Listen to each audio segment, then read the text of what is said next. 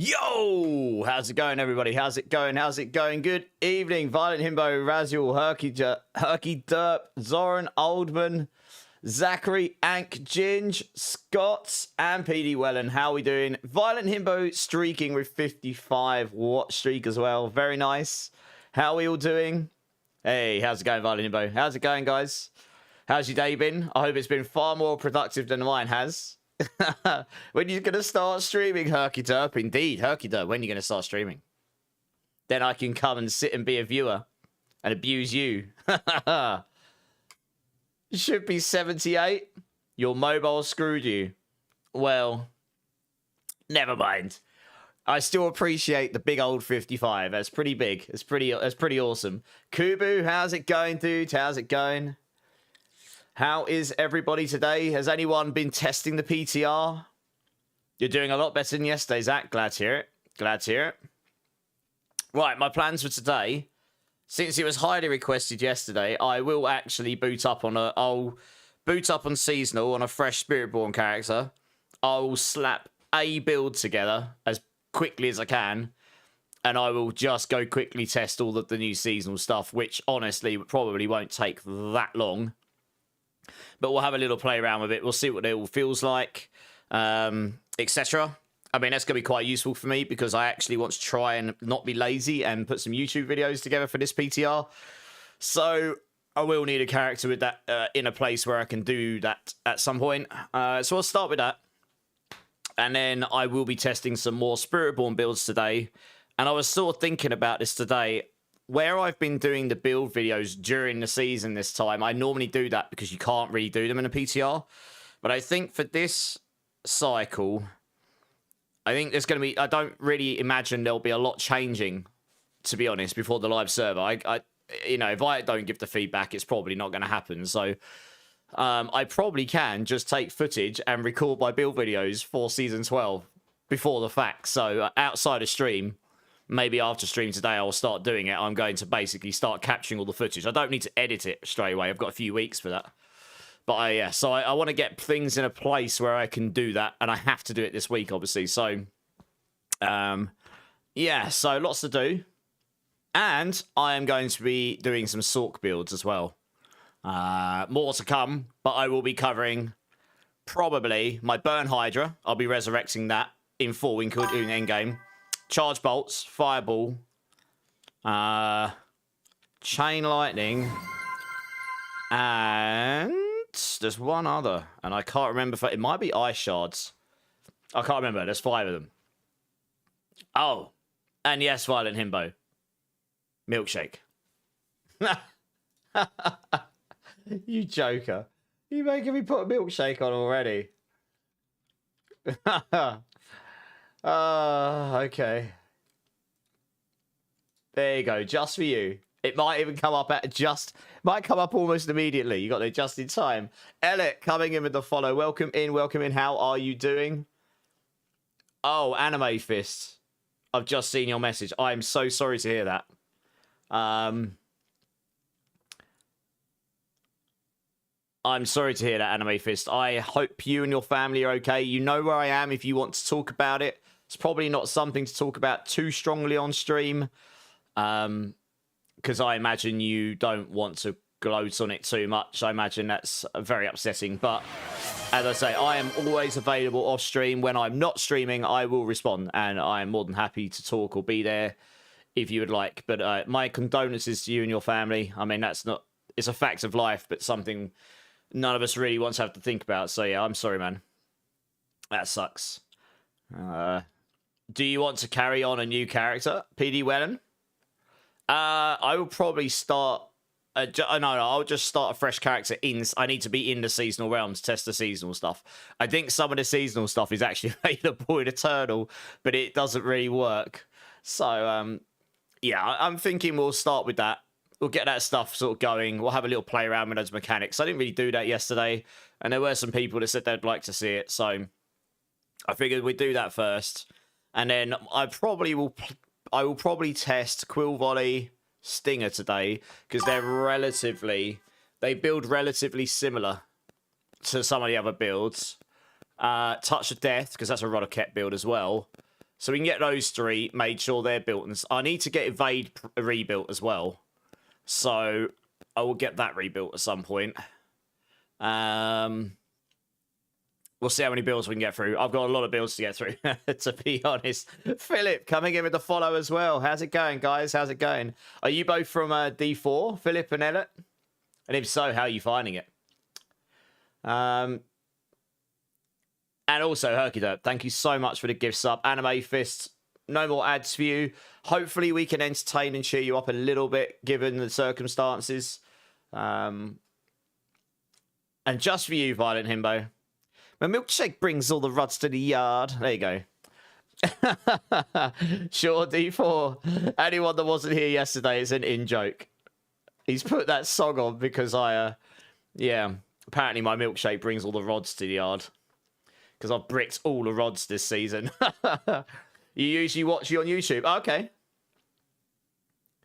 Oh, you're a long-term Diablo player. And also, I mean, look, I stream in multiple places so people can choose where they want to watch Elliot. So wherever you feel most comfortable, I appreciate it regardless where you are. So yeah, a long-term Diablo player, I think you'll find there's a few of us here. What are you playing in D4? Absolutely, Anime Fist. Right, I tell you what, let's flick over and crack on. It is going to be a bit quieter in the community, I think, for the next few weeks, I think, generally speaking. So let's just we'll move over. We'll have a look at this new features and stuff and see how good or underwhelming they are. I'll need to slap together some sort of Rodoket build, probably. And we'll go from there. So let's flick over.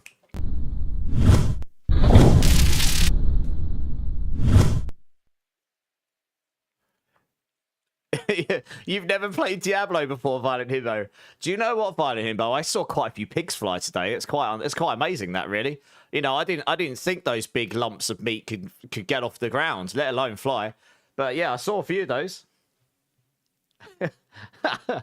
Elliot, you play your main bar, but you love the payback build. Nice. Well, you'll be pleased to know that payback build is most probably going to be, if not the best build, one of the best Spiritborn builds next season. And I might actually put the build video together tonight, but it won't release till nearer the season. Because I think I can actually do my build videos for season 12 during the PTR. There's not going to be an awful lot changed, I don't think. Yeah, so good times, eh? Andrew, how's it going, dude? You're sad today. Oh, I'm sorry to hear that, dude. I hope we can cheer you up and make you smile a little bit with my very average gameplay and noobness. But no, you know, I hope you cheer up soon. And if you ever need to talk, I am always available on Discord when I'm not streaming, and I will more than happy be there to talk. Mental health and people's happiness are very important to me. Hey, Bloody Reaper, thanks for the sub on YouTube. Appreciate it. Oh, do you know what? I did forget to click a button. I knew there was something I was forgetting to do. That's why I'm flicking between my computers. So many things I have to do. So many things I have to do on that warm-up before I come on stream. I forget to do something. Right, there we go. Hopefully I'll do it. Hey, Razor. It's good, man. It's good. I slept quite a bit today. Doing multiple streams back-to-back and staying up late, it starts to tie you down after a while, so I was just chilling a bit today. 4GA Yan's Blessing, 56%. What build uses them? Not many at the moment, sadly. It used to get used in some builds, but not so much these days, sadly. Right, let's just find a cool little... Let's keep going until I like one.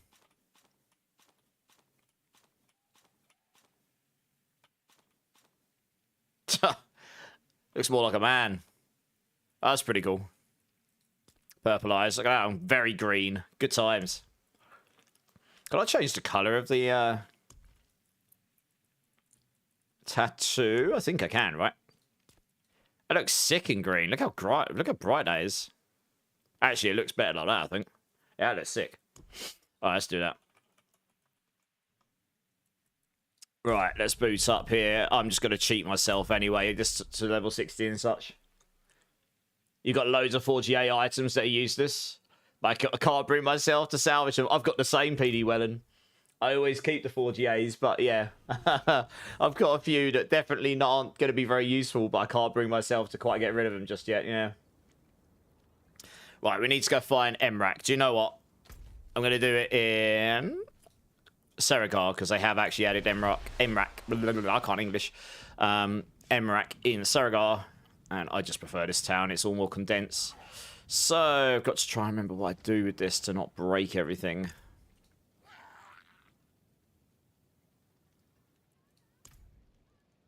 Apply all boosts. I did this. That didn't seem to do anything. Oh. Full character boost, current class. Boom. Okay, that looks good. Obviously, I'm only Paragon 200, but this doesn't matter because I'm not testing endgame builds here. I'm doing that internal. Fortunately, on this season, I can actually test it on... Yeah, I can test all my endgame setups on Eternal, on the characters I pre-built, because there's so little that's changed. Right, we might have to use this setup. We'll find out when we get there. I'm just going to set up Crushing Hand, and then I'm just going to gear it well enough so I can... so that I can slap with it. Which probably won't take that long. I mean, rolling items from the vendor can be a bit tedious, but... Alright, 4 points. Where do I put them? I put them in there. That's 2. 2 more. Bum, bum, bum. Yeah, I've done all those. Could put them in there. And you can also put them in there for damage.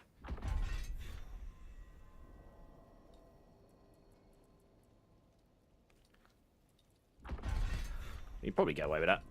There we go. Paragons as well. I suppose I might as well do this while I'm here. Oh.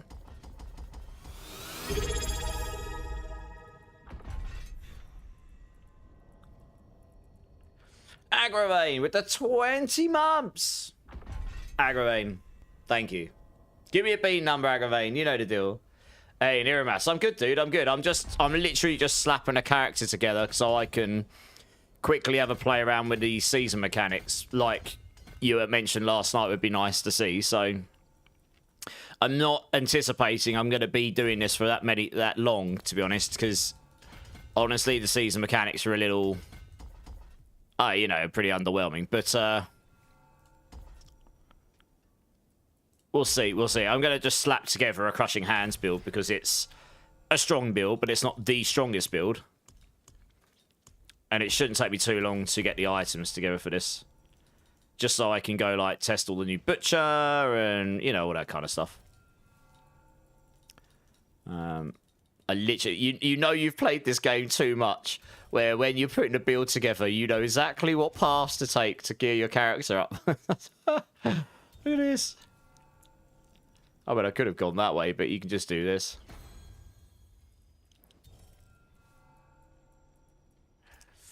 Alright, we'll put in sapping here. Oh, balls, I put it in the wrong way.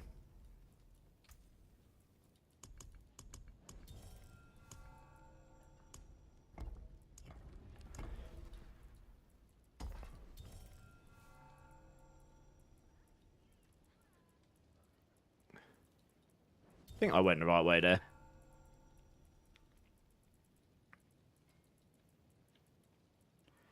Take all the attack speed, take those, set the life, take all this. I'm down here. Want Menagerist in there. Where are you? Menagerist. Boom. Right. Yeah, I thought so. There we go. Take those. Take those. I don't know if I'm going to have enough points because I'm only Paragon 200, so I might have to actually optimize a bit. I've gotten too comfortable being Paragon 300 here.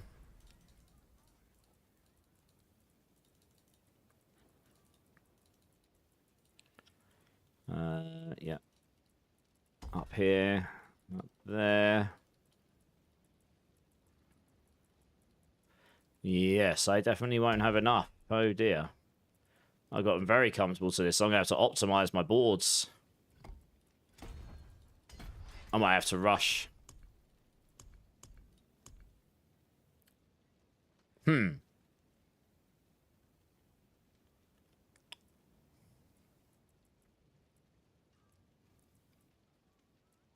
Do I go for that version?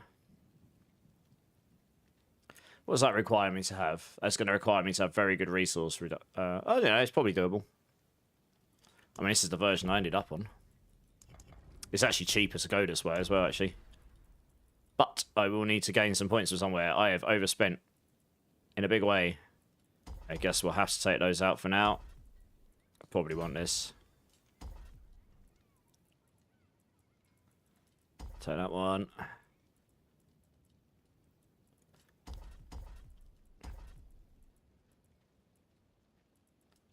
Just take all of those spare nodes out.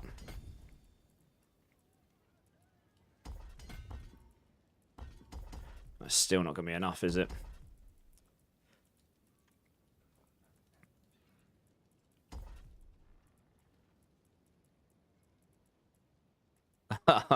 I'm actually just going to have to sacrifice clusters to get up there. Number one. Snookums. I heard they are lackluster. Yeah, I'm just going to test out the new lair boss and the sigils and stuff. We'll just, you know, I'll get a character sort of geared so I can... I do want to take some footage and stuff, so I was going to test it at some point. So I figured I'd start on that today. Hey, Zane, how's it going? No, when you're on the PTR, when you cheat yourself on the seasonal, it takes you 200. So, yeah.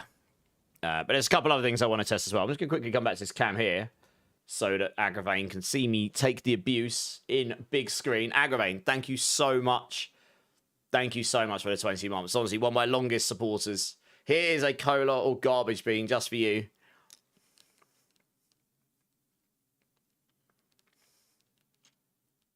And I believe that is cola. I win this time. Nice. But thank you, Agravain. That is awesome. 20 months is a long time. I can't believe it's been that long already. That's nuts. Boo, yeah. You're at 1,200 boots and no starless. Oh my god. To call Massacre bonus a seasonal mechanic is a joke. I mean, I'm sure some changes will come, Blender. I'll have fun. Simply just by taking the season reset. We'll have a race at the start. I'll try a bunch of builds without sanctification so I can probably put in a really good time on the leaderboards. I mean, imagine my gear setup, which is about as GG. I mean, the gear I've got on my Spiritborns without sanctifications is as good as anyone will have in the current season. Like, I'm pretty sure I'm testing higher pits than most people on the PTR right now. My gear is near GG. It's insanely good. But without the sanctifications, it was trash. You know, that's the mythic sanctifications I didn't really have, so it was trash. So there's a good chance I'm going to be able to put a good time in next season, so I'm happy with that, really. And, you know, it is just what it is. How many points do I need to make up here? 1, 2, 3, 4, 5, 6, 7. To at least get that. So I'm probably going to have to sacrifice a cluster here. What cluster do I sacrifice? Let's sacrifice this cluster. We don't actually need the lucky hit straight away. That is all except one. I need one more point. There we go. And then in here we have the Colossal. It's a slightly different setup to what I used in the past. This board was buffed. And I think it'll help me with the attack speed early on. Okay. Just make sure I've activated. This should be activated. I know the paths for these glyphs so much now. Fine. Spirits. Eagle. Jaguar. Mercenaries. To the den. Hey, Rosie, how's it going? Zazikla, Drink City Streamer. Cheers, Zazikla. How's it going, man?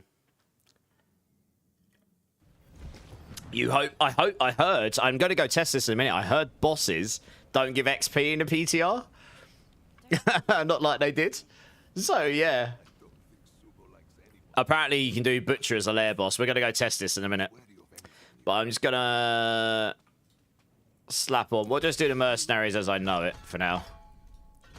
And I've like no gear on right now, so I'm just getting my character together.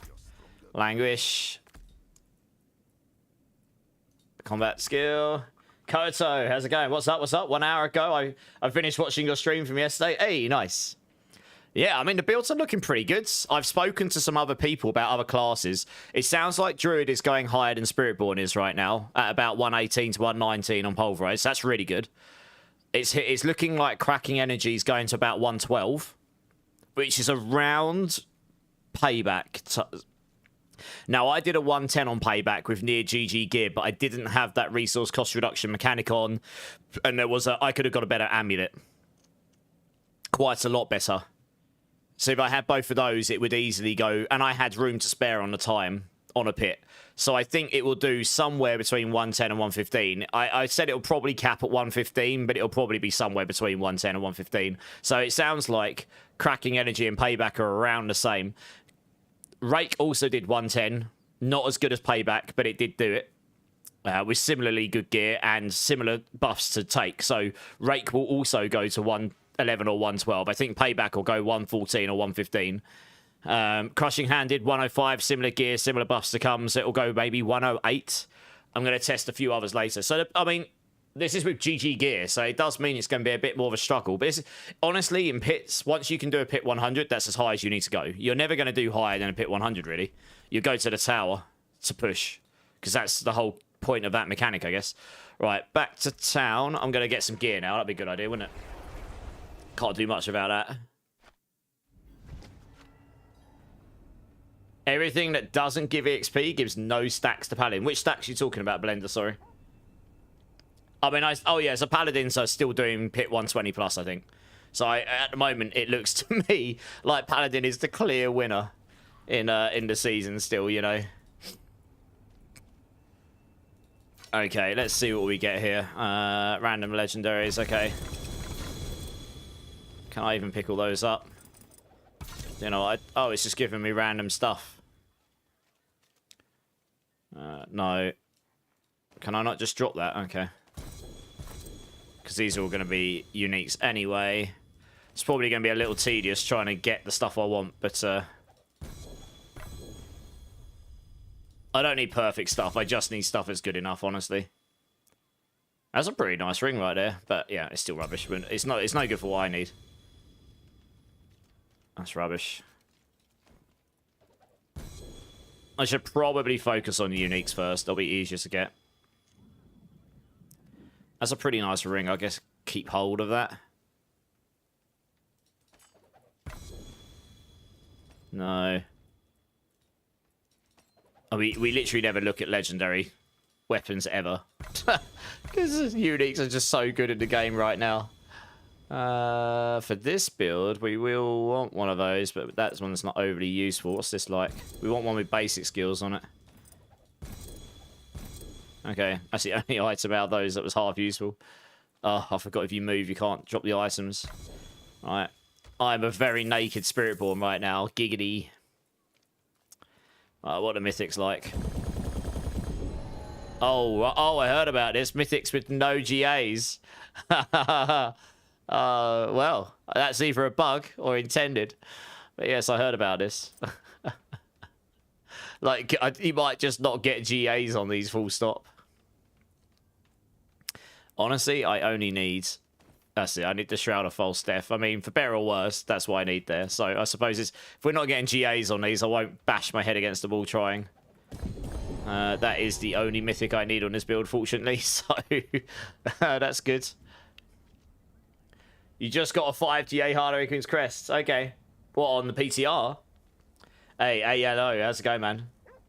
How's it going? How's it going? So if anyone has just come in, I'm just quickly slapping a build together on the seasonal PTR just so that I can go test the new seasonal stuff, and then I'm going to go back on Eternal on my pre-built characters and go test how far the builds will go, because honestly, the only seasonal thing that might give us more damage is, there's a couple. There's the Berserking one on the weapon, and there's the resource cost reduction one, so they'll give you a bit more damage, but you can probably say that might be 1 or 2 pit levels maximum, you know. It's so if you get to 110, you're probably going to be able to get to 112 sort of thing. Oh, these are the new gloves. Yeah, these are the new unique gloves. They give you core skills, crit chance, attack speed, max life. Attacks apply vulnerable to distant enemies and weakened to close enemies. So this is really nice if you want, for some reason, the ability to apply Weakened on a class that can't apply Weakened. But the fact that you only deal 30% multiplicative damage here, if they're both vulnerable and weakened, I just can't see these being... These are not better than the Heshirek Asungis. They're just not. So Spiritborn will never use these. Like, the Heshirek Asungis gives you, as long as you're a gorilla skill, gives you more ranks. You don't care about crit charts on most builds. Not many. And you get more attack speed on those gloves and ultimate cooldown, and it gives you up to 100x. Like, it's just better.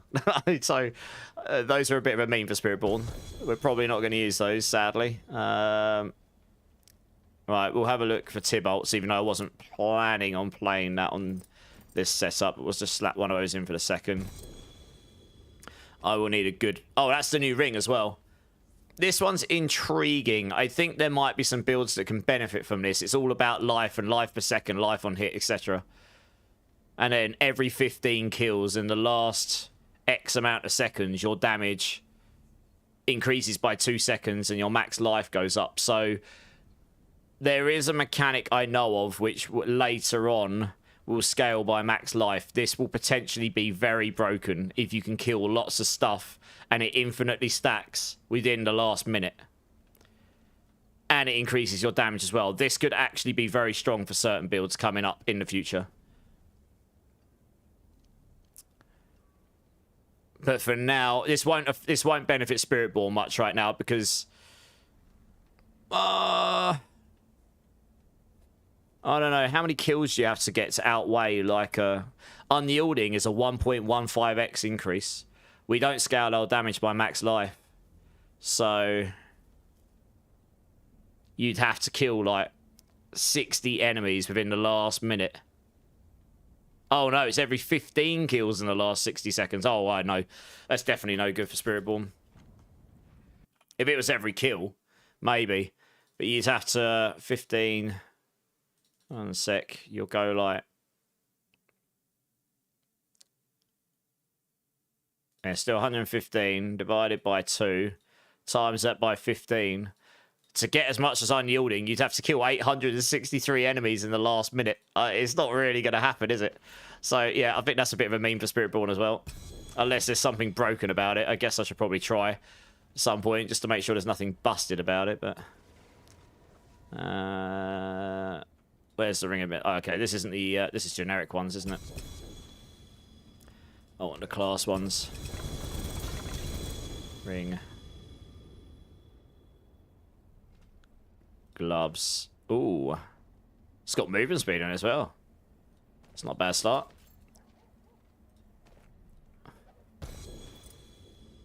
Protection of the Prime. Ring of Midnight Sun. It's not bad. I want a better one than that. I think that's... Hesha. Midnight Sun.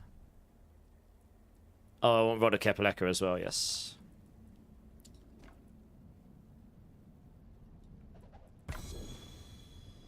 Those are quite sad. That's also sad. It's going to take a few rolls to get what I want from these, I think. Honestly, what I think I'm going to do... We'll take these. Holy mackerel. Oh, God. Look at the runes everywhere.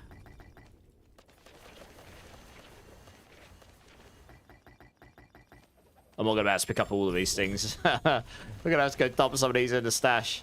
I have requested, personally, can we please have a stash tab that can store every type of rune in the game? Because, look, this has just dropped me one of every rune. That is how many runes you can't pick up now if you pick up one of every rune.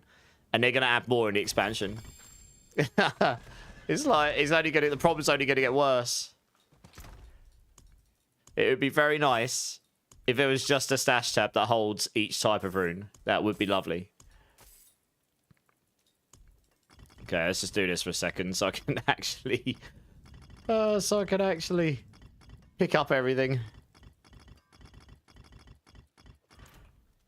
Hey, Psycho, how's it going? 863 kills a minute. Sure, let's let's play normal. Yeah, to get as much damage as unyielding hits. It'd give you more life as well, but you don't benefit from that too much. Polido, how's it going, man? When does the new season start? We don't know exactly, but we're expecting it to be March the 10th. Cooldown reduction, bloodied affix. Nice. Yeah, there are some bloodied affixes I haven't actually seen yet, so I'm going to check to see all those. I made a list, but there are a couple I didn't note down. It looks like there are a couple I haven't seen. Well, what are the rest of these? Bloodied jewelry. Oh, these are the bloodied... Okay, weapons. More temper manuals. Let's grab these. Just get all my class buffs on. What's this? That's Obal's. Lair keys.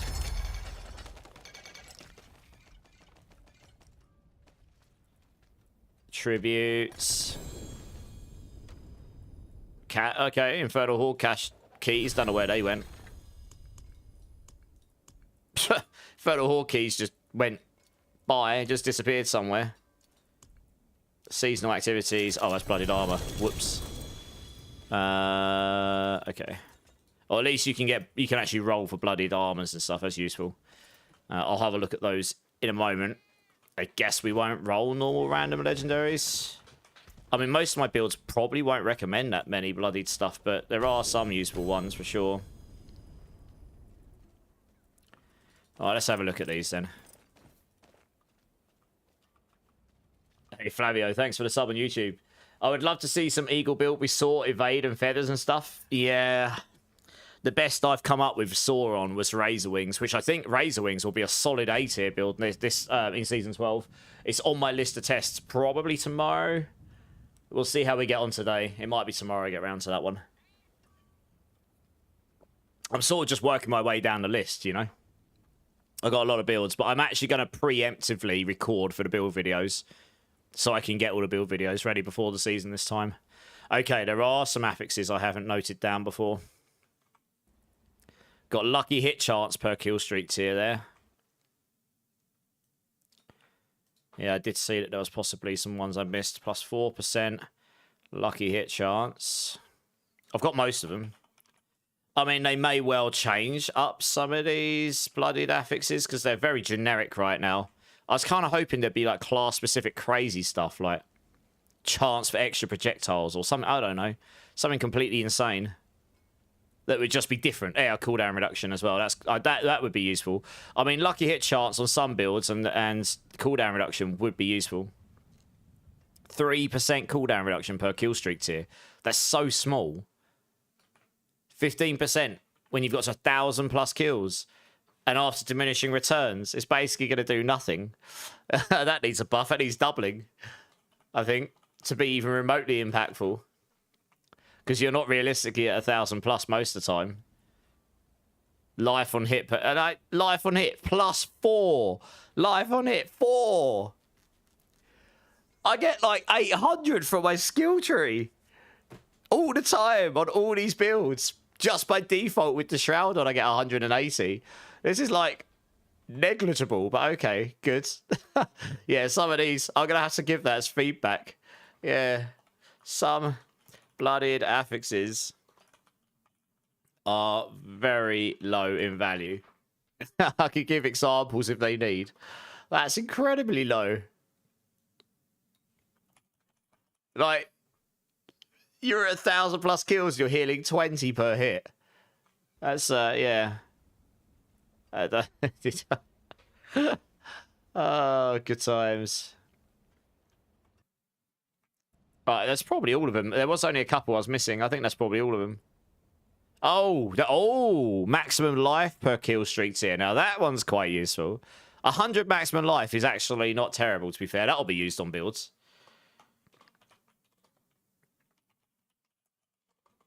Yeah, that one's not bad. It doesn't sound like a lot. But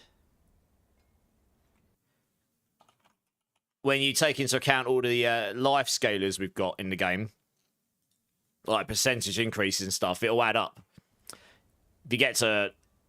You could reasonably get to like level 3 tier here very quickly. You know, you might get another 1,000 max life out of that for Spiritborn builds. It might give you another 1/8 or 1/9 life. It's pretty significant, that. Okay. That must be all of them, I reckon. I don't think any of those items were remotely useful to me. Oh, no, that's useful. Oh, that's actually quite good. It's got a rubbish affix on it, but you know what? We can stick that in.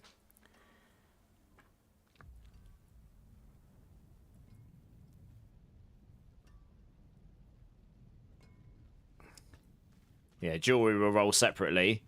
Helm will be Ibawaka. That'll be Hesher's. This will be Rodokepaleka. So that's fine.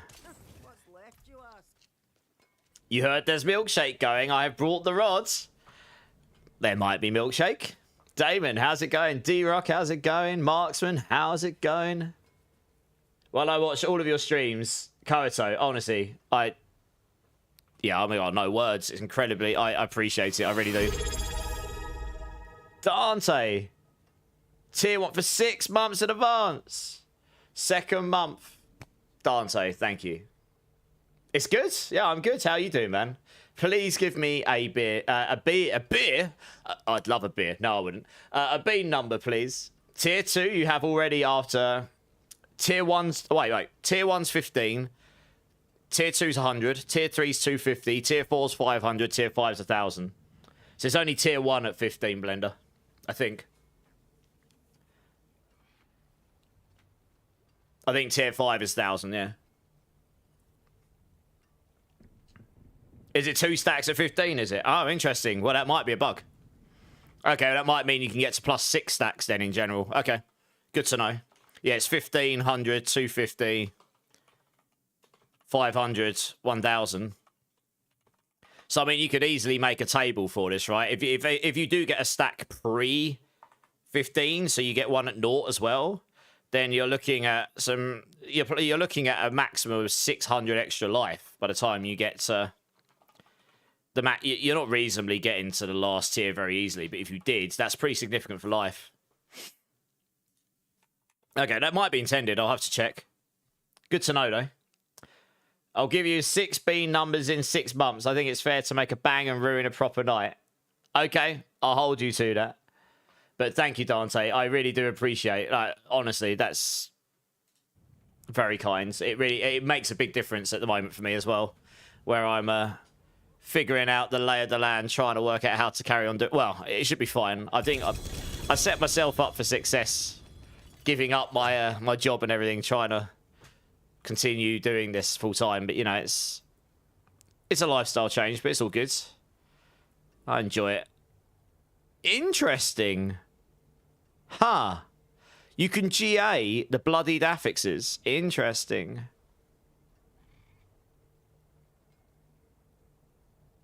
Huh. That's interesting. Because that means stuff like... Okay, I didn't have that one. Increased chance for runes. That is interesting. That makes some of them a little bit better. I still think the cooldown one's too low, though.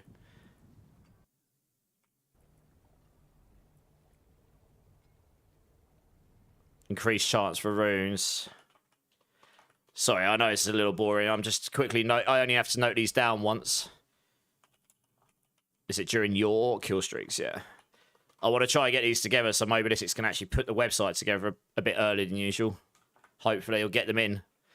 I think I've got most of them now. Increased salvage materials. I've got that one. It's going to take me a minute to roll the gear I need, to be honest. None of that's useful to me. Right, what about the weapons here? I think I have got all of these. I want to see. Do these roll GA as well? Yeah, so that Berserking one, that will be on most builds, because that gives you 25x damage when it's active. It'll either be that or the cooldown one. But this is every 40 kills. It resets 2 random cooldowns. This will potentially be usable on the Spiritborn, actually. Because there are some builds where if you could use adaptive stances, you would get a lot more damage. That would help you reset your cooldowns. But you obviously have to kill a lot of enemies here. What happens if you GA that, though? Does that bring the cooldowns down? Or the kills down? It might do, because that's the numbers in yellow. I want to see some of those GA'd. Does that also mean you can masterwork it as well? So you can bring it down to like 20 kills or something? That would be...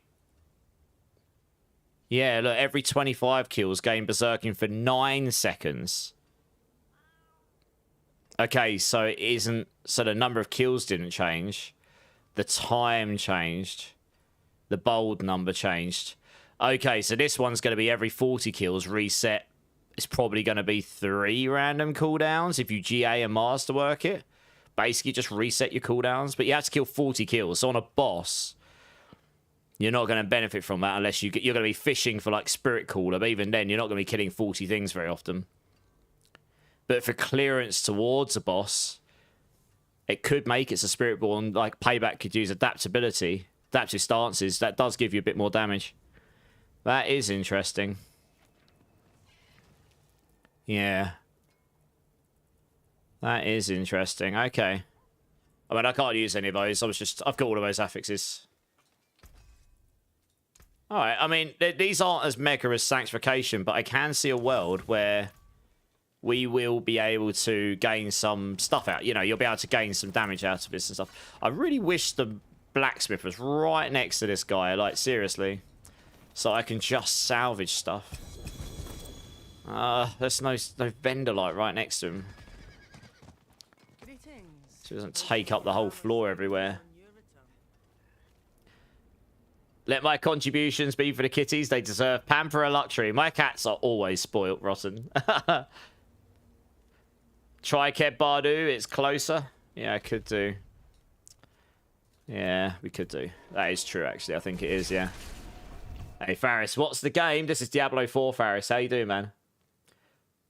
The Saw Evade looks super cool. It does, yeah. And I hope in the expansion we'll get some more variety on this stuff. I mean, imagine a world where you could Saw and it's actually a lightning... you Saw and it's actually a poison skill. And instead of soaring you in the air and landing and doing a poison thing, it zooms you through the screen or something and explodes omnidirectional poison or something. I don't know what we're getting, but just imagine a world where we got some crazy conversion. Or convert Saw into a fire skill or something. I don't know. There's a few different things you could do, really, isn't there? Right, where's Amrak here? Okay, yeah, this is better. Yeah, there is a world where I can see some of these affixes being useful for, like, clearance purposes. Okay, I need you. Yeah, I'm pretty sure I'm good. I will need Do you know what? I'll do crafting materials on it. Let's get the actual items first. Max all aspects. Do you know what? I don't actually know if I've got all those maxed. Are they maxed? Yeah, they are. Okay, fine. So I literally just need grant random legendaries. Oh.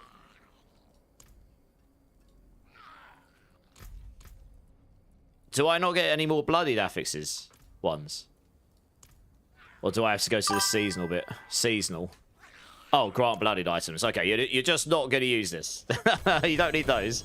You need this. Right, okay. Where's my season? Where's my bloodied items? What? Oh, here we go. I was going to say. Hey, Kim Gaming. How's it going? Welcome in. Thanks for the follow, man. How you doing? How you doing? You have 3 pieces with plus 5.3% and they stack. It's nice for T4 farming. Okay. Plus 5.3% of what? Attack speed? Oh, cooldown reduction. That is true. You could stack them. That is true. I hadn't considered that. There is a world where Spiritborn, in some of these builds, could get away without using Prodigy's tempo. You go full cooldown. You stack cooldown reduction on the helm. No. Well, you got 2 options. You can do that, or you could stack the resource cost reduction one on the helm, the chest. I hadn't considered you could stack those, actually. That's a good point. Helm, chest, gloves, and boots. Holy crap. Even at tier 2, that's like 48%. Tier 3, that's 72%. As a singular source. Well, oh, I don't know. Actually, it might be 3 sources.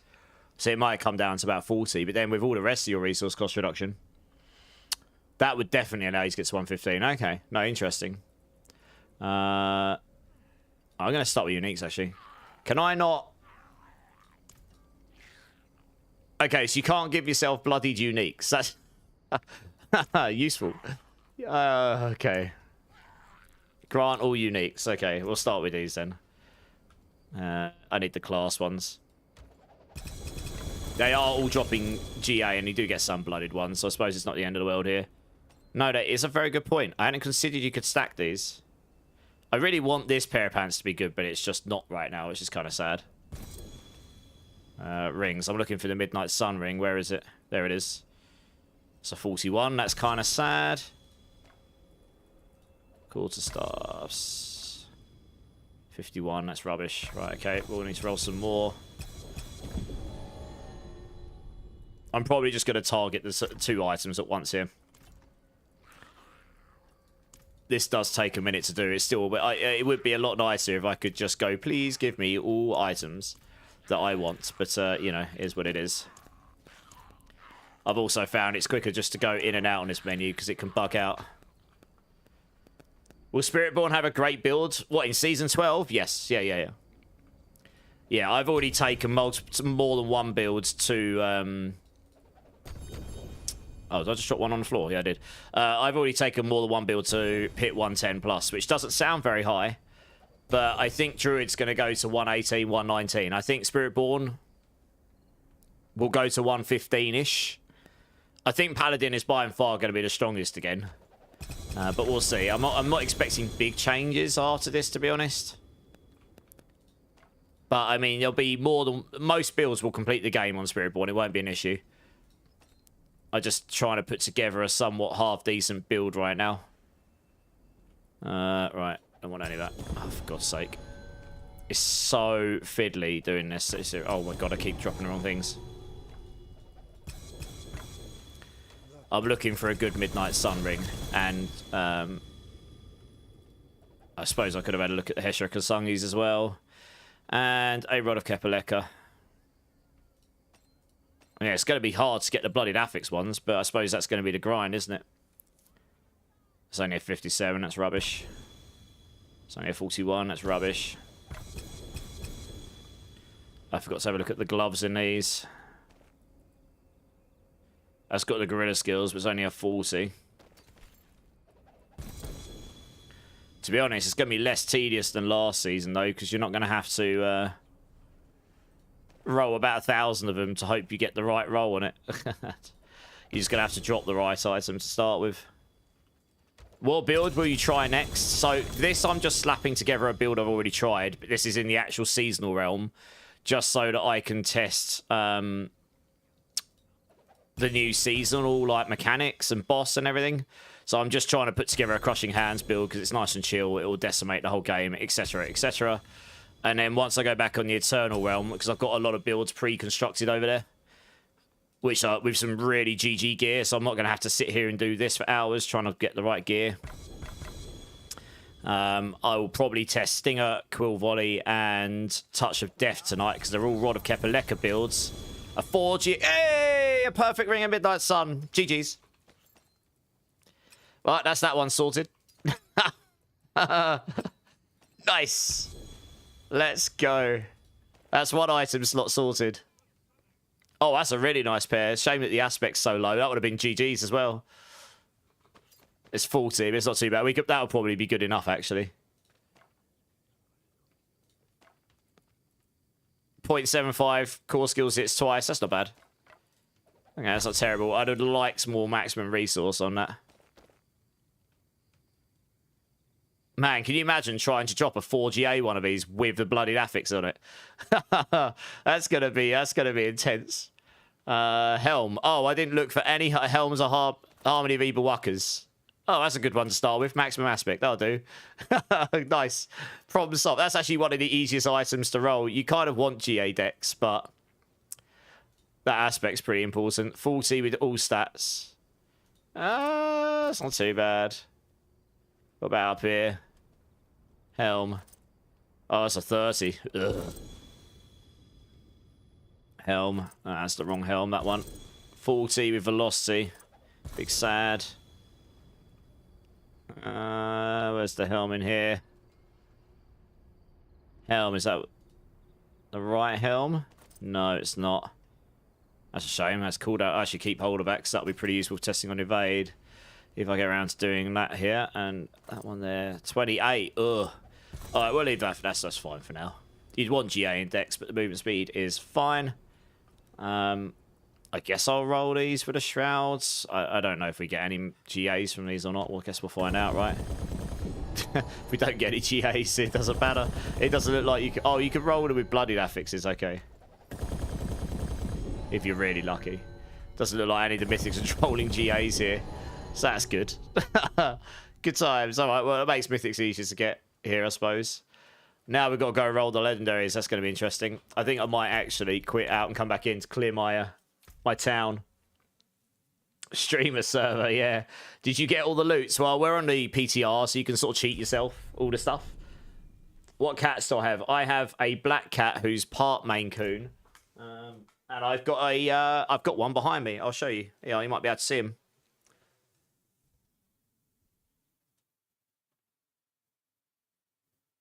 Say hello to the camera. Up here.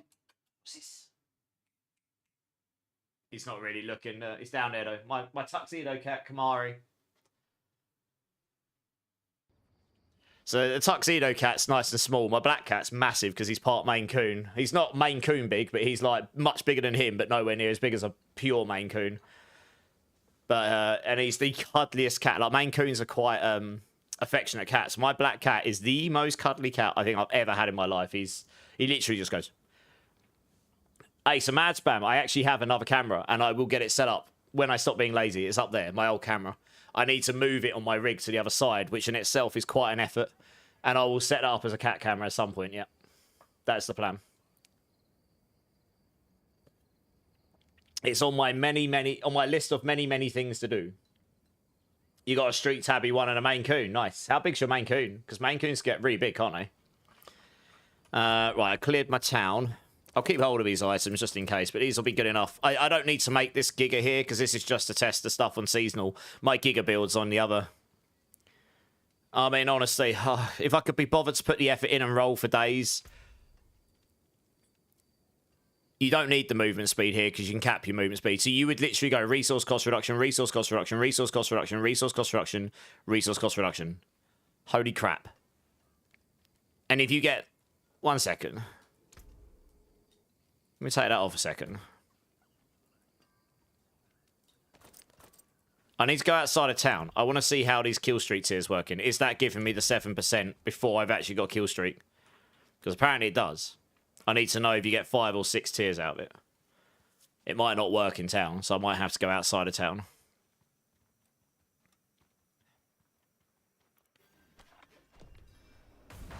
Why have I got 80? Oh, is that because I've got the shroud on? Let's start off a second. Okay, so that isn't working. Blender, if you're still here, I'm not getting 7% movement speed here without any kill streaks here. I'm not going to be able to kill anything here. Oh, am I normal? I might be able to, actually. Oh, yeah, okay, I can kill stuff. Fine. So if I can get to a kill streak tier, like 1, that should go to 7%. Why am I at 54%? What? Why am I suddenly at 54% movement speed? What?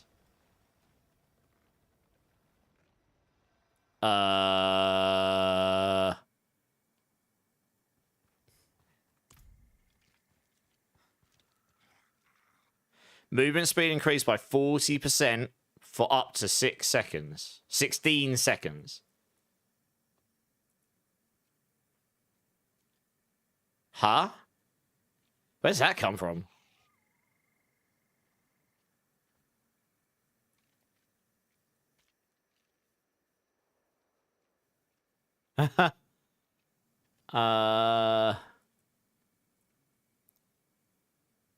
It doesn't seem to be going away either.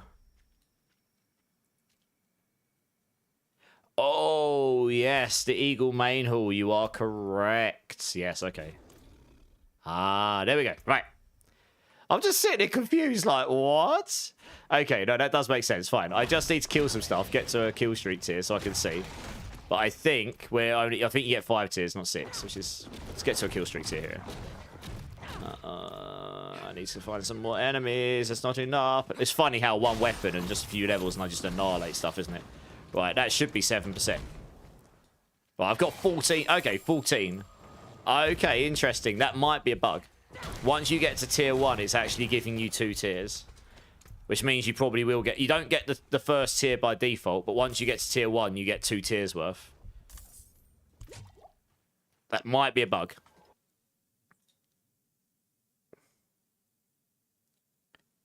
I'm going to see if that's been reported.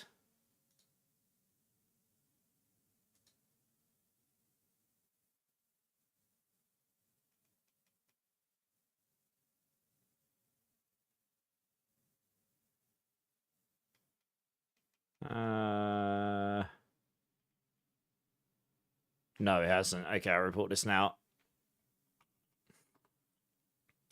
First kill streak tier grants 2 sets of rewards. 2 times the reward. Rampage affixes. When I hit kill streak tier 1, I am granted 2 times the rampage affix bonuses. Not 1. For example,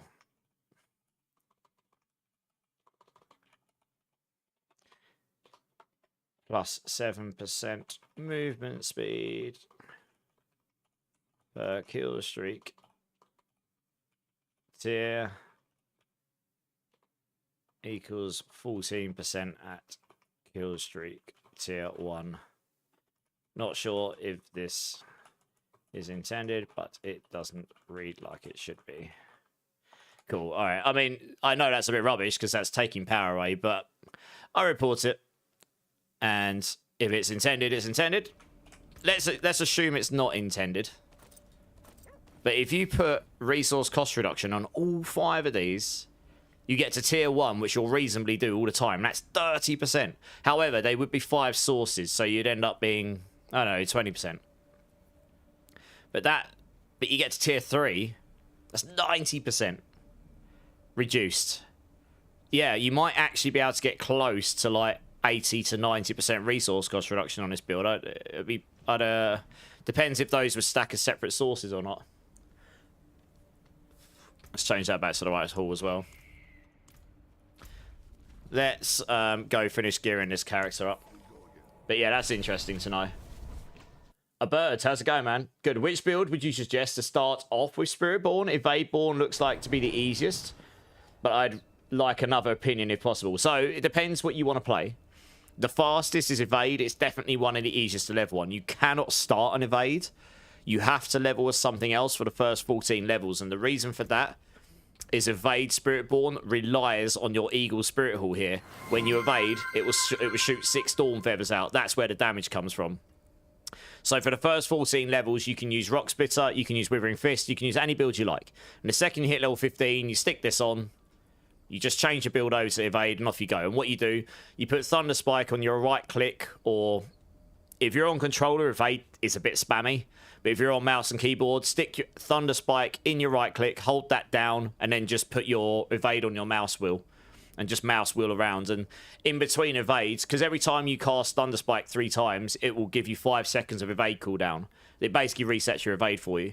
And you also set it so every time you evade, it automatically casts Thunder Spike. So you basically evade, it auto casts Thunder Spike, and as you're holding right click down, it will just go Thunder Spike, reset, evade, Thunder Spike, reset, evade, etc.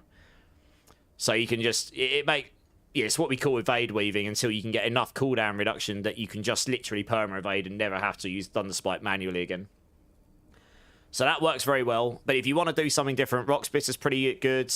In new season, Season 12, Evade will easily be the best leveling build because it'll be the easiest thing to keep kill streaks up with. Like, hands down, the best build I tested yesterday. But you can also... Withering Fist is pretty fun. I've got builds for all of these. If you're interested in me linking them to you, a bird, I can link you my leveling guides if you like.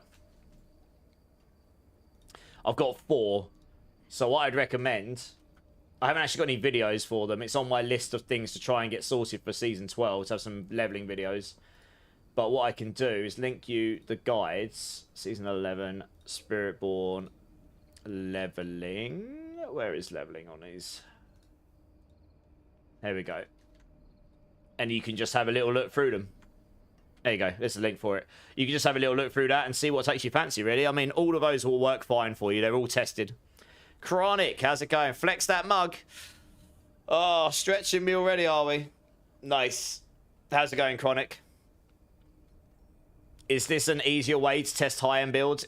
Is this only active for a week, Mad Spam? And then, this is like the upcoming season. It's a smaller season with less changes because we've got the big expansion drop in April, which is basically relearn the whole game. Like, I'm not joking. I'm probably going to be making a lot of YouTube videos on how to play the game for the new expansion. In, like, mechanically speaking, like, how does this work and how does it affect your builds? I still haven't seen most of the mechanics, like the talisman for set items and stuff, you know? It's all going to be new territory for all of us.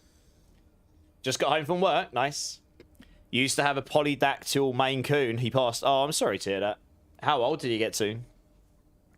Yeah, we've all been there. I've had cats my whole life, so I've seen them come and go over the years, you know? Watching me while you eat dinner, then probably going to hop on. Nice. Well, I appreciate that. Spiritborn was one that caught your attention. Okay. Mainly because the eagle, yeah. You just finished your crackling energy, Sork, and Spiritborn caught your attention. Spiritborn's super fun, man. Honestly. I mean, Sork's great fun as well. Yeah, crackling energy Sork's pretty strong. But evade is... If you don't mind the spam, evade is nice and fast, you know? It's a great leveler. You can take it all the way to the end game, and then you can just swap to anything you like. Right, I need more items. Yeah, it would have been nice to test with all those. I mean, that resource cost reduction would be quite a bump in damage. That's one option. Or I mean, the cooldown reduction is pretty minuscule. 3%. You get 15% per tier. I mean, by tier 3, you could get, well, 45% cooldown reduction. I suppose that's quite nice. As long as you can keep your kill streaks here up.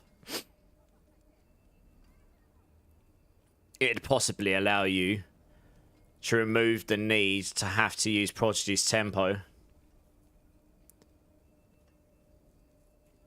And go adaptive stances. Which on payback, or particularly payback, would give you a really big damage boost. But you need to be able to...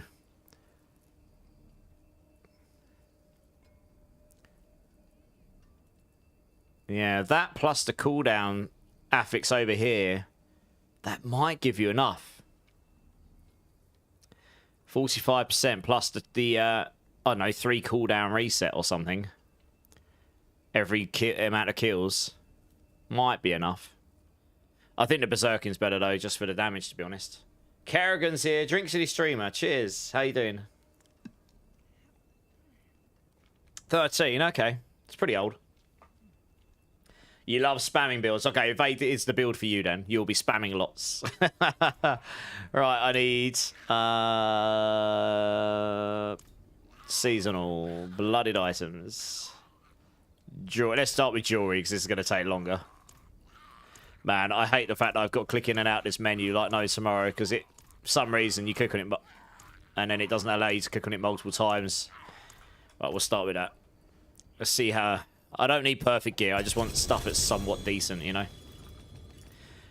I don't care about the bloody affixes over here. The EXP one will definitely be goated. You will definitely want EXP on these for leveling. Especially if you can get it on all 3. You get EXP on all 3 and you get GA on it. You get like 70% more XP or something. Yeah, look, 23%. You get 69 XP. Way! 69% increased experience across your amulet and stuff. That's massive. You're going to level so fast if you do this. Just going to look for legendaries that are half good. Just rings that are half good that have got EXP on it, and that's all you're going to want. Just so you can level giga fast. And then you can get items that have these other ones to target them more. This is going to take ages to get the gear I need. Oh, no. Oh, this is going to bring me PTSD, this is. I've chosen an easy build to put together as well. So I don't have to look for any particularly crazy affixes. Oh, dear. Okay.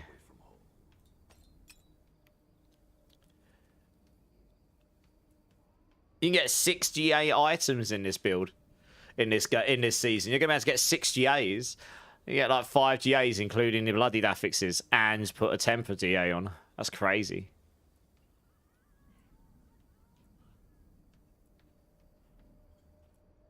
I have a feeling I'm going to have to roll quite a few of these. The jewelry is going to be more tedious than the boots, for sure. And the pants, probably.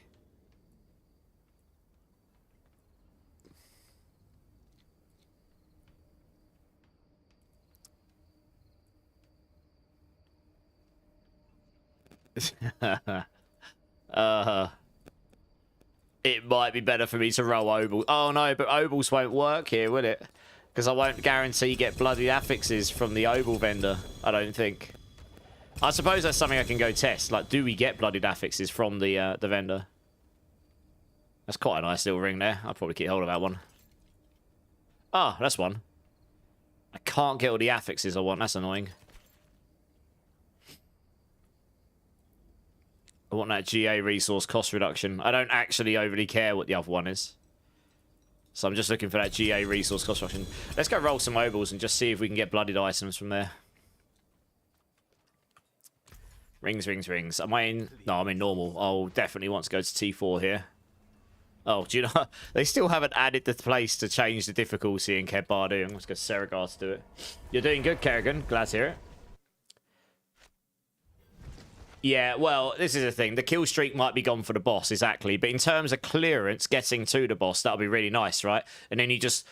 So if you just look at it that way, you're just relying on getting to the boss quicker. And you play well on that front. And then you just got to grind out the boss with your build. Some builds are actually better at bossing than clearance, right? So anything you can get to help with the clearance will be great.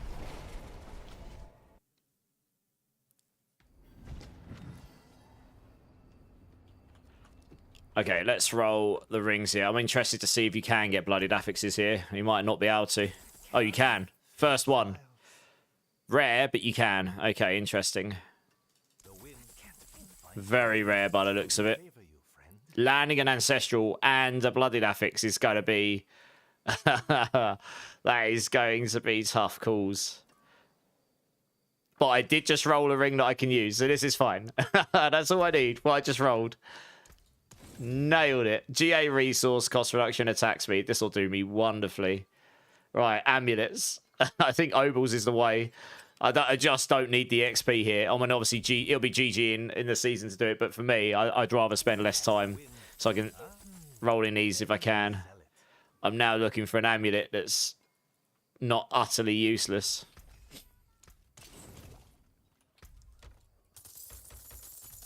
Just give me some Obels, roll me some amulets. Let me just move those there so I can actually find the stuff easier. There we go. No. Alright, preferably at least one good passive, and then I can roll a second one. That's kind of what I was using on my other builds. So it might take me a hot minute to find these.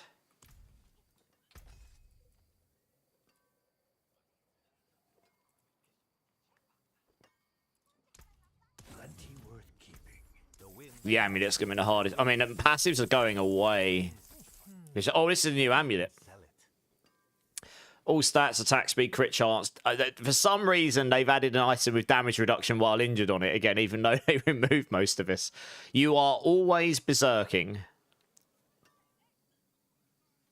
Berserking grants 25% increased damage and 15% increased movement speed, and it lasts up to 5 seconds. This means you're always berserking. But you take 200% increased damage as burning. So you're always going to take a crap load of burning damage, dot damage, basically. Well, I suppose if you're buried all the time, it'll just block it. While burning, berserking grants an additional up to 125x damage. I mean, it's quite a nice item, that, but you're sacrificing... I think in the context of the new season, the new expansion, this will probably be quite a good item. But with all the passives and adaptability, just outright beats this, I think. You're getting, what, a 1.25, and you're getting a 2.25. But adaptability can grant you a 3.7. It's just massive. And the damage passives. And we don't care for crit chance. The attack speed is okay. All stats is okay. But yeah, I mean, a legendary will just beat this. If you could, like, chaos unique this or something, then that would be really nice on some builds, but I can't see that being useful in Spiritborn, sadly.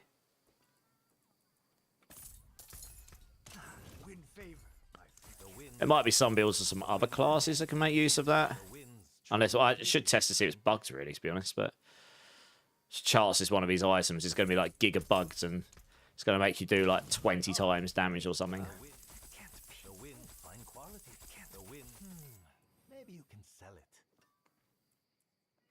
Man, this is going to take a minute. I need me more ovals. Okay, that gives me 5 bags of ovals. Nice. Oh. Give me the ovals. There we go.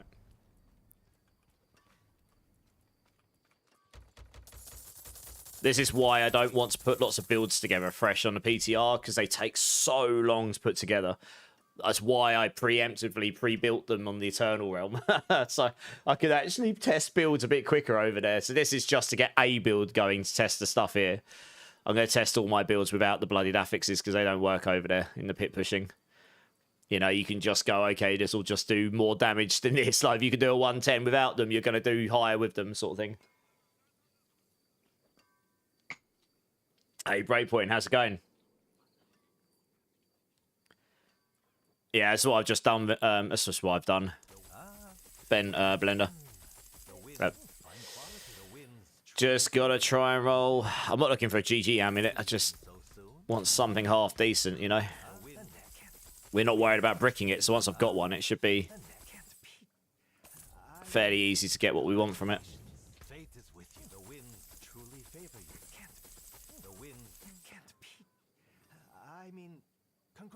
But rolling passives on these is really rare compared to the other affixes.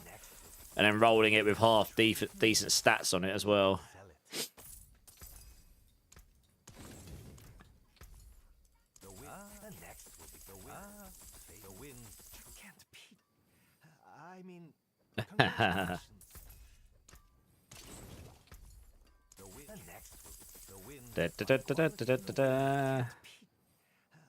Oh, +1s are brilliant. Womp, womp, womp. Oh, that's the best thing I've rolled so far, sadly.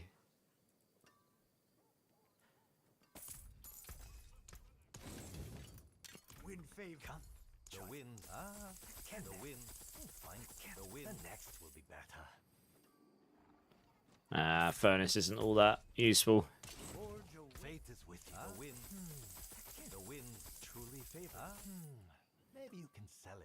Critical strike, damage. I'm just imagining how hard it's going to be to get the GAs that you want on these amulets with the bloodied affix of XP on it. You're just not going to bother, are you? That's not a bad little amulet. We'll keep hold of that one. Wow, that's a pretty nice amulet as well, actually. No passives, but they're certainly not rubbish.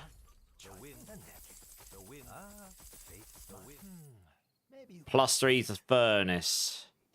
Okay, might be able to use that one.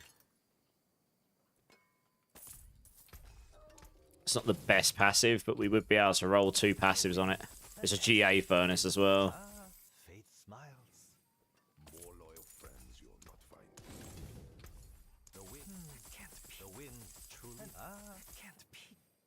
It's got +1 potent. Man, look how rare these passives are.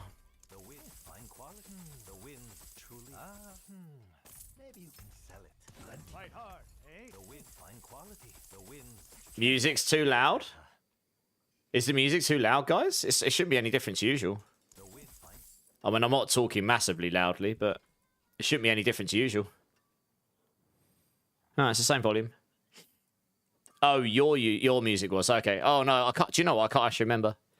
Oh, it can't have been. Oh no, that's right. I was responding to your Obel tip, where you said just get loads of caches and stuff. That's what I've just done. Yeah, just put loads of Obels on the floor, and I've just literally finished them up.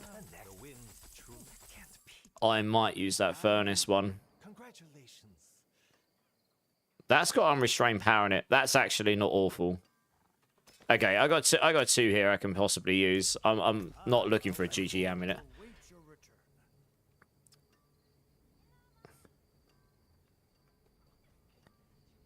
Will Furnace be better here?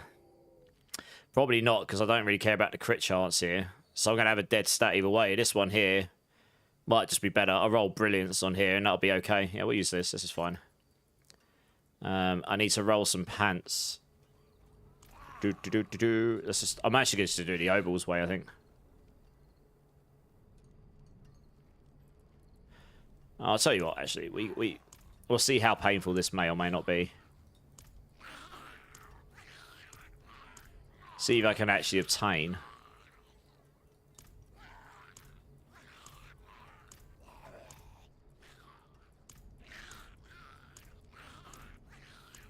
A pair of pants that's bloodied, that's got basic skills GA on it. It might be a bit annoying, so I might just go and roll at the vendor again.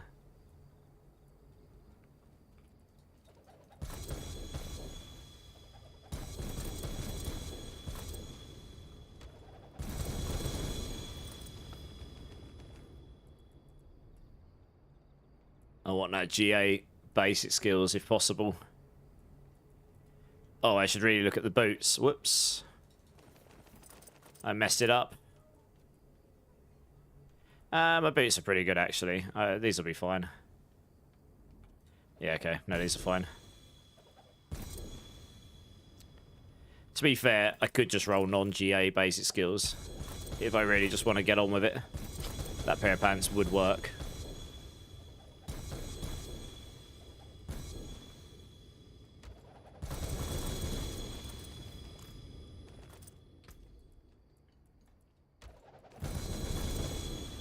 Grab all these.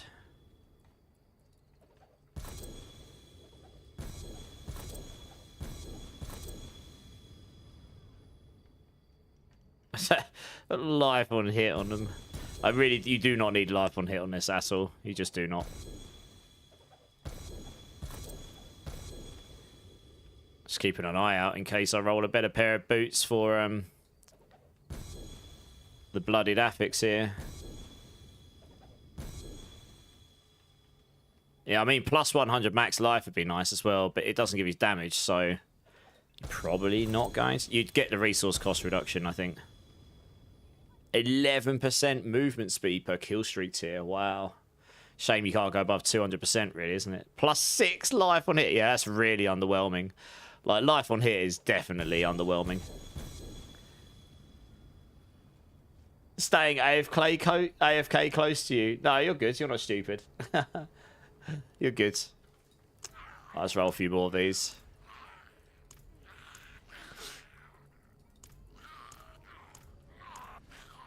Fortunately, once I have the items, enchanting and all the rest of it is going to be the easy bit compared to this. And then we can get blasting. I'm alright. How many we got? Okay, a bunch. Cool. Let's go over here. Let's try and stay away so I can actually see what on earth I'm looking at.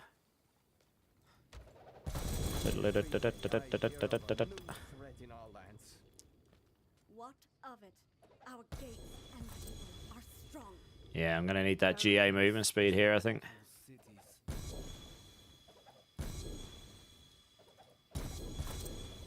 I think rolling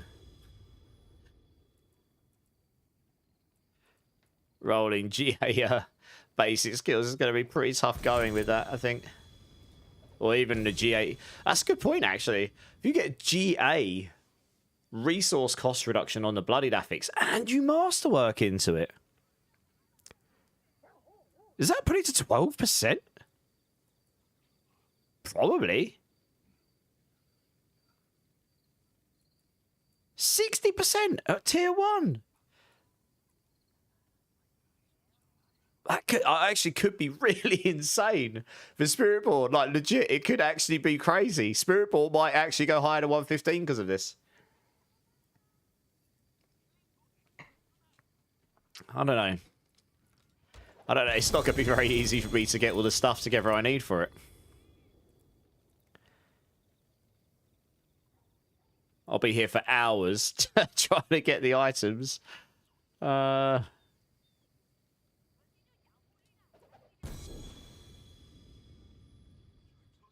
no point with potion capacity anymore.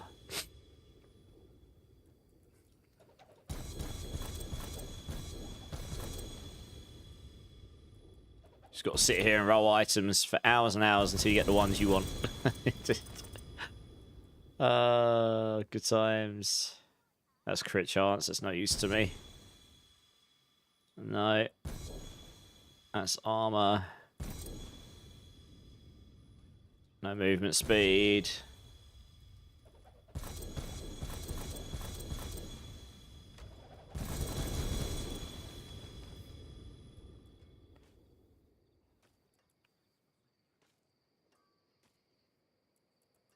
It's giving me a lot of boots in these.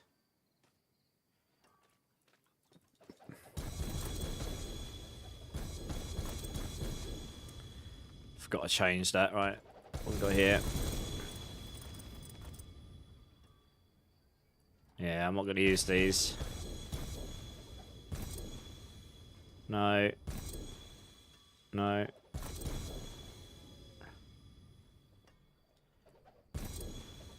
Oh dear, yeah, rolling GA basic skills is going to be...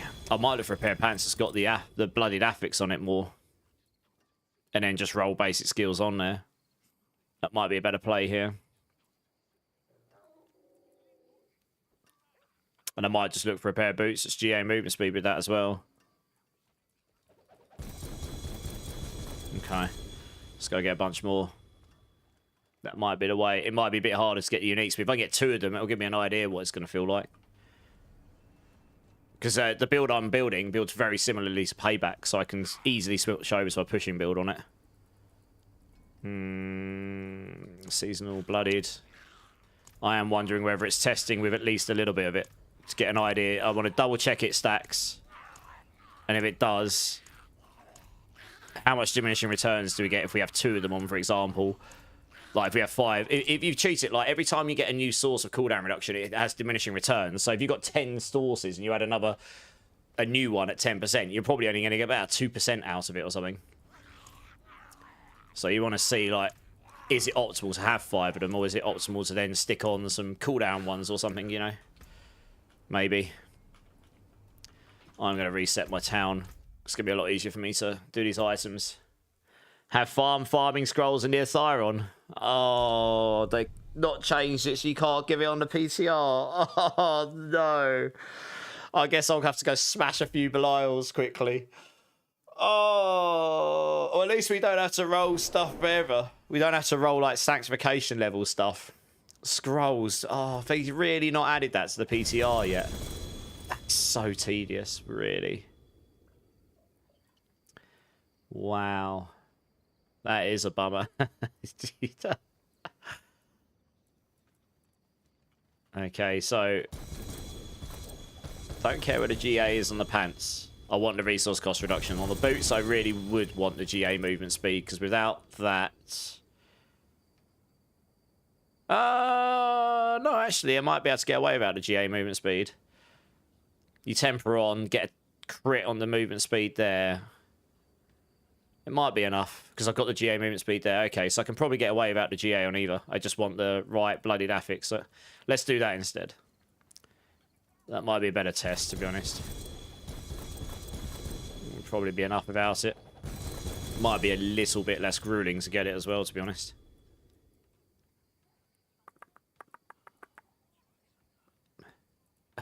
I say that. Might be here for a while still. We'll see. I would prefer to have a tax reduce evades as well on my boots, just because that allows you to use acceleration more. Wow, a 3 GA pair of boots. Jesus, that's a really good pair of boots. It's a shame it's got max evade charges on it. That's a pretty tasty pair of boots right there.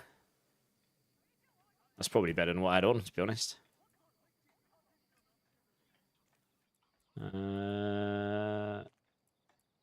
Does not want to roll this with... oh, there we go. Oh, it's usable. 9% resource cost reduction per kill streak tier. Wow. That's that's cracked. Like, you just treat it like you only care about getting to tier 1, because that's going to be so much easier to do. Like, even if you fish for bosses, get into the Spirit Cooler, you might reasonably, as long as you can actually keep it up by hitting the boss over and over, you will eventually get to tier 1 very quickly on Spirit Cooler. So it means you'll be fishing, or for whatever boss you get. Oh, in the tower. Okay, in the tower, it might not be such an issue, because the boss spawns up quite quickly. In the pits, obviously, it's a problem, but it's not really an issue. Because you're not going to push in the pits, you're going to push in the tower. And the boss spawns up in front of you, you don't go through a doorway. So as long as you can get to the boss on time, you'll reasonably easily be on tier 1, you should be, by the end of a tower. You'll probably be on tier 2 or tier 3, you're going to have so much. That's actually, I didn't consider all this stuff. Yeah, so we'll probably use that over the Tibbies, because that works quite well on this build. Keep hold of the Tibbies for now. But I was looking for a pair of boots with this on as well. I want to get 2 of them. I wanted to see what the stacking's like on it. Although it's going to be very hard to see it in the inventory, but, you know, we'll do our best.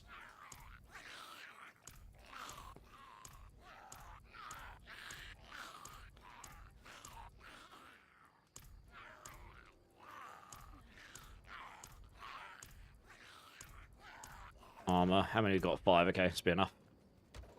I really don't understand why Blizzard is always doing PTRs in really bad states.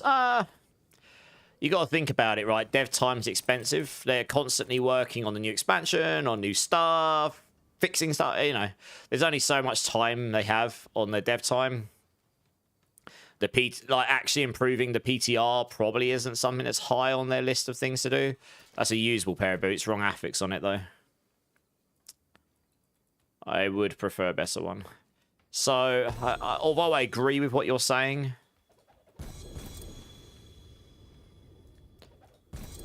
you know, it probably does come down to we've only got 10 devs, and only one of them's going to be on the PTR to improve it. So there's only so they obviously spend a bit of time making it so that stuff even remotely works, the new stuff, and yeah, there's like you get what I mean.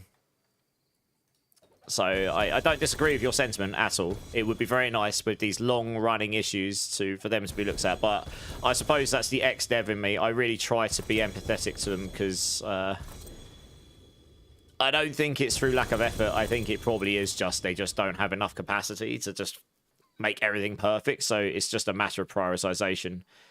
And to us, it can come across like lack of effort, but it really probably isn't that at all. Yeah, I'm looking. I've just realised when you masterwork this, it's going to go up as well, isn't it? You get so much resource cost reduction. Okay, this is actually going to be stronger for Spiritborn than I thought. I totally didn't think about this. I didn't think about the fact it's actually going to scale up as well. You might only need 2 of them, right? Or 3. And then I think Spiritborn's going to be pretty strong because it's one of the only ones that can actually scale damage off of these. We scale our Rod of Kepaleka damage off resource cost reduction, so this is actually going to be very strong, I think.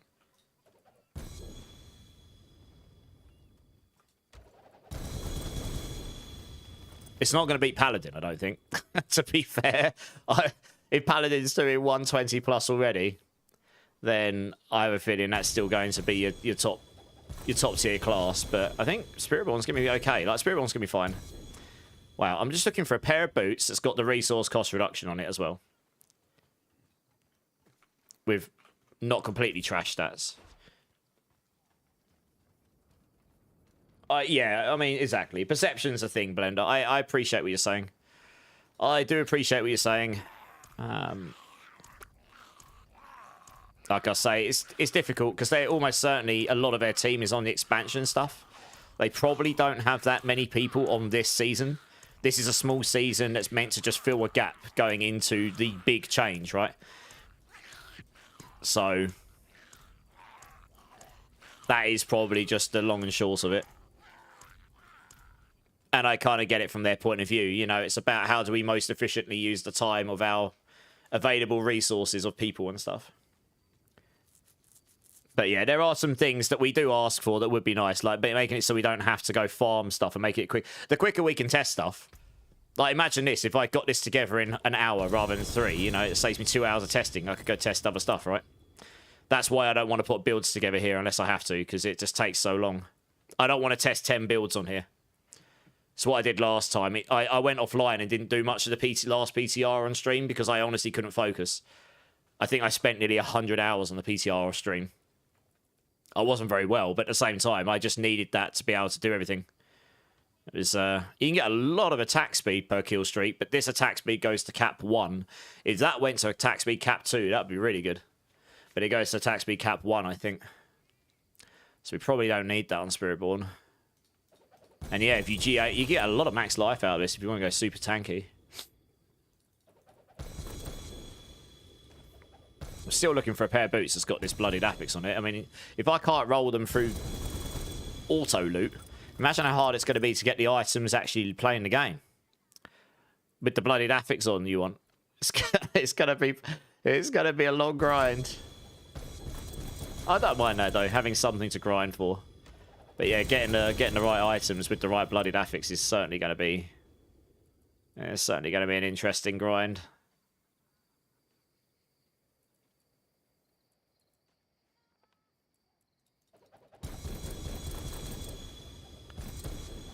Alright, I'm just going to reset my town. I think if you stack XP on your amulet and 2 rings, get 69%, and then you masterwork it, and you crit into it on masterworking, I think it's going to go to like 120% extra XP on your jewelry or something. That plus all your... I think you're going to level quite fast through that. Yeah, Niramas, yeah. I will pour sugar all over me. Why will you pour sugar all over me? I'm already sweet enough, baby. What are you talking about? It's going to cover me in sugar. You're not sweet enough. Right, more of these. But yeah, a GA XP on your amulet's 23% to begin with. I think it's the same on rings. And then you can masterwork crit into that. If you just want to make XP leveling items, which you could probably get away with, and because the content's going to be easy once you get to a certain point. Just literally shuffle on XP rings and XP amulets, enough so your build functions, but so you can blast. You're going to, and then you just literally masterwork crit into it, all of it. I think it's going to go to like 40% on each item or something. I don't know if that's going to have diminishing returns, but let's assume it does. You're still going to have near 100% from it or something.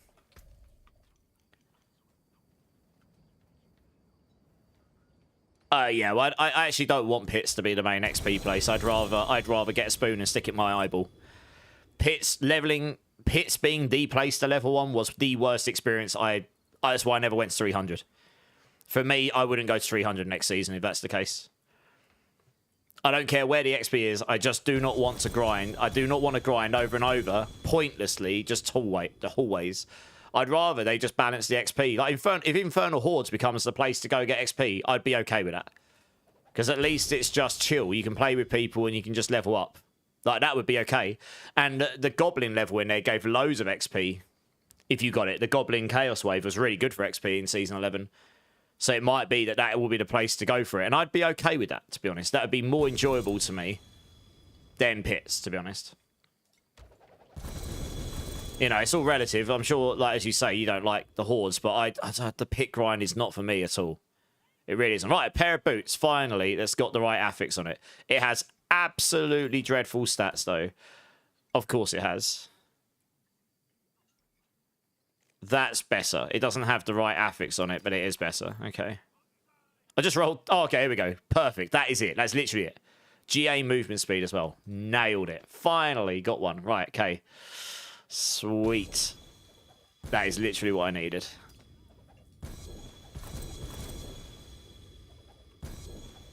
We don't need any of those. I guess I'll roll the rest of these caches while we're here.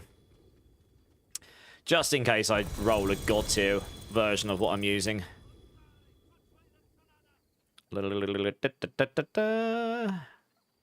be pretty hard for me to get a better pair of the pants at this point, but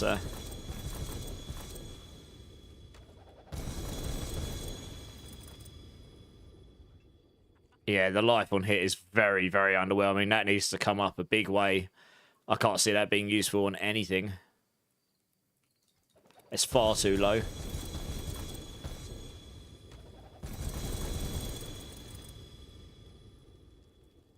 The crit strike, the crit chance one, that would be useful for some builds.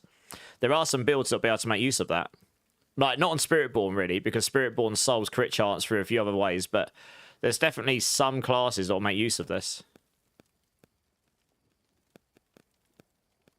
The movement speed rampage ones will be really nice while you're leveling, for sure. And the attack speed ones. For Spiritborn, you'll use those while leveling. It will allow you to attack faster, unless you're playing evade, but the movement speed's useful as well. That helps scale your brilliance and stuff for you. So yeah, there are some useful ones for leveling here for Spiritborn as well.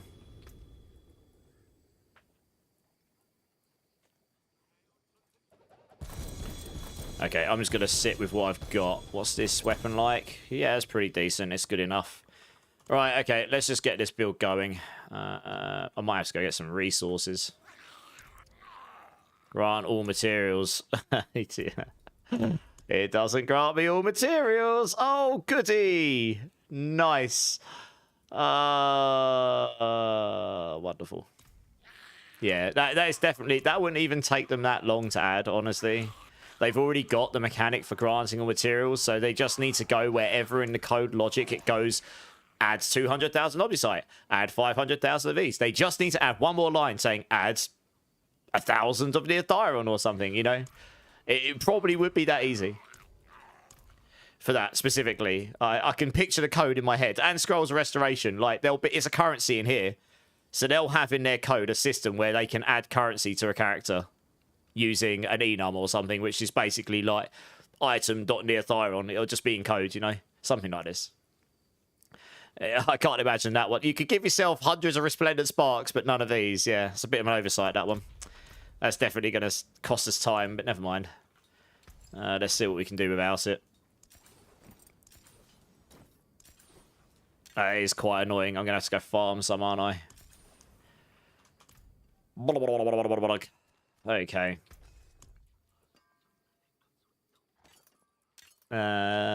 Resource cost reduction. Where are you? A Blooded Horde's compass is only 8 mil XP for around 12 minutes. Bosses are between 400 and 650. Yeah. Yeah, so, I mean, look, they might balance some of this stuff. I'd say, it was just an example, by the way, for the Hordes. I wasn't saying that is going to be the place. I'm just saying I'd much prefer that than, I'd much prefer that than going and, farming pits over and over just for XP. I don't know. It just does not do it for me, that at all. I guess we'll just roll this as best we can. 7.8. Wonderful. Okay. Well, good. And then we'll just masterwork everything up for better or worse. Shame I've only got 40x on my gloves, but it's a pretty good pair otherwise. Let's see where this lands. Crit damage. Okay. Well, I don't have Neothyron, so I'm just going to have to live with that until I can get some. It should be good enough. Is that going to land? All stats, that's okay. Shroud. Max life, okay. Oh yeah, well, it gave me attack speed. That's not so bad. Ooh, I want to temper that first. Where do we put? Oh, yes. We can put Crushing Hand Barrier Generation on here.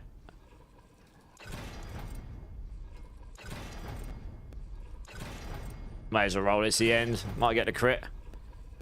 32.5. That's not too bad. Boom. Okay, interesting. 13% resource cost reduction per kill streak tier. Holy crap. If you rolled that on all 5 armor slots and GA'd them all, you probably wouldn't masterwork into all of them, but if you did, that's 65% resource cost reduction at tier 1 minus diminishing returns. Jesus. Tier 3, you're almost certainly going to get very close to 100% if you get tier 3 with that. That'd be like 190, before diminishing returns, it'd be 195%. you wouldn't masterwork into all of these. You would masterwork into basic skills here, and you'd masterwork into guerrilla skills here, and you probably would masterwork into the resource cost reduction here and here, and possibly there. Wow. Okay, that might. It won't quite be the Starless Skies, because the Starless Skies gave you 100x damage in season 11 and the 100% resource cost reduction. But in terms of other classes, not the other classes don't really have damage scalers like this, I don't think. So Spiritborn's probably still eating okay here, to be honest. And got to 25, right? Yeah. 23. 21, okay. Good. Come back and perfect these later, I guess. Yeah, so non-GA, non-crit, you can get to +7 just by default. Have fun farming that. Oh, I know, Blender. Yeah, it's not going to be fun to farm. Hey, Max DG, how's it going? Quatrox, how's it going? Gracia and Sinon, thank you so much for the subs on YouTube. Appreciate it. Terrific. Sorry, dudes. You come in peace. You subscribe. Hey, I appreciate the sub, dude. That's awesome. You're searching for a sweetheart. Okay, nice. You playing D4? I'm always down for some D4 sweetheartness. Let's go. I'm looking forward to the season where I can play Quill Volleys in peace. Quill Volley was okay in Season 11, Quatrox. I've got a build video for it. It'll easily do the game. And I'll be testing that tonight on Season 12. So we'll see how that performs. So yeah, hang around. Or you can always go check out my Season 11 one. I think I did... The video was pre-patch, so it was pre-buffs. And I think I did a Pit 110. Or maybe it was, I might have recorded 105 on the footage, but I think I did a Pit 110 on it. Should be 29 likes. What do you mean 29 likes, Teddy? How are you doing, by the way? Right, I can't re-roll these, but yeah, okay. So I'm going to be rolling. What I'm really intrigued at, I'm going to go test this first. Right, here we go. Before I finish this off, what I need to know is, do these give diminishing returns? 20% per kill streak tier. And as there's a bug right now where you're getting 2 kill streak tiers for tier 1, if I take off resource cost reduction, so I have none of that anywhere else. No vigor resource jet. So if I get resource cost reduction, it's coming from these. Do I get 20? Do I get 40 or do I get diminished returns? I want to see if it's diminishing returns or not. I should be able to kill stuff. Oh, I'm in Torment 4. Oh, yeah. Okay. I can still kill stuff, and I've got 2 items on in tier 4. Giggity! Right, resource cost reduction. 42%! How have I got 42? What? How? Huh? 26. 40. Yeah, I'm not... How?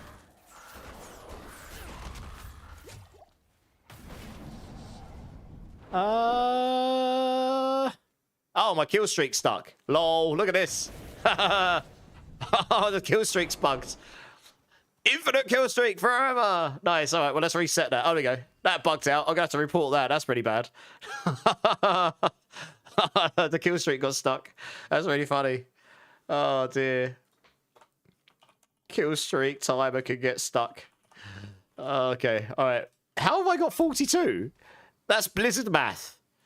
13 plus 7 is 20. Times 2 is 40. How have I got 42? I'm just double checking everything else here. I don't think I've got any anywhere else. There's definitely some Blizzard math going on in there. Yeah, I'm a little bit perplexed by that one. I'm not too sure. I'm not too sure where the rest of that's coming from. But what I'm getting from that is no diminishing returns, which is actually ridiculous if that is the case. Because that is going to be... I nearly swore there. It's going to be insane. If that's the case. Blizzard maths. How have I got 42? I'm really perplexed by that. Maybe I should just be quiet. Just let it roll. We'll have some good builds then. Alright, give us basic skills. I forgot to finish rolling my items. Let's do this. Oh, I want +2 at least. Come on.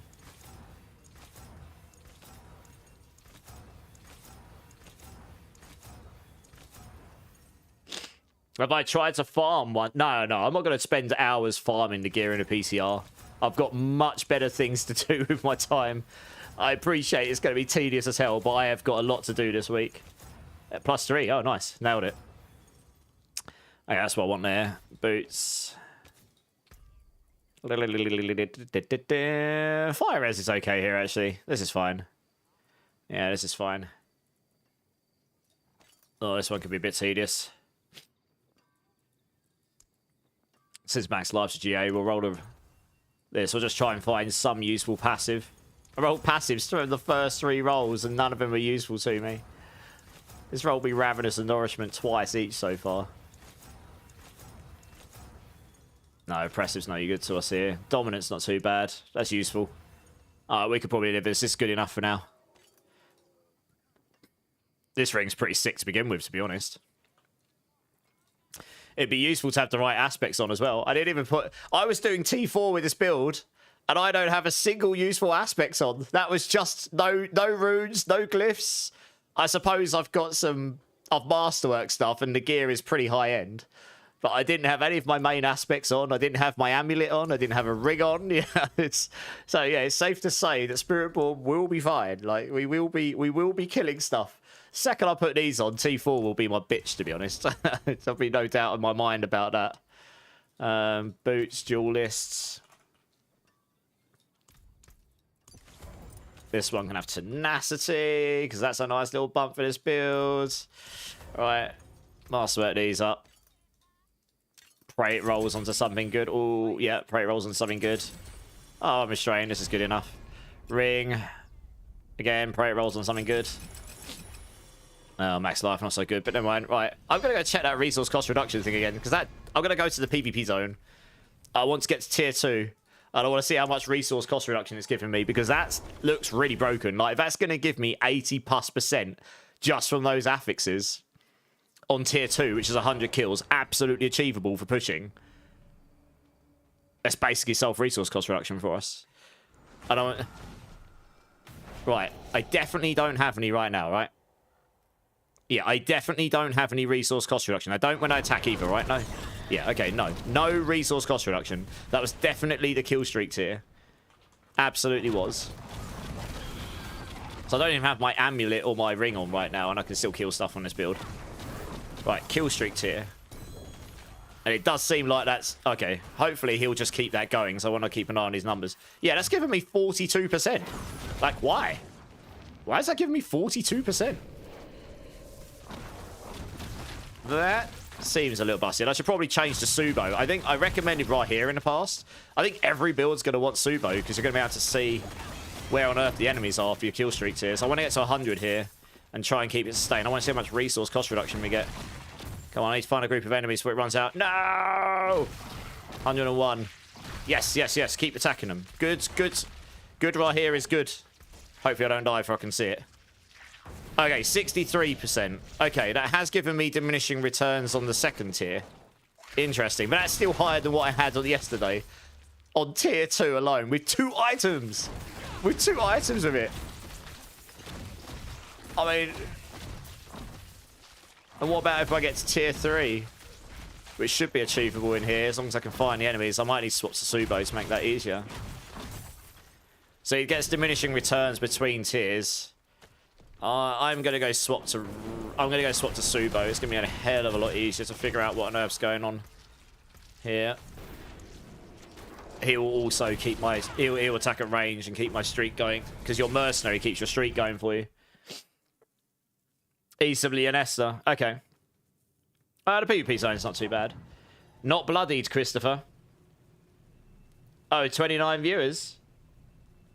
Oh, I mean, that's very high for me on YouTube, to be honest. I'm a baby YouTuber. But something I hope to work on this year, we'll see. Oh.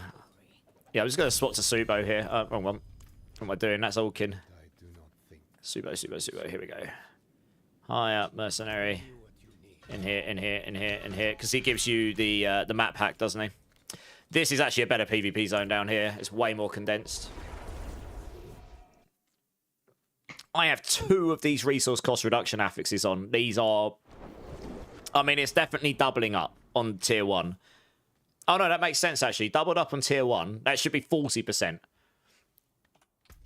Yeah, that's interesting. Oh, I see what it's done. I see why we've got to 42. Blizzard math. I understand. Okay, what's happened here, if I do the math here, we can't see it, but this shows us the full number, 13%, and this shows us 7%. But I think what's happened is that's actually like 13.3, and this is 7.4. But together, that's 20.7, and then it gets rounded up. I think it's something like this that's happened. So like, if I quickly do the math, and we started at 6, and then we've multiplied by 1.25 for the masterwork. So that's taken us to 7.5. Oh, actually, this was crit, G8, and masterworked. So that's 125. So if I just do the math on that, that would actually be 6 times 2.25. That's 13.5. So this is visually showing 13, but that's actually 13.5, and it doesn't look like they've actually rounded it down. This one here is going to be 6 times 1.25. So this would be 7.5. There you go. That's why. This is actually 7.5, and that's 13.5. Together is 21. And because you get times 2 on tier 1, boom, shakalaka, 42. And that means when you get to tier 2, and you only get 1 extra, that's 63. So we're not getting diminishing returns, which means at tier 3, we should get 84%. And at tier 5, at the 500 tier, we're solved. You get 100%. You can get to 100% resource cost reduction with this. These aren't diminishing returns at all. So we won't even need resource cost reduction on these. You could just roll different stuff on here. You can solve resource cost reduction with this. That's crazy.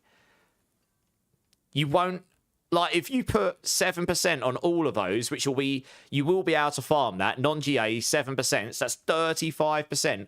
You'll only need to get to the 100... Well, if they fix it so you don't get 2 on tier 1, you'll only have to get to 250 kills and you'll be 100% resource cost reduction. Boom, done. Solved.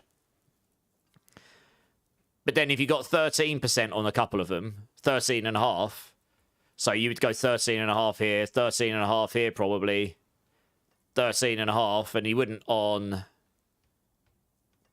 Even there, maybe. Let's say you do 13.5 for 4 of them. You wouldn't on the gloves, definitely. That'll be what? 27, 54. You'd only have to get to tier 2.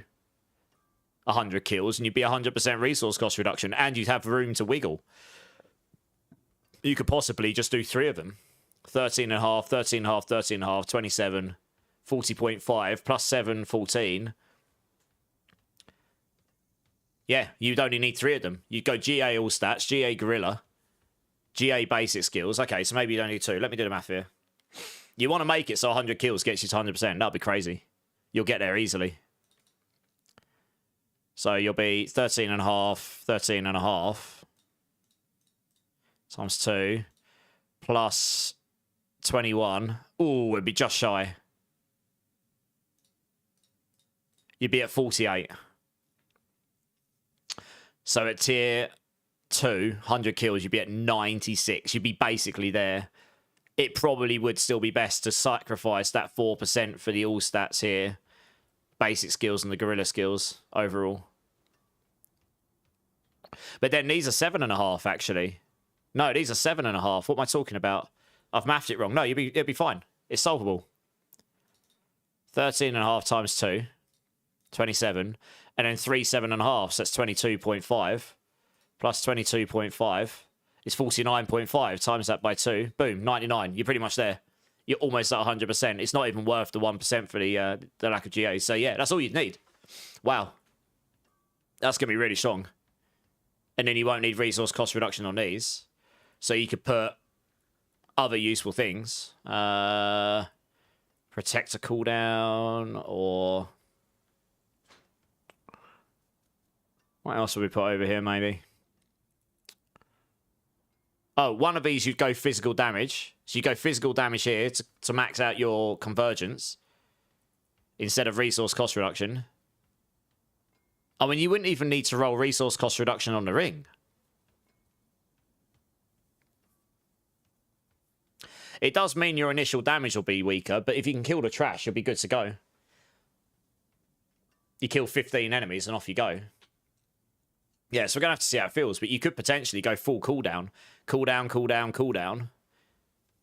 Like, and you might even be able to swap over to using adaptive stances instead of Prodigy's tempo. You might be able to get enough cooldown. GA cooldown, GA cooldown. So you can get like 20% here, you get 15% there. You could roll... it's still not going to be enough, is it? You'd need more than this. Yeah, I don't know. I don't think about it.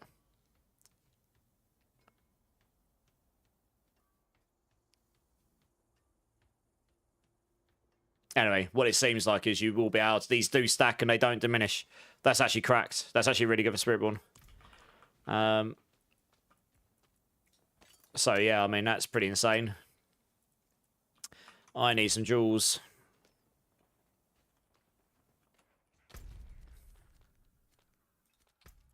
Yeah, that totally makes sense to me. 1,000 kills is tier 6, yeah. Yeah, at the moment, obviously we don't know if you're meant to get 2 stacks at tier 1 or not. So we'll see. If that's intentional, then it'll be... Yeah, it's really strong. What we need... Oh, not one of them. Okay, 300,000 chip rubies. Wow. Grand Topaz. Skull. And 4 of these.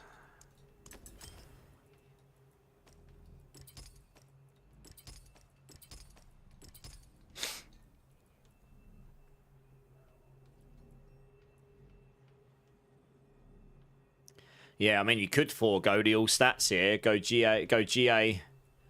Your masterwork into resource cost reduction there, and the boots. So that's 40. 0.5. You get 48 here, and then you could do a cooldown one as well. To get a bit of extra cooldown. Cooldown here, cooldown there. Protects a cooldown there to get your ultimate really low. You might be able to work it so you can use adaptive stances on payback. You just have to play smart. That would give you a bit more damage as well. That'd be crazy for pushing. It would just be really, really gear dependent. It might be attainable. Right, I need the right runes as well, and I've got them all in my stash. Let's go grab those. Forget where the stash was here. It's been a while since I've come to this town. I want... Yes, I want a Zan. I want a Pock.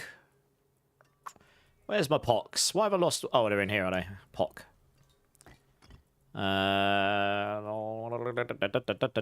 What? Zol. Zol, here we go. Right. And actually, I don't overly need this. Use that instead.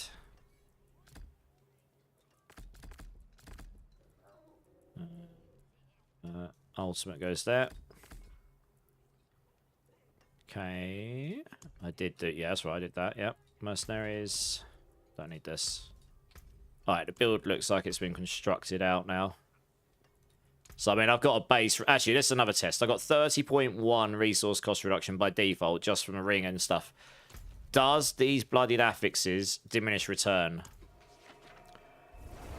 Because your intermediary would be to get gear that rolls resource cost reduction. Your absolute GG min-max would probably be make it so the bloodied affixes solves that problem for you, and then you can roll cooldown across the board and maybe get to the point where you can play in a very smart way and not have to use Prodigy's tempo to reset your cooldowns to allow you to spam your ultimate and keep your skills up on payback. In reality, on payback, you only actually have to keep up Scourge. You only use armored hide and armored hide. No, you don't even need armored hide up as such. You cast that occasionally to reset your resolve stacks. Counterattack is just pure defensive and active. Same with armored hide. We're not using redirected force. I've taken Ravager off because we don't overly need it. So it's mainly just to keep Scourge up and to be able to cast your ultimate every 6 seconds. So as long as you don't spam all your actives and you got enough cooldown, you should get to the point where with enough cooldown reduction, you can get Scourge so it lasts longer than Scourge actually lasts to start with. Because I have like very little cooldown reduction right now. I could roll this up straight away and that would make it easier. And if you can get to that point and you can use adaptive stances instead, this doubles your core stats and gives you damage reduction, which is quite nice. That doubling, that means dexterity damage will give you a lot more. So I can see a world where you might be able to do that. Anyway, I want to test how much diminishing returns do we get. So I should get 42. I should go to 72.1, but I probably won't. It will probably take me to a lot less than that because of diminishing returns, and that's what I want to check here. Yeah, 59.5. Okay, so it's giving me it does give you diminishing returns if you've got it on your gear as well. If I go to tier 2 here, how high does it take me with my current? I've only got 2 items with them on right now as well, and like crazy stats on my gear for it.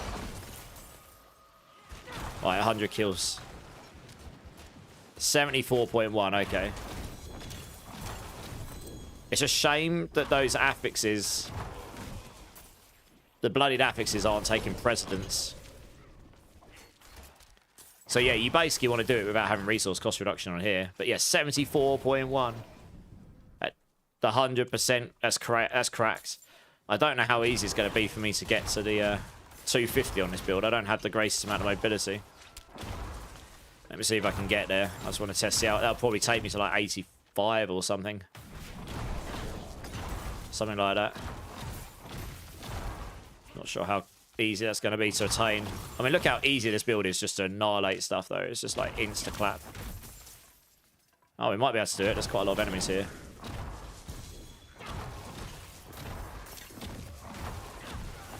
In the tower push, if you play very well, you'll probably get to the 500 range. Getting to 1,000 will be a very good run to keep that up as well on the boss. But getting to 250 should easily be attainable in a tower run. I hope that stays up long enough so I can see it. 88.8. Okay. So if I could get, honestly, if I can get to the 500 range, I want to see if I can do it. Let's see it. Let's see if I can get there. It is achievable in this zone as long as you play half decently. I don't even need to use any skills. You just right click with Crushing Hand here. It's actually disgusting. If I can get to 500, I want to see how close to 100 I get with just these 2 affixes on and the gear affixes. I mean, that's crazy. I've nearly got the only time we've ever been able to get close to that before was in season 11 with the Starless Guys and the Rod of Kepaleka. Yeah, I'm probably not going to report how good that is, to be honest. Right, 500. Hope that stays up long enough. 103.5! We can overstack it! Wow! I wonder if that mathematically overstacks. That might mean we can get more than 100% resource cost reduction stats on it. That might be really broken. I wonder if that isn't capped. It probably isn't, because it's not normally achievable. Alright, nice. I think we found a way to make Spiritborn Giga. I don't know what my numbers are, but in tower pushing, that will be really strong. You are just going to stack resource cost reduction everywhere still. Just go literally GA resource cost reduction on all the affixes. Get it on all the gear. 5 of them with 13.5% on it. As long as the math actually... it's going to be really hard for me to test the... I don't know if it keeps going up. I need to turn my numbers on. Can I do it without dying? It's going to be really hard to see the numbers on here, to be honest. I might actually get to 1,000 here. But imagine if that isn't capped. So you can get to like 140% resource cost reduction and it keeps scaling the Rod of Kepaleka. Because that wouldn't have been achievable before. I don't even think that was achievable with the Starless Guys.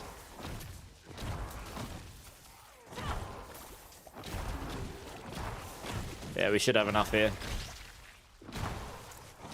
960, 970.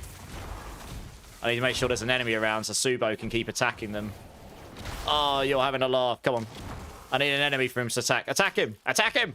Attack him, you noob. What are you doing? Oh, okay. 118.2. I'm going to take a screenshot. There we go. Okay. Nice. I have no idea if that's scaling the damage up over the 100%, but if it does... Wow. What's my comment about Warlock? What do you mean about... I've never said anything about Warlock. What are you talking about, Bodis? How you doing? A bean for a bun? 3 what streak? Nice. Man, if that actually... The thing is, that might stop scaling at 100%. But if it doesn't, and you go 13.5 on all of those items... So, wow. 67.5% on tier 1. So at 5, you know, even assuming you don't get the double stack up at the start, you times that by 5, that's 337.5.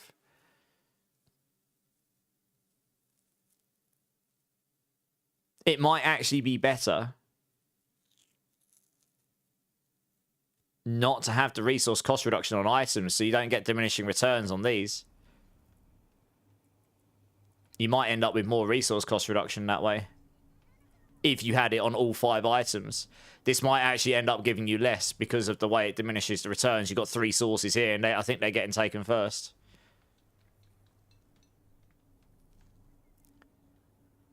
If you got to like 300% resource cost reduction...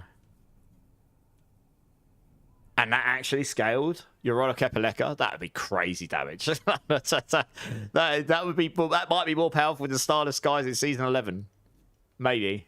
It probably would be as strong as it. Interesting. Okay, well, good. Let's go try some bosses, shall we? Where the hell is this new one? There's apparently a new lair boss somewhere. Where is he?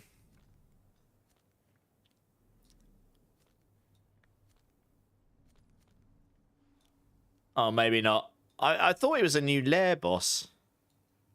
Maybe I misunderstood. No, apparently Butcher was a new lair boss. He said it in the patch notes. Maybe I misunderstood. Oh, well. Alright, let's go try... I mean, you get Relentless Butcher here, right? So I could just try one of these sigils. Yeah, the new lair boss sigils. Okay, we'll just try one of these. Hey, Bruno, how's it going? Okay, Spiritborn will be absolutely fine for Season 12. Hey, Mid, how's it going? Yeah, it's good. Just found something potentially very, very broken for Spiritborn on Season 12. I might not report it, to be honest. Naughty. I don't know if that damage will keep scaling, but if it did, it'd be pretty insane. Okay, so this should be the equivalent of T5 or something. What's my attack speed at? Oh, attack speed 100. Oh, is that because I've got Ferocity going? Oh, yeah, it is. Okay. Oh, I haven't used any pots or anything. Okay, interesting. Oh, that's good. That's a good point, actually. I haven't used a resource cost reduction pot either. I don't know if you'd want to. It would be diminished. It would be another sense of diminishing returns. You might just want to go the attack speed pot. I mean, look, I'm literally not using any skills. I'm literally just crushing hand here with my makeshift build, and I just annihilated all that.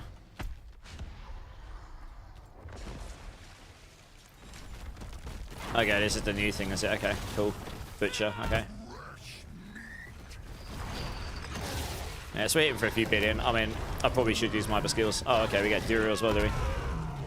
I mean, this is one of the weaker bossing builds. And this is what, T5, so it's a stronger version of Duriel, I suppose, than normal.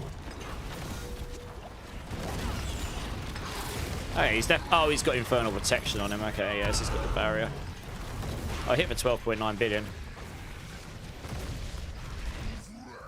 Yeah, man, I did have the Vigor cost reduction there, 59.5. Oh, we got more butchers, okay. Is that it?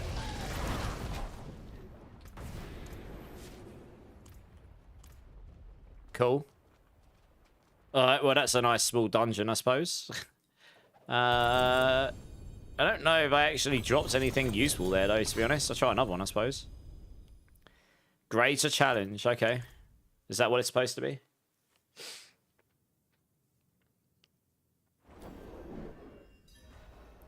Yeah, after killing the boss, the butcher still goes, yeah.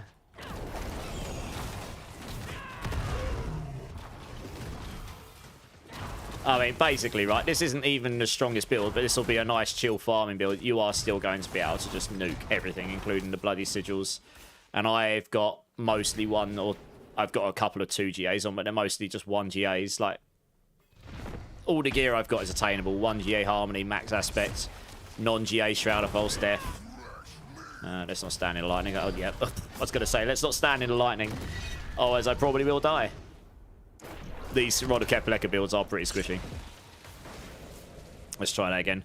That outside bit is the bit you don't want to stand on. The bit I was standing on there. Yeah. Yeah, don't do that. Oh, they've changed. Oh, my God. They've changed what the squares go lightning first as well. Good. Throwing me off, that is. Yeah, it's interesting. I'm not actually one-shotting him. But the boss is not getting that insta-clap, so I'm only in solo as well. Boss is actually quite tanky. I am hitting this guy for billions as well. I mean, Paladin I'll probably cut. Not that high, though. Oh, yeah. He still spawns after you've killed the boss. Probably pay attention to that. The rewards seem a bit lackluster, I'm going to be honest. Yeah, I haven't really dropped it. I mean, non-ancestral bloodies from T5. Good. What was I going to say? Yeah, I mean, I've got, what, a pretty good pair of gloves here, I suppose. I suppose the pants are okay.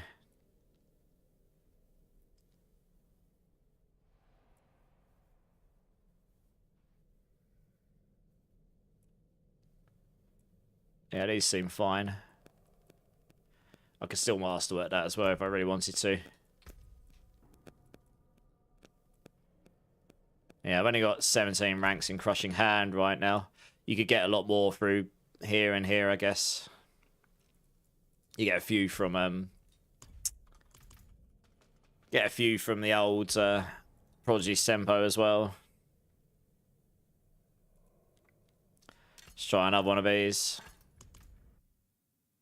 Yeah, I think my first take on these is the rewards seem a bit lackluster.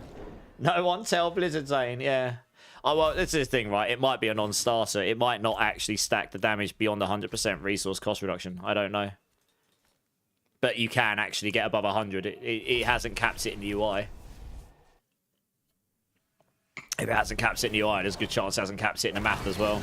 It wouldn't be the first time on Spiritborn we've had a uncapped damage scaler. This is the first time we'll be able to actually reasonably attain well above 100% resource cost reduction as well. It's this is the one class that can benefit from those.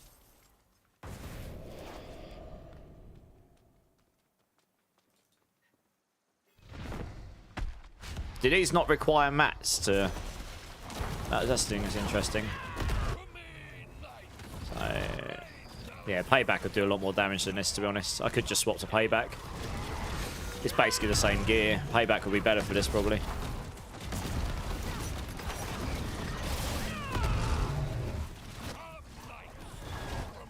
No kill streak for the lose. Oh, we're slapping the butcher, though. I mean, the butcher seems pretty lackluster. Absolutely slapping him. The boss's HP are definitely pretty high, though. I mean, T5 Uber bosses definitely seem pretty high. Much higher than T4 anyway. Like, we're hitting... Normally, just one-shot them with 10 billion plus hits. And that's definitely not the case here. 23.1 billion. I didn't one-shot him. Oh, we got a butcher again. I got to remember that, yeah. Yeah, these rewards, honestly, should be... That definitely seems lackluster.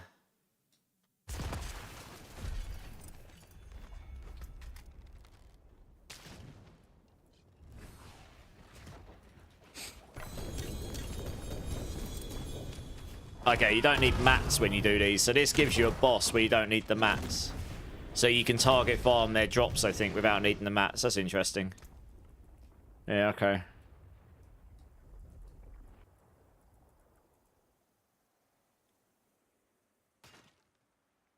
$37.5. Why is that so? Oh, it's because I haven't got all these.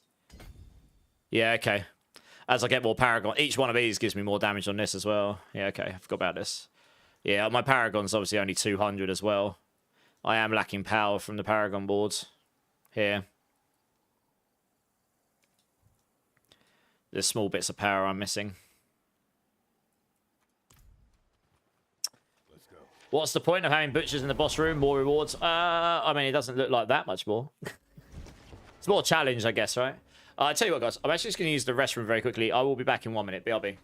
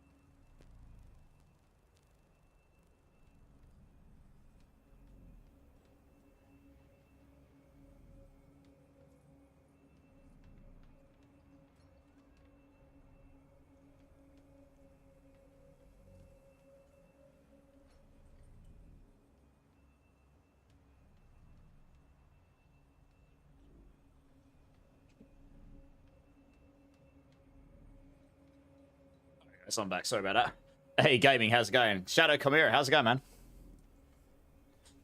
Youngest brother's just landed in China after 12-hour flight. Nice, glad he got there safe. Little W, how's it going, dudes? Let's keep your watch streak going. Nice. How you doing, gaming? You good? Pyro Hazard, how's it going, man? So how was Season 12 PTR so far? Fun to play or skip? I mean, I'm going to have fun with it. I think I just found something that could be potentially quite broken for Spiritborn. I am half tempted to try and roll some better pieces of gear to see if we can test this theory. The new sigils seem a bit... I mean, look, I'll show you one. I think, if I understand correctly, these are meant to be about 1 torment high, but I think these are meant to be pit 90 or something. Am I right in thinking this? These greater challenge bloody sigils in T4 is basically the equivalent of pit 90. That's what I was hearing. Something like that. So, if that's the case, then you're doing Uber bosses at that level. I mean, one tier higher would normally be pit 70, not 90. But I was hearing... I don't even know where that dungeon is. I'm just going to do another one. And it's not taking me there. Great, okay. That's really unhelpful. Oh, there it is. Pit 70, yeah. The Uber bosses definitely have a lot more HP, but I mean, the rest seems fine. This is by no means the strongest Spiritborn build, but I mean, this is slapping stuff. Fine. Yeah, that's what I thought. Yeah, someone said 90, but I didn't understand the math behind that. But these, at the moment, seem a bit underwhelming, if I'm being completely honest. Like, there's the rewards... I mean, they're basically quick-fire dungeons that give you an Uber boss, so I suppose that's kind of nice. You don't need the boss materials for it. So we can come down here, and then it's an Undarial one, right? So you're going to fight Undarial. She's going to be harder. You're going to get butchers thrown at you at the same time. It's going to be a good time. We have no kill streaks here, so I don't have any... Yeah, that's what you're going to want to do. You're going to want to get your kill streak up and then get down here fast enough to keep it up. That's actually going to be quite hard to do in here, I think. But the rewards seemed a little underwhelming. This is probably going to be quite a hard one, because if you can't kill it instantly, you're going to have to play her mechanics, aren't you? Yeah. So, she's definitely one of the harder ones if you can't insta-clap her. So look, the butcher seems fine. I just killed him from range, like, no problem. Oh, the butcher just gets butchered. Probably going to have to do the second. So we're going to kill her? Oh, nice. Okay, she's fine. I mean, look. I'm not using the strong... Oh, yeah. I forget. They spawn one more butcher on you afterwards. There's going to be so many people dying hardcore to that. I think I got caught off guard by it by 3 times. But this is the rewards, right? The rewards definitely seem... I got near Thyron from it. That's nice. But yeah, the rewards here seem pretty underwhelming. So I think those are going to need to be jacked up somewhat, because you're probably going to want that to just be all ancestrals. Like, I just can't see how that's going to be good if it's not, but I don't know. That seems a bit underwhelming, but yeah, they seem pretty fun. I haven't tried a Tormented Infernal Horde. Relentless Butchers are stalking you. We'll go try one of those in a minute. Why not? Tremaine with the Prime. Tremaine, thank you, dude. How you doing, man? Thanks for the Prime. Appreciate the support. I haven't played much of No Rest for the Wicked Mad Spam. I started playing it, but I am intending to play that next week. I've got a lot to do this week. We only get a week on this testing of the PTR, and then it's down. It's only up for a week. I've got a lot to do, but after that, I am intending to play a bit of No Rest for the Wicked between the in the short, like, sort of downtime for season 11 going through to season 12. Yeah. Yeah. Thanks, Tremaine. I really appreciate the support. I'm good. How are you?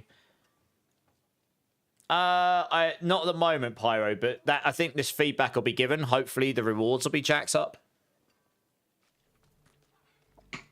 I'm just going to get rid of this by habit, because honestly, that's going to get on my nerves otherwise. I doubt. That's not too bad. Right. Yeah, Thyron, yes, please. Right, let's just try one of these Horde sigils. See how that plays. It should be harder, right? I didn't even do potions. I should probably go get some potions here.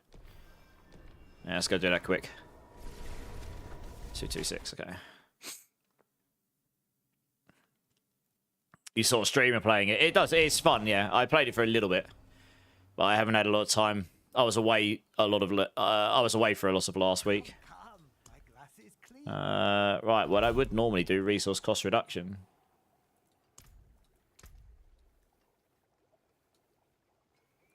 Might just take a bunch of attack speed ones from me as well.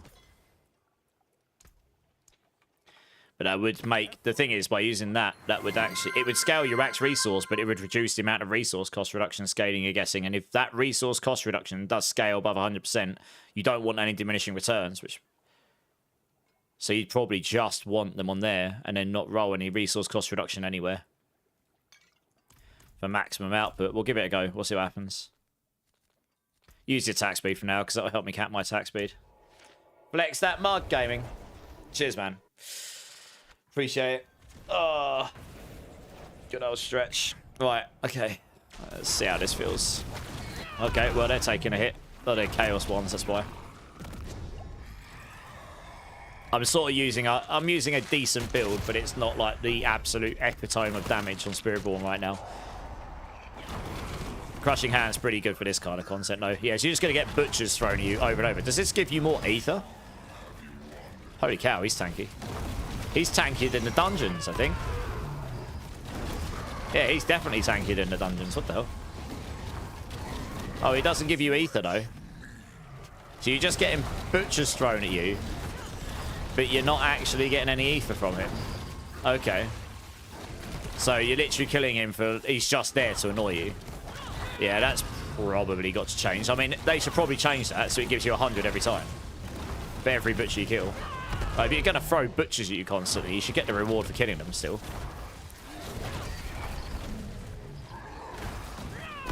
He literally is just giving me nothing. So what's the point in killing them? They're just there to annoy you, are they? What's the XP like in here? Just killing stuff. You can see my damage scaling up. But I can never reasonably get to 1,000 in here in the hordes. Because you've got the between waves. But my damage was scaling up because of that resource cost reduction. I guess we'll just start with that. That's fine. Take that for more damage. He's having a laugh. Yeah. Yeah, he's having a good old giggle, this butcher is. Sitting there laughing at me.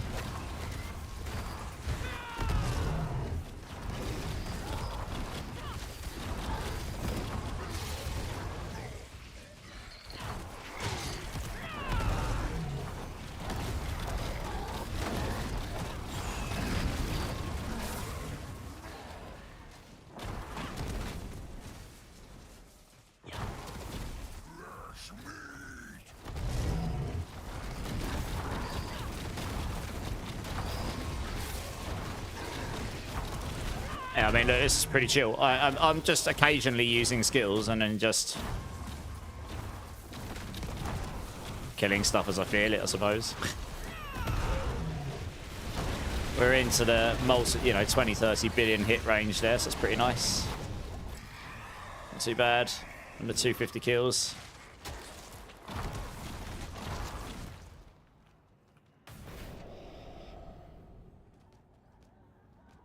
Alright, so we'll take this one.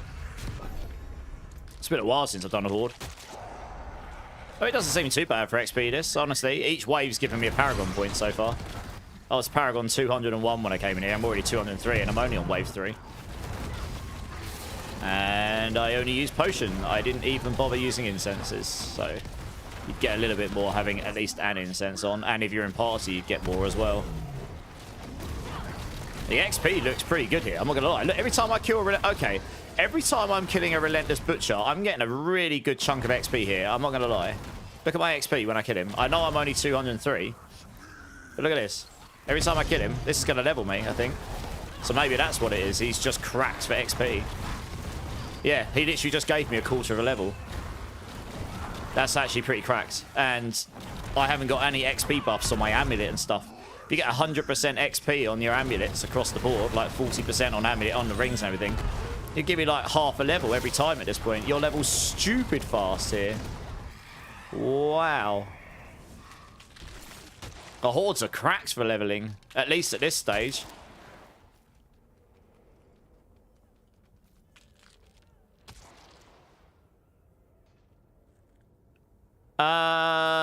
I mean, I just did 3 levels. That's definitely more than 8 million XP. Like, this next wave will get me to 205, and that's going to be 11 mil on a wave. And I haven't got any XP buffs on here. Assuming that I need to, if I rolled XP buff on these, and you had, like, XP gear, where you just have like giga XP on all these, you get like 100. Let's say you get 100%, which I think would be achievable.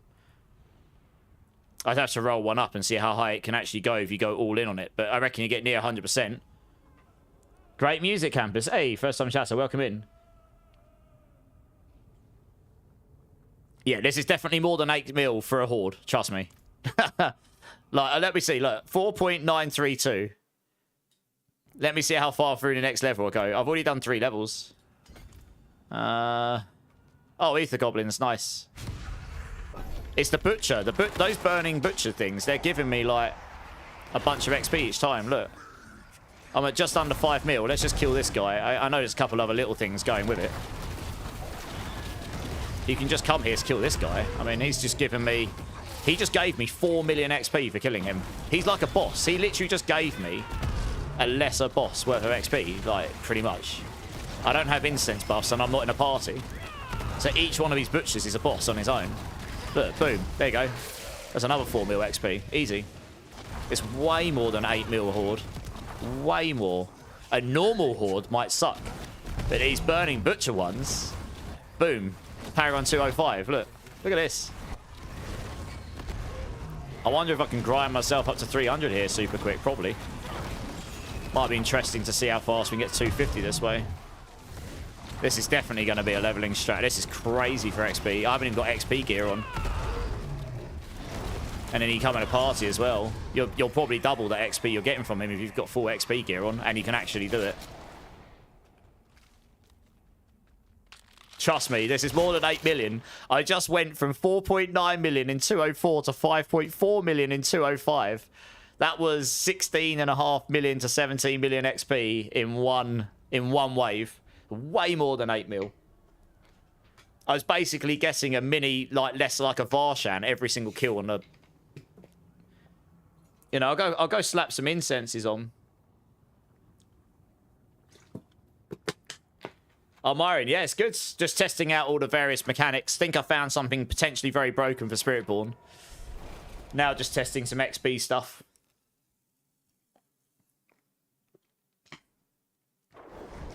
I say very broken. It's probably still not going to be as strong as Paladin.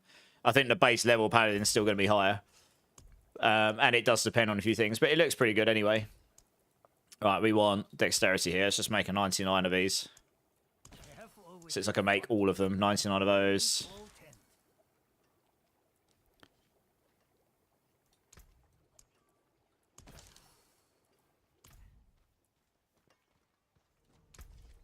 Yes, I've scaled that up to what, 53 now. It's as high as I can go like this. Oh, we'll go finish this horde first. And then I'll... Oh, there's something else I want to go test as well. Which will be easier to do in the PvP zone. Because it's more chill. Oh, let's go back through here. I mean, I've done 4 levels in this one. Alone. So, let's see, it's pretty good. I should theoretically get a bit more XP from the elixirs, but we'll see.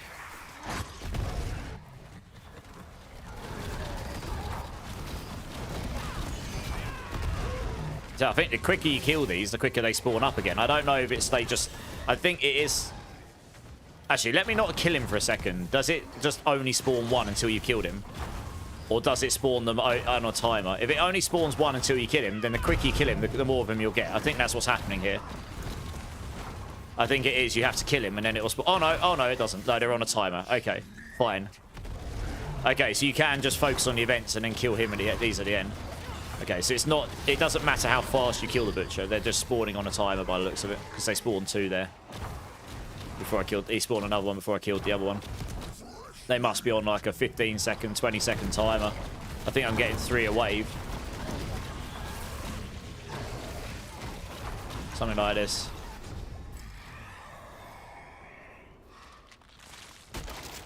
And then obviously if I had that XP buff from the gear as well, I mean, I would be... You'd be getting like you'd be getting an Urvar every kill with that easily. Which is actually pretty tasty. My life's pretty good here, 10,400. That's pretty high. I haven't even got... Yeah, I suppose that's because we're using this here. Makes it quite tanky.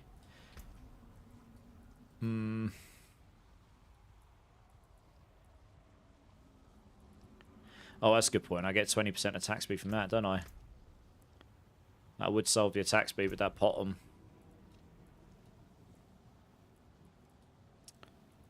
Just debating where I'd put the next point. I suppose it doesn't really matter in the grand scheme of things. I probably should work my way down to this. Screw it, just do another one of these. XP was rubbish. Okay, interesting. It definitely doesn't seem rubbish for me right now.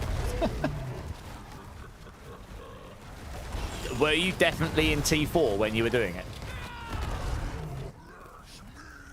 Because you have to open this in T4 for it to be 1 tier up. If you open it in like normal, it'll only be hard, you know what I mean?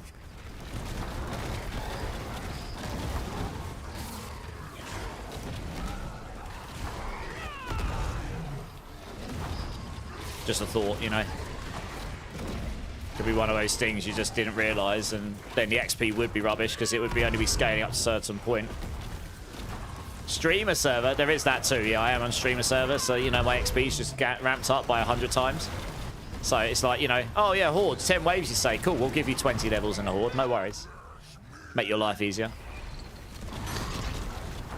I just watched the video, okay. It was definitely T4, was it? Alright, well there was definitely something wrong then, I don't know. So I'm definitely getting more. I'm now Paragon 207. You know, I'm getting a level every single wave right now. This is cracked.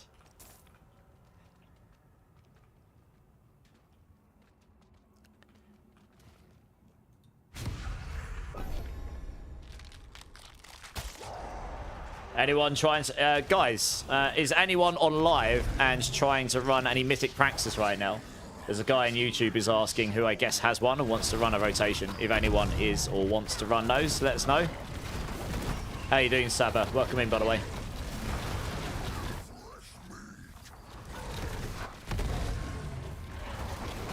Yeah, I mean, you could just come here just for X. This is what I mean. I actually wouldn't mind coming and grinding these out.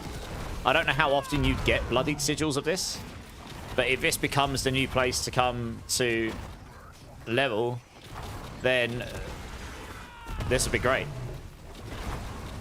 And when we're in 2-player now, so it'll take longer to kill. It might have to wait till next wave. It might not scale them yet. But the XP is definitely still high because I just got a quarter. I'm getting like a quarter level per butcher here, honestly. Or more, like a quarter or a third of level. It's loads. Loads of it. Yeah. Leveling giga fast.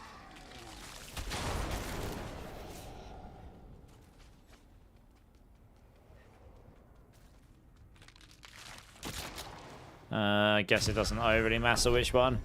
Just choose one.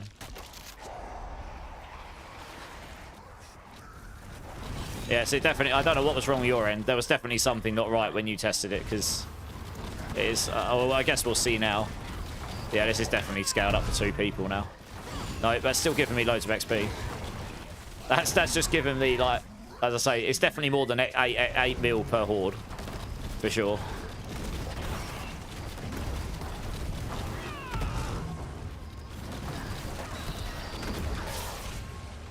Yeah, because we're getting loads of XP from it. I think Hordes is going to be the place to come level in the high end if you've got these keys. It really is. It's going to be so fast. Look at this. Like 1 Horde and you do 10... They might scale this down. This might be scaled down because it does seem a bit broken. You're getting it 300 super fast this way. Probably. You know, if you do a 10 wave and you've got 3 butchers... So that's 30 butchers at 4 mil a pop. That's 120 million XP without the XP gear on. And then if that scales it as well, 100x rates, that's 8 mil. You have 240 mil XP per horde.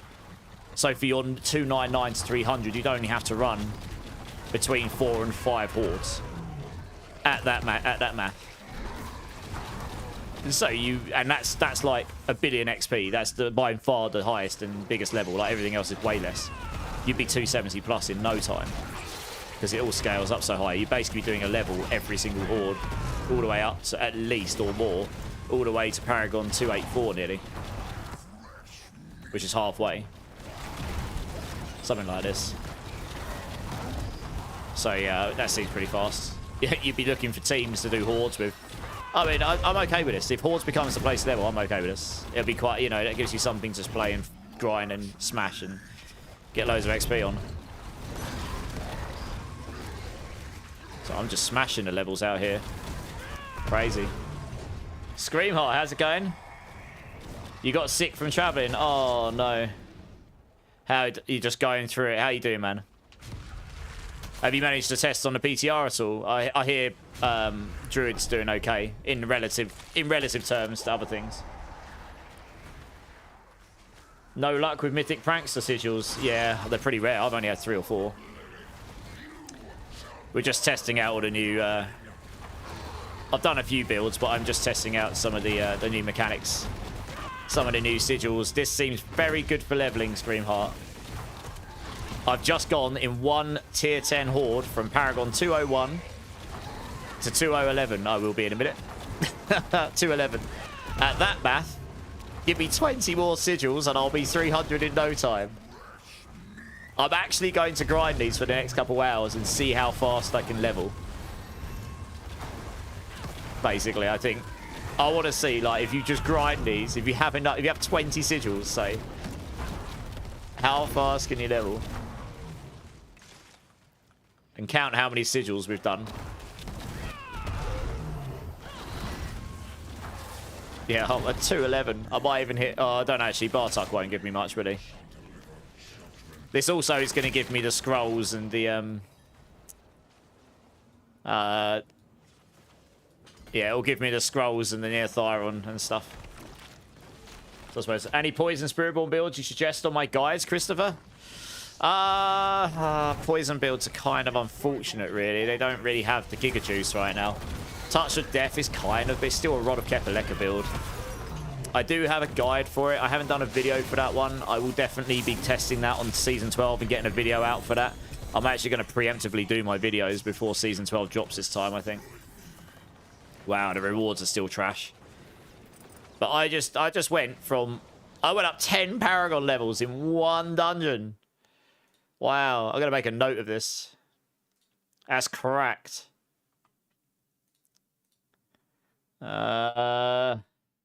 Leveling testing. Season 12 leveling testing. Yeah, I'm hoping dot builds will get some love in the expansion, Christopher. I mean, there are the Toxic Claw, like Russian Claw with the Shattered Vow build does okay in Season 11. But it's not the top build by any means. Start Paragon P201. And then Bloodied 10 wave hordes. There we go. Number 1. P211. Number 2. I'm just gonna gauge like how fast I go up on these. I guess we can open these for more scrolls. Oh, I don't have enough. Okay, we'll open that then. Screw it. Yeah, the item rewards seem a bit meh though, to be honest. Unsurprisingly. It's going to be really hard. I've got 3 Neothyron. Oh, good. Yeah, I don't think the rewards from these chests have scaled very well by the looks of it either. That's kind of sad.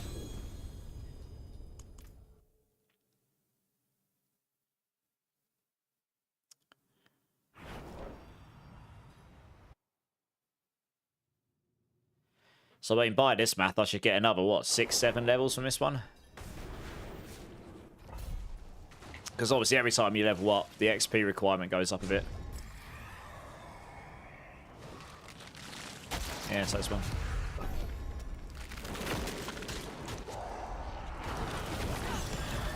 Just want to kill these guys.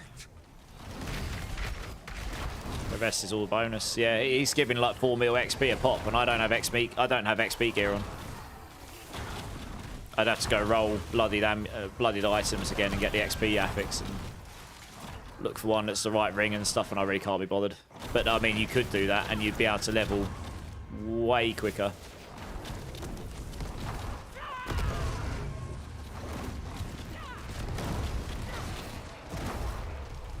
Obviously, you've got to be in T4 to begin with to do this, but this is, yeah, I mean, still.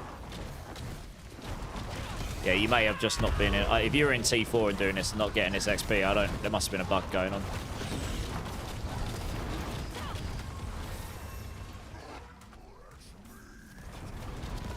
Paragon 212 already.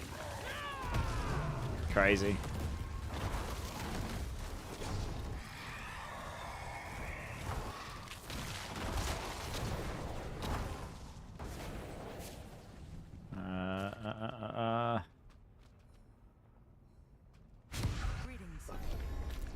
Oh, we got someone else just joined us, have we? Oh, good. Got a team going on.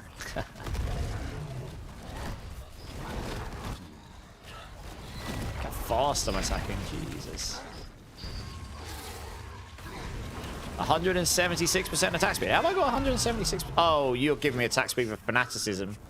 Yeah, your paladin buff's making me attack like crazy fast. I did wonder why I was attacking so fast. Because that goes to attack speed bucket too. Nearly Paragon 213. You gain the same amount of XP as me, yeah. So I don't know, there must have been something funky going on if that wasn't happening for everyone.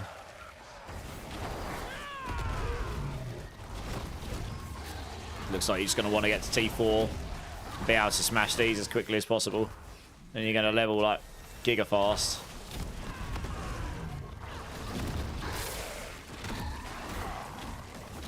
$213.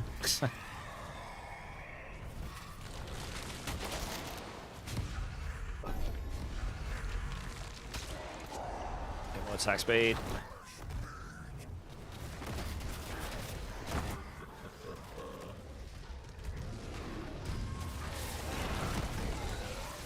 There's a lot of life I can gain.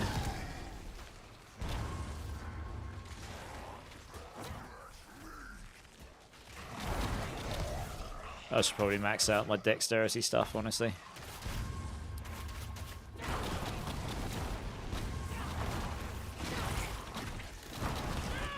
Back from lurking, decide to take a knapsack. Nice. I think I found something that's potentially very broken on Spiritborn. I've got some further testing to do, which I'll do in a bit, to work out what the most optimal way of setting it up would be. But yeah, it could be potentially very broken.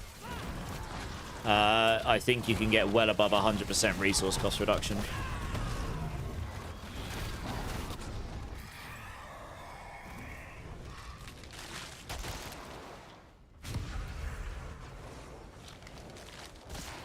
It depends if the math still scales above 100. But it visually definitely goes above 100 because I had it.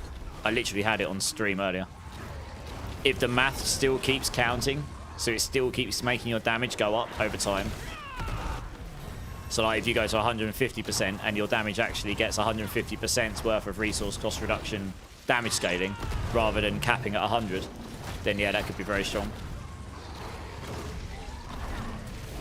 I think you can get to over 300 at best case scenario at 1,000+ kill streak, which would be insane. But you can get easily above 200%. Like, yeah, about 200% plus, I reckon.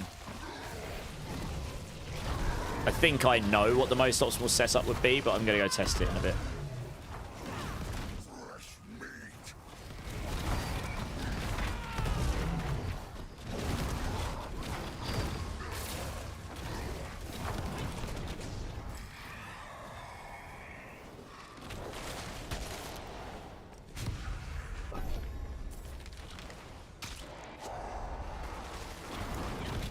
So we're up to 24 mil for a level here now, so you've got to kill.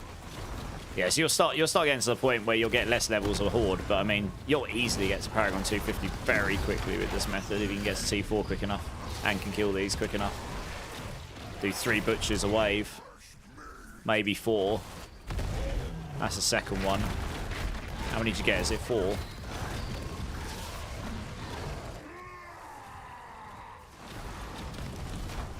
You might get 4 in this wave. You get at least 3, guaranteed.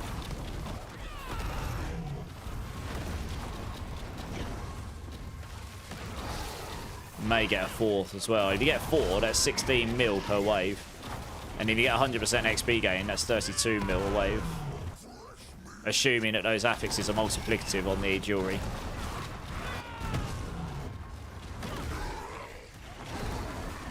Yeah, so we got 4 in that wave.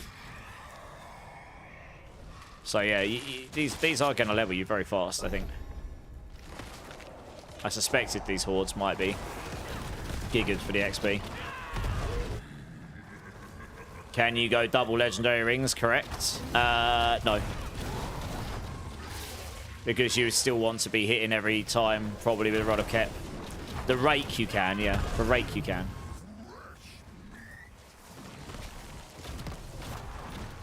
It would make Rake pretty good, I think.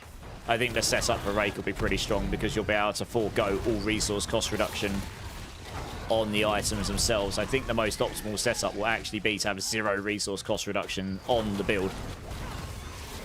Basically, what I found, Zach, was you can stack the resource cost reduction bloodied affixes. There's 5 places you can get it, all the armor slots.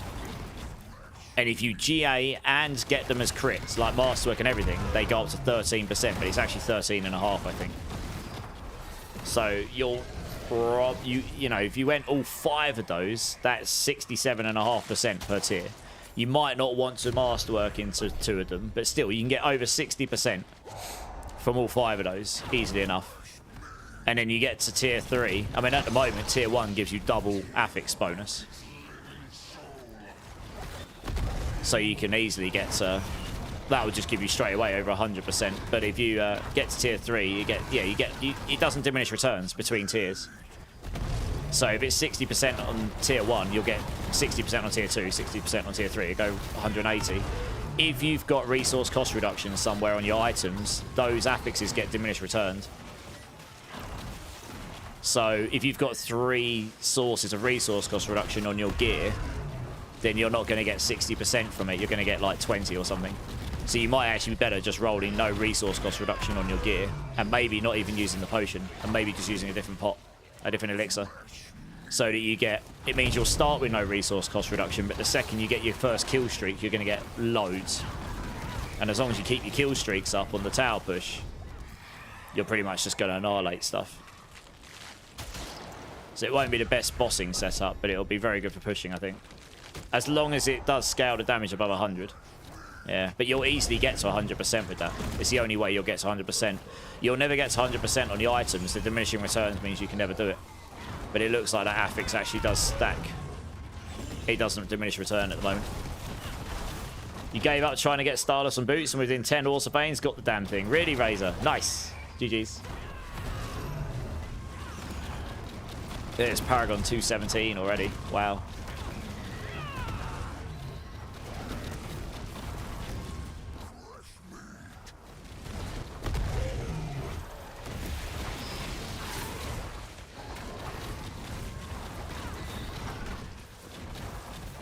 Do you know what I haven't put on? I haven't put pets on, have I?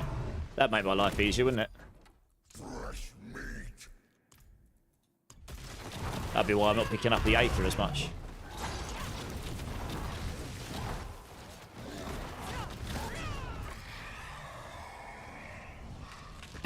That'd be why I'm not getting so much Aether. I forgot to put a pet on. Hey, Chaos Wave, nice. If you get... Oh, actually, it'd be really interesting if we can get a Goblin Wave.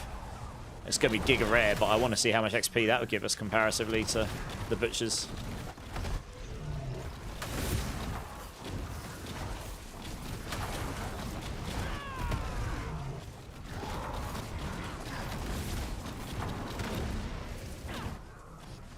Doesn't look like kill streaks works in teams though, because I'm not getting the kill streak count to come up when other people killing stuff. Which means the kill streaks suck when you're playing in teams. Probably. Which should be a shame.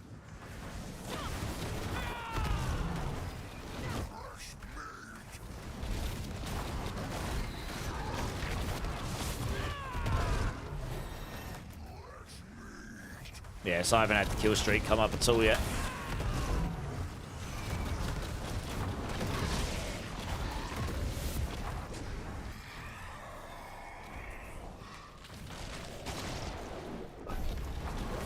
Can you get anything out of more than 100% asking?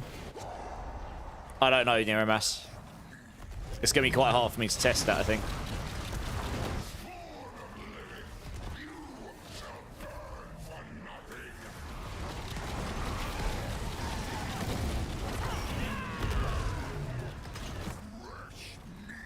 So, I think once you've got 100% resource cost reduction on the Rod of Starless Skies, I don't think resource cost reduction on gear stacks above 100. But it certainly does from the bloodied affixes. Because at least visually it does. I don't think... it's hard, I can't test that unless I get the Rod of Starless Skies on Season 11, which I haven't yeah, I haven't managed to get that. But there's a good chance that it does actually cap on the itemization. but maybe the Bloodied Affix doesn't. Because the Bloodied Affix isn't doing diminished returns like everything else does either.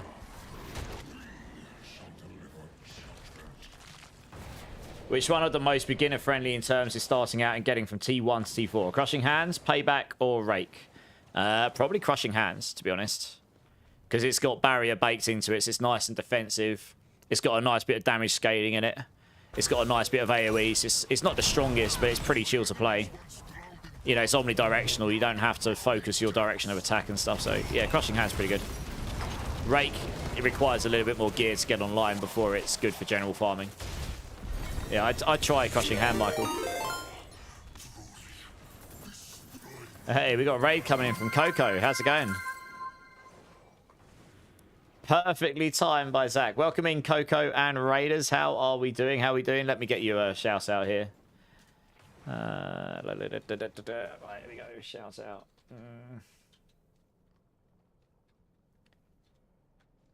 Oh, someone beat me to it. Oh, good. Well, guys, please go check out Coco here. Scream Heart's better half. And Blaster was pretty high in leaderboards in Season 11 last I looked. How was your stream, Coco? Thanks for the raid. Appreciate it. We're just testing Season 12 PTR stuff at the moment. Doing some general feature testing and leveling testing and such. Right, we're in a Giga Juiced one of these. How much resources do we drop from this? Wow. 5 Opticite. Okay. I mean, they did say they want to make Opticite rarer, but that's, yeah, okay. Opticite might actually be quite rare in this season coming up. We'll have to see how much of a pain point that ends up being. I guess I'll test gold next one. I got another 8 levels from that run. Lol.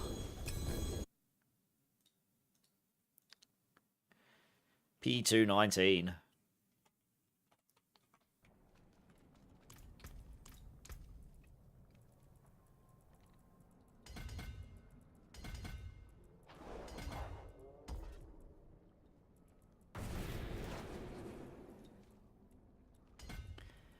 Just getting some of the damage there. Yeah, it's been good, Coco. It's been good. What were you getting up to in your stream?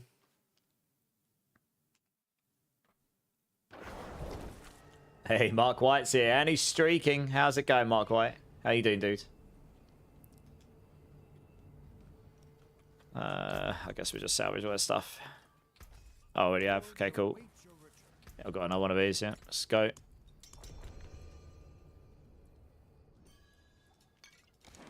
I'll go do the other testing I want to do shortly. What I want to test is if I use the max resource cost reduction potion, which normally is really good on these builds because it helps you get more resource cost reduction and the max resource scales with damage. With the resource cost reduction affixes on the kill streaks, does it actually make it so I get less resource cost reduction using the pot because I'll have 2 sources of resource cost reduction, if you get what I mean, or an extra one. It might reduce the amount I get from the bloodied affixes, which seems to happen after the fact. So it might end up giving me less. You might be better using a different potion. Like attack speed or max life, whatever you want to use, really.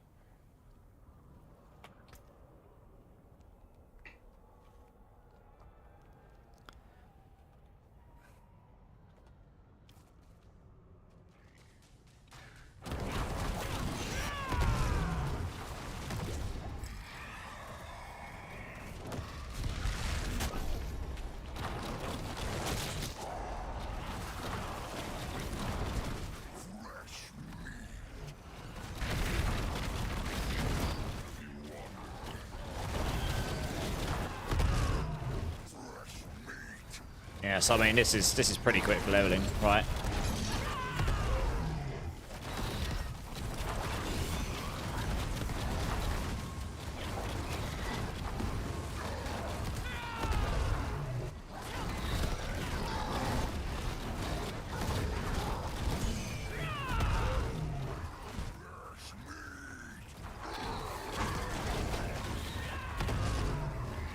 Yeah, so I'm pretty sure my payback going to 115 is definitely not a myth. Like, it will definitely go there, I think, if you get the right setup.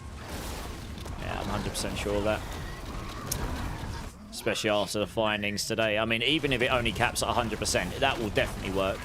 And I wasn't expecting to be able to get to 100%.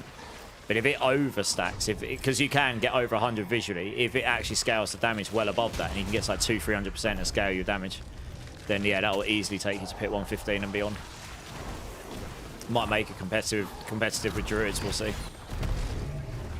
Trying to get a 4GA Heshreca Sungis with that affix on it though, that could definitely be a chore.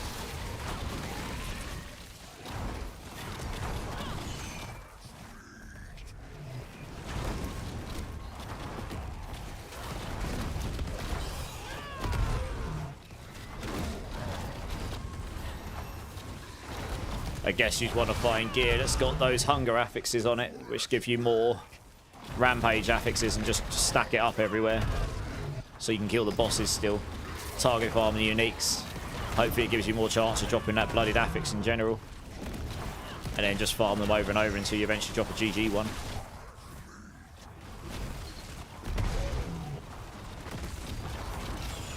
You're no longer #1 with Rake. Who's above you?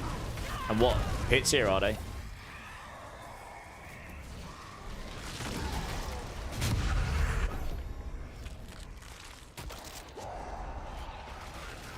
Oh, you got a 16 mark. Oh no. Whilst Open got a 99. Giga blasting. They've done 118. I think that's the highest I've seen any Rake build do. 119, yeah. 118, sorry. Yeah, 118. And then to level glyphs to 100, think crushing. Oh yeah, crushing hands can do. I did a pit 1. I did a tower 110 on crushing hands, I think it was. Yeah, I did a tower 110 on crushing hands. I've got very good gear. But if you can smash pit 100s, you can easily level. If you can do pit 90 and above, you'll be able to get your glyphs to 100. But if you can do 95 or 100 on your pits, and you can do them at a decent speed, you'll get your glyphs to 100 in no time, Michael. All of those build videos I've put up, all 6 of them, they will all get their glyphs to 100 easily. I think I even demonstrate showing doing pit or tower 100 like easy or above easily enough. So in that case, yeah, they will all do it.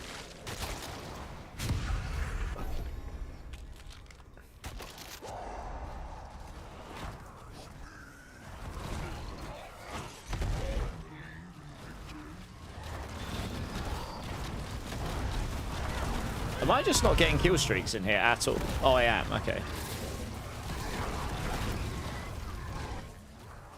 Yeah, the kill streak's not working in teams though, so that's kind of a bummer. So leveling up as a team is going to suck, actually.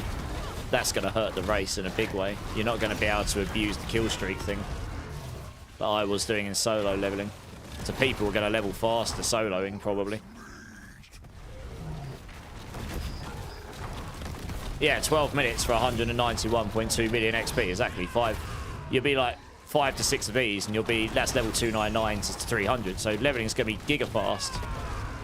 How much XP gain have you got on your jewelry, Blender? Yeah, I don't know. I have no idea.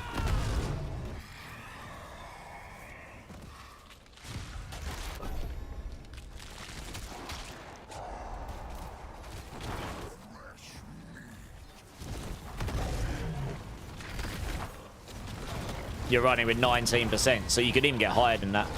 I reckon if you can just get XP gear that's good enough to run on, then you'll easily be able to get like between 50 and 100%.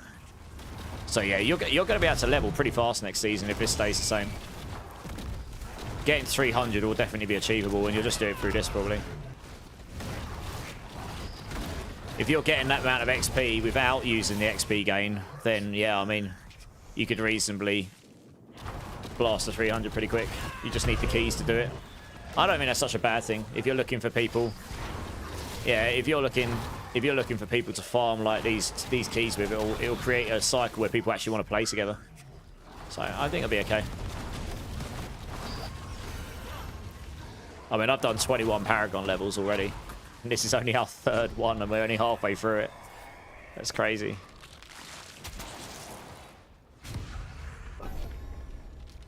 What I'll do is I'll run 10 of these keys if we've got them, and I'll see how much I level up on with no XP gain on the rampage, on the bloodied affixes. Just 3, you know, just teamed up with a few people and got my elixirs and potions and incenses on, so it's not even gear dependent. And see how far, see if I get to 250 on that, that'd be cracked. 10 and 10 wave Infernal Hordes in T4. You got a 16 as well, Oldman. Oh no. Big rippage.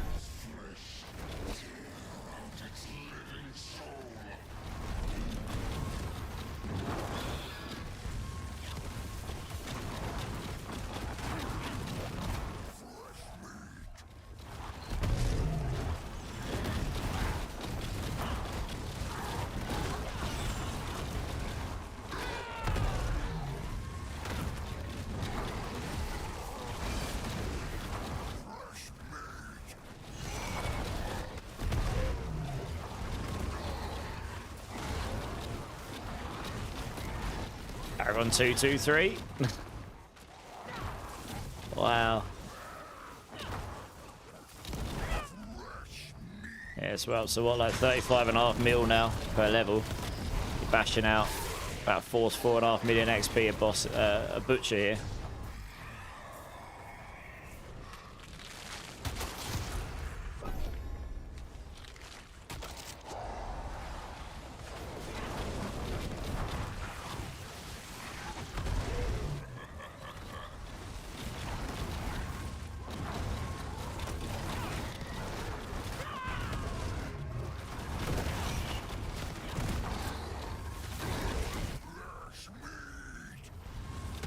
Hey, Beautiful Joe, how's it going, man? Wish my damage numbers looked like yours and not pixelated. Your damage numbers look pixelated. Really? Are you playing on console, PC? They shouldn't be pixelated. How you doing anyway? Welcome in, welcome in. I'm just doing some leveling testing right now. So we're going to bash out, I'm going to try and bash out 10 of these and see how many Paragon levels I get. And I'm counting how many I get per key and stuff.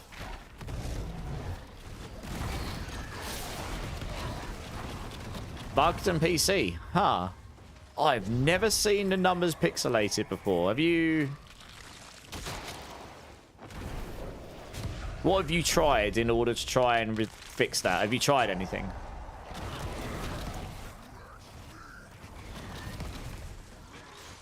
Vessel of Hatred is jagged.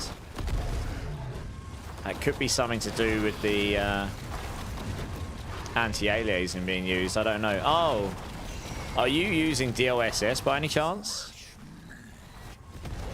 Are you on an NVIDIA graphics card and you're using frame gen? Are you using frame gen?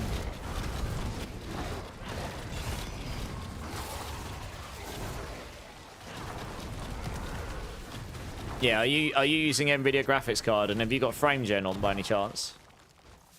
DLSS, okay. Alright, no frame gen. I was just wondering, yeah, frame gen can cause some weird graphical stuff. You've updated your NVIDIA drivers to the max, have you, and stuff?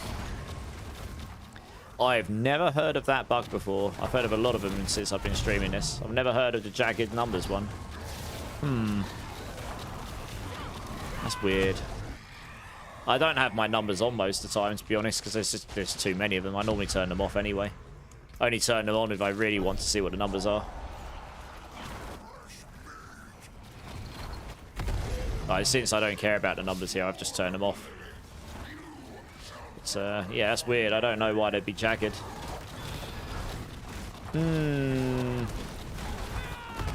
Maybe. I mean, you should be rendering the game at 1080p, right? So it should be fine. I mean, I am rendering the game at 4K, but I'm on a 4K monitor, so it shouldn't make a difference, that, I don't think. You're a fan of seeing them, fair enough. I don't mind it, but yeah, I just don't need them on right now, so. Anyway, what you been playing? What you been enjoying? Are you testing the PTR at all, or are you just gonna wait till the season drops? Yeah, that's weird. I don't know. I've not heard of that one. I can elevate it to the Diablo team and see if they've heard anything. Maybe they have some suggestions. You're getting back in with Pally. Nice. Bluntwolf, how's it going? Is this on live or on the PTR, Joe?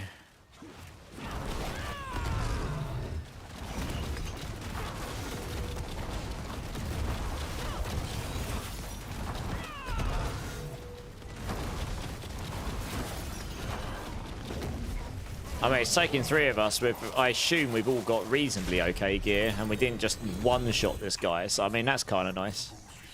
You've actually got a boss that takes more than 1 hit. How many scrolls have I got now? The Neothyron is sad. Wow, but the scrolls isn't so bad. Yeah, the loot from that is very underwhelming. How much gold do I get? 4,900. 900 here. 4.9 million, sorry. Yeah, it's just not the gold. This stuff's not really scaling all that much. I could have opened this for more scrolls, but did get 5 Paragon levels though. That's kind of nice.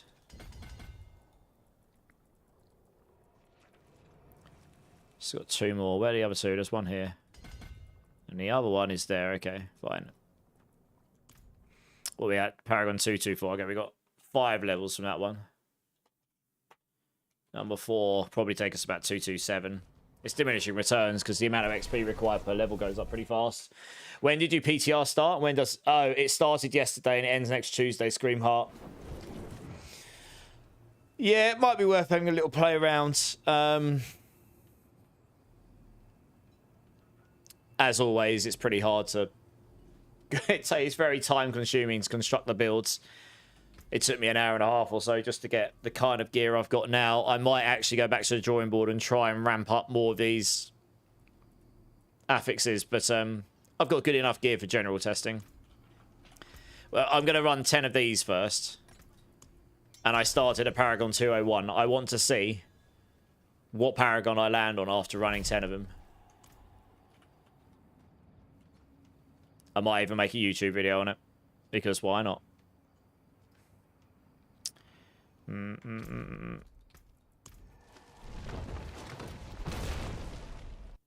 What are my main takeaways so far? I mean, it's an intermediary season, isn't it? So I'm not expecting big stuff from it. Monkey Luffy's impressions is, it's like I'm coming. He's just sitting having a good time. Was talking to stream when you came in. No, you're good, Screamheart. Yeah, I mean, I wasn't expecting big things or big changes to the classes this season, because obviously we've got some fairly big changes coming with the expansion, which is not a long time afterwards. I think it'll be fun. You know, we're going to get a reset to the economy. I think all the classes are going to come down at least 10 to 15 pit levels on average, just because of the sanctifications going away.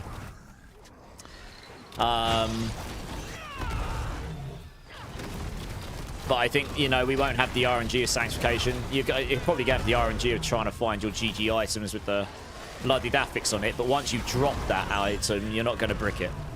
So I guess that'd be kind of nice, because you won't do the sanctification bricks anymore. I think leveling's going to be fine. Like, just from... This is going to be the leveling strat, I think. This is probably better than bosses, unless this changes. But I don't see a reason why they'd need to change this. This doesn't seem giga broken to me. You're still going to have to do quite a lot of these to get to 300. But, yeah, we'll see. I mean, this seems pretty good for leveling. Some people will hate it because their builds are getting made worse. And I guess the seasonal affixes at the moment are pretty average. Like, for most builds, they'll be pretty... You can solve crit charts at attack speed without them and such. But there are a few specific instances where they'll be useful. So you're getting a bit of power, like Spiritborn particularly is a class that can benefit from one of them. Yeah, it seems okay. I mean, the reality is we'll have 2 or 3 weeks in this season, and then we really start thinking about the expansion, don't we? I don't know about you, but I'll be doing prep for the expansion at least a month in advance, probably. or you know, depending on what I've got, depending on what I can prepare, I won't be wanting to leave that to the last 2 days. I've got too much to do, so.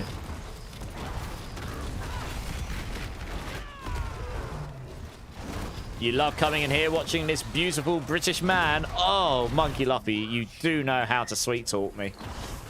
Oh, what can I say? Nice and kind words.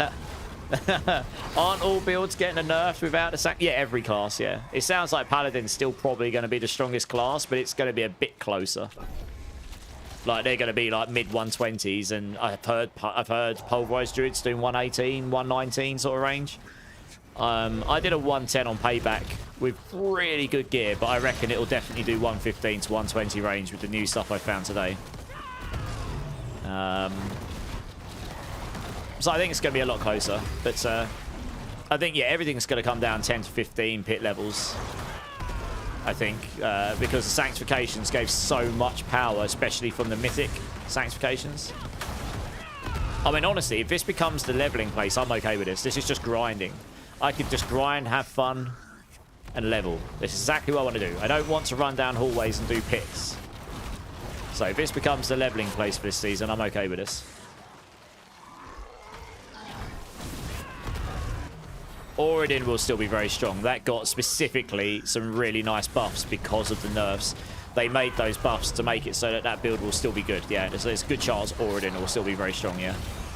That may well be the strongest Paladin build. I'm not really up to scratch with what exactly is the strongest build for Paladin, but yeah, I imagine we did see those buffs, and it does look good, yeah.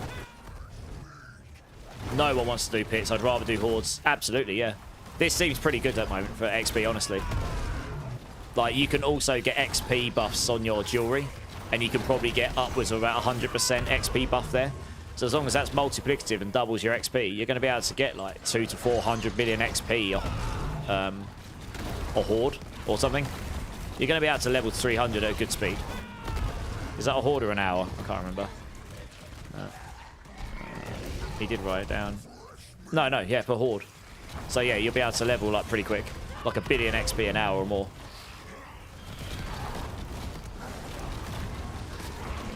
Oh, pit leveling would suck to all the balls. No one wants to pit level.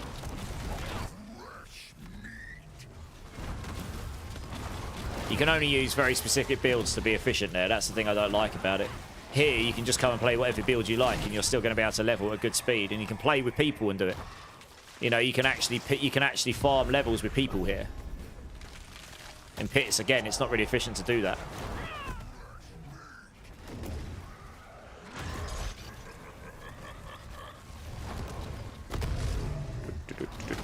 Guess we'll just say these.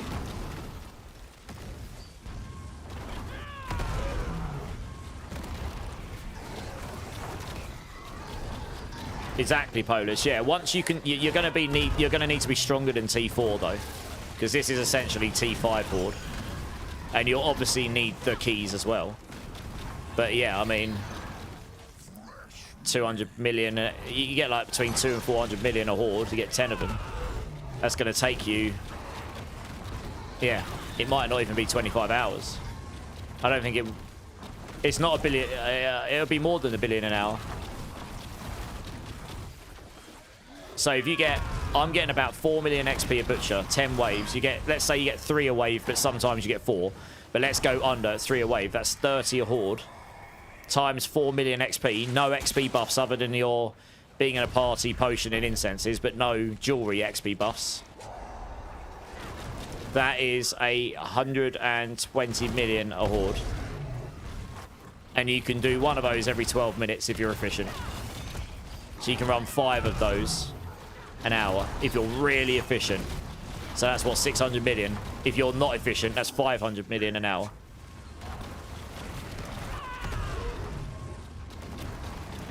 So that's 2 hours to do 299 to 300. And that is without the XP buff on your jewelry. If that's multiplicative, you can get that up to 1 billion now. So I suppose, yeah, I suppose you're right, 1 billion now. But that's underestimating. I think you can get slightly more butchers as well. And that's not including the XP you get from other stuff as well, which I guess would give you a little bit. Nowhere near as much, but it'll give you a bit. So, Oh, it's not going to be 25 out. It's not 25 billion XP to get from 200 to 300, is it? It's not that much, is it? 284 to 300 is half. That's 16 levels. No, it won't be 25 billion experience. It won't be. I don't think so. 25, so 16 levels. Your absolute max level is 1 billion. I mean, if you went 1 billion for XP for every level from 284 to 300, that's 16 billion. But it's not going to be that high. I think 284 to 285 is about half a billion, right? Something like that. It might be a bit lower, actually. It scales up pretty fast at that point. But let's say 500. So let's go in between. You're looking at 12 billion, maybe. From 28. Oh, okay, maybe it is 25 then. Maybe it is. Yeah, okay. About 24 billion. Okay, yeah. Alright, maybe it is then. Fine. Okay, maybe you're right. 1 billion to 200. Okay. 25 billion from 1 to 300, is it? Okay. Alright, fair enough. I mean, you're not really... You're going to be at Paragon 200 plus before you're doing these, I think. Because you'll probably start doing these in T3 and stuff. Yeah. I went from Paragon 201 to 211 in one of these in T4. So, yeah. Hey, Nate. Yeah, I'm good, man. How you doing?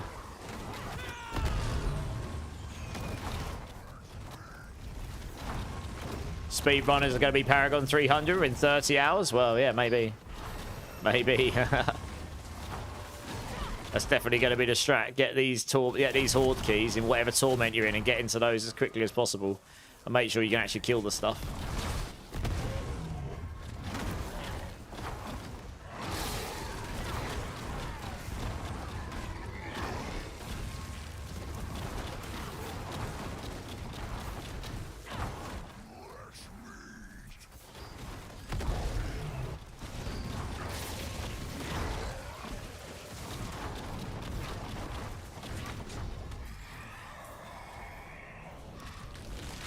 I suppose we've only got a couple of waves left, but Goblin's alright. Yeah, it'll take no time to get to Paragon 200. I totally agree with that, yeah. Like I say, you can just use these keys in T1 and T2 as well. You'll get relatively good XP there as well. It'll be a lot less than what we're getting right now, but you don't need anywhere near as much to get to 200 to begin with. It was like literally every wave I was getting a level in. At Paragon 201, one of these in T4. So T5 Horde, I was getting a Paragon level wave. So yeah, I mean, if you're doing these in T1, T2, like Paragon 100, you'll probably have the same thing there. They might adjust the XP rate, so obviously we'll have to keep an eye on that. But I don't know, this feels okay actually. This doesn't feel broken. This just feels like it's going to be a good place to come level, which means I suppose at least Hordes will have a purpose this season. Because there's not really any reason to do Hordes right now in Season 11, even with the event. It's a bit underwhelming. But the XP here doesn't feel... It's not like we're doing one of these and we're going up to Paragon 250 and then we do another one, we're up to 270 and then we do another one, we're up to 280 and then 285 and you know what I mean? It's not like you run 10 of these and you're going to be up to Paragon 300. You are still going to have to do a fair number of Hordes, I think, to grind it out. And it is a shorter season, so you probably want to give people a way to get to 300 a bit easier because it's a much shorter season. Got 6 waves, 3 stacks. Yeah, okay. I mean, I've got some more 10 wave ones as well.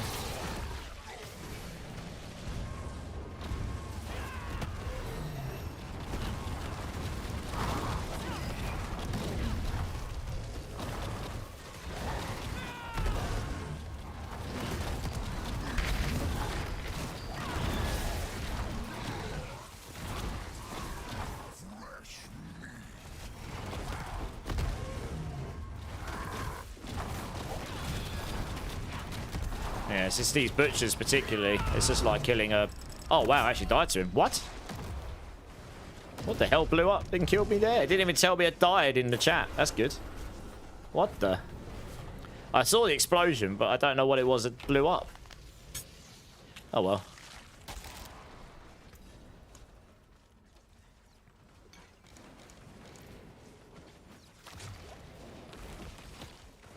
Yeah, so we're at Paragon 299 now. 4 Infernal Hordes. That's Paragon 299. Cracked. And then Bartok gives us like no XP at all, I think. 5.6. How much does this guy give us?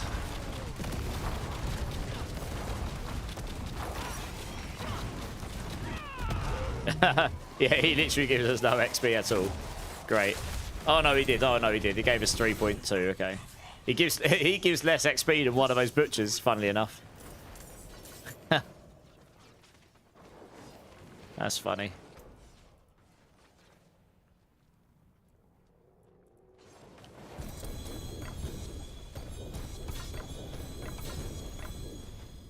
How many scrolls do I get from here? Just 2. Okay. It's worth it just for that, though, I guess.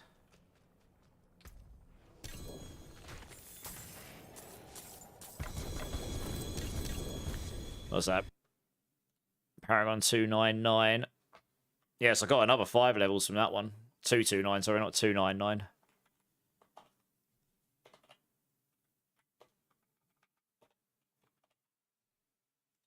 Yeah, no worries, Blender, you're good.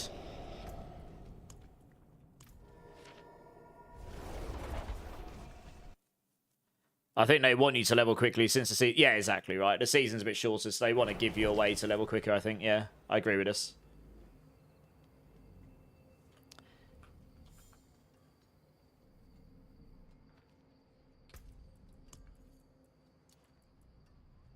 I'll wait for him to drop because it'll make this easier.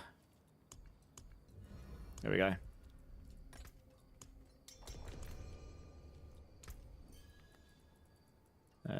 One of those. It's only little gains, but it's still more damage. Oh, I'm in solo again. Okay, cool.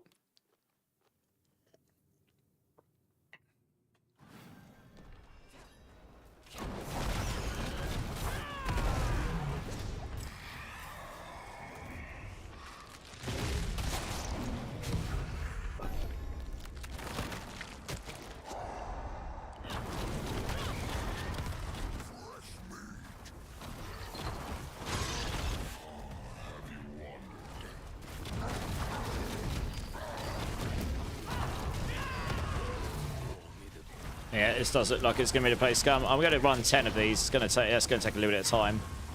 But I think it's a good metric then. It'd be useful to know, like, if I run 10 of these at 201, like, how much Paragons am I going to gain? I think it'll take me to Paragon. It'll be 240 plus easily, I think.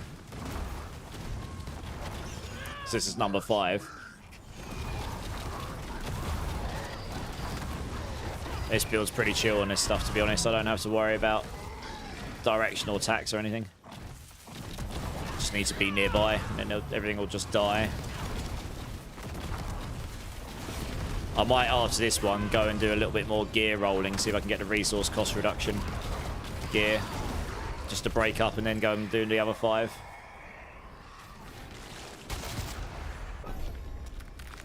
Can I PM you your solo XP? Right, 26.2. What was that there?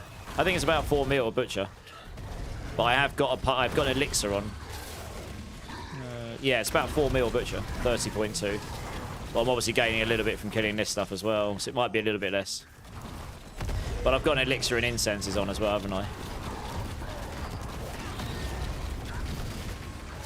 Yeah, it's about 4 mil a butcher in solo without any XP gear. I haven't got any XP bloodied affixes on. So obviously, like I say, if that's multiplicative, those bloodied XP affixes are going to be really strong for leveling. You just get 3 of those, even the base levels, that's 45%. You get them with Masterwork on, that's 23%. With the GA on, that'll be 29%. And then the 25 Masterwork. I think you can get those up to about 32 or 30. It'll be about 31% each or something. So I think you can get them to about 90% or something. And if it's multiplicative, that's a huge damage buff. Huge. Are bloodied items tradable? Yeah. Oh, those I rolled from boxes. Oh, yeah, they are. Yeah, because I've got one here that's tradable. Yeah, yeah, they are. As long as they're not coming from caches, you know, standard itemization rules. If you drop them, it looks like they are, yeah. So, yeah, your GG uniques with the right bloodied affix are going to be giga expensive. Like a GG Hesherek Kasungi's 4GA or even 5GA with the resource cost reduction affix on it is going to be like, how many kidneys spare do you have? You're going to need at least one to buy this from me. Yeah. You reached 1100 blood, Zach. Nice.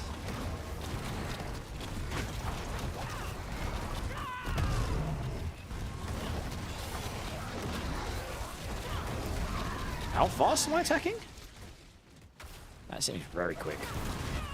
149%. Okay. Yeah, I've just hit that breakpoint. Look how fast I'm attacking. That's what I'm doing right now. Gorilla. King Kongo mental.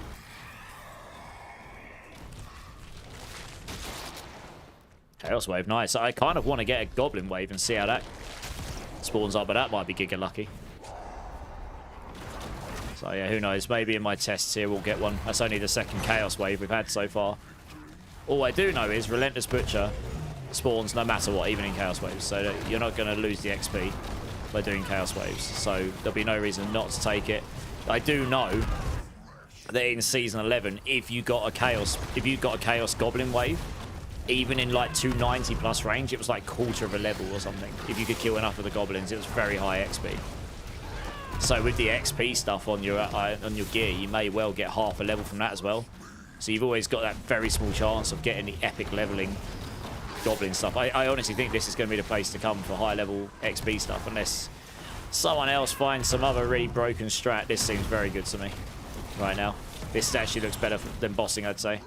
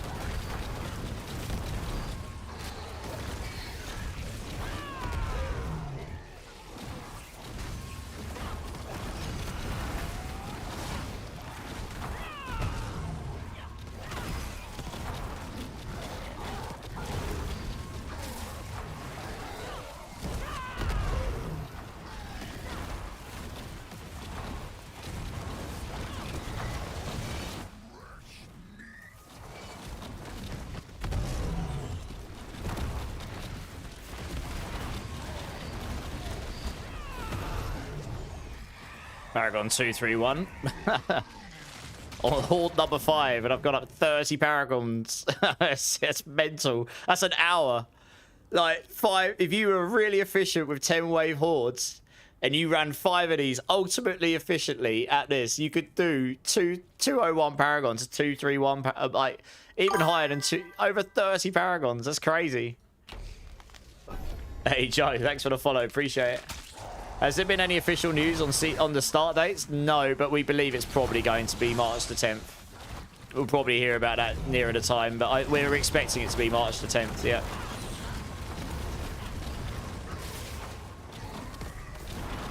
And Damon, I haven't mentioned it yet to any other content creators and stuff because we're busy testing, but I think we're going to run the race for this season. We're not going to do it for the expansion because everyone's going to be deep in doing the campaign and stuff. So given that this season requires slightly less work on the updates to planners than the last season, me and Clip have probably got time to pull that together this time. So if you and Bannock and that want to come and join, we'd love to have you along. Should be pretty fun. We'll come up with some interesting rules, you know, usual stuff. Yeah, I think we're going to do it this time.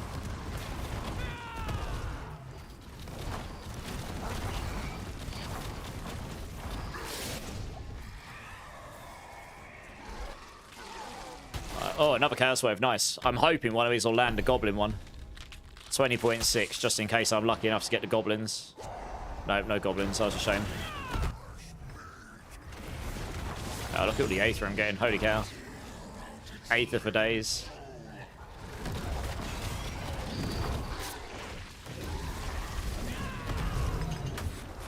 Jesus, look at all the Aether on the floor. What? I must have stacked up all of the bust. Look at all the Aether on the floor. I must have stacked up Aether for days of this stuff and not even realised because I'm on autopilot killing butchers. Look at it. Every time I kill one of these, it's just landing me about 1,000 Aether or something. Jesus, it's everywhere. I've just gone from 450 to 900 on this so far. That's cracked. Wow, that's really strong. Oh, look at it. Look at it. It's everywhere. I can't pick it up fast enough. It's just disappearing before I can pick it up. It's insane. Wow. It's not quite as good as Goblins still, but it's still, that's pretty strong. Wow. Does the Butcher disappear if you don't kill him? No, I killed him. Okay. Wow, I got like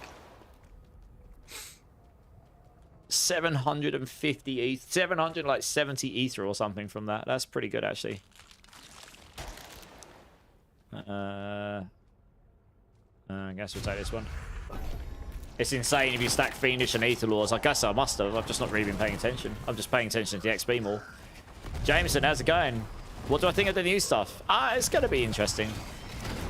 You know, I mean, it's not the most interesting mechanic, but honestly, we didn't really, if you think about it in a different way, when we had the latest itemization changes, I'm pretty sure that was this season, right? So we had Sanctification coming with it at the same time. And with that, meant we didn't actually play a season with the itemization as we've got it now, without having something that just totally overshadowed it, like Sanctification. So that's basically what this season's going to be. There are some... The Bloodied Affixes seem a bit lackluster for most classes. Spiritborn's definitely got one that's interesting. But anyway, we'll see. I mean, maybe someone will find something bugged or really crazy. The new... Yeah, this seems pretty good for leveling. I'm doing some leveling testing here. This seems pretty good. So if this becomes the place we can go level next season, I'm okay with this, to be honest. I'm okay if they switch around, like, what is good for leveling each season, because then it at least makes it slightly more interesting than running the same thing over and over and over again, you know? Yeah, I guess we'll take this. 1.4k Ether in that wave, really? Okay, nice. You want to see the new classes? I mean, I don't know when they'll announce the second new class. I guess at some point they will have to before the expansion drops, but yeah, I don't know if that'll be before this season or not. I guess we'll find out when they do it, right? Obviously, we know what Paladin is. Paladin looks like it's still going to be very strong in this season, though. So, if you're interested in playing Paladin, you will absolutely have a good time of it there as well, I think. I honestly, Spiritborn's going to be fine as well. Yeah, Spiritborn's going to be fine. You know, I've got attainable gear here, and I'm smashing stuff, so I'll do some pit testing at some point as well. Data mining the PTR indicated the new class is Warlock. Oh, did it? I mean, I don't know. There's a lot of rumour milling going on. But, I mean, that happened for Paladin as well. They data mined and rumoured it, so we'll see, right? There's a number of things it could be. Hey, Nighthawk coming in with a follow. Cheers, man. Appreciate it. Welcome in, welcome in. How are you doing? Yes, I did hear the rumour milling. I had a lot of people message me about it today. Did you see the rumours? Did you see this? I'm like, I did.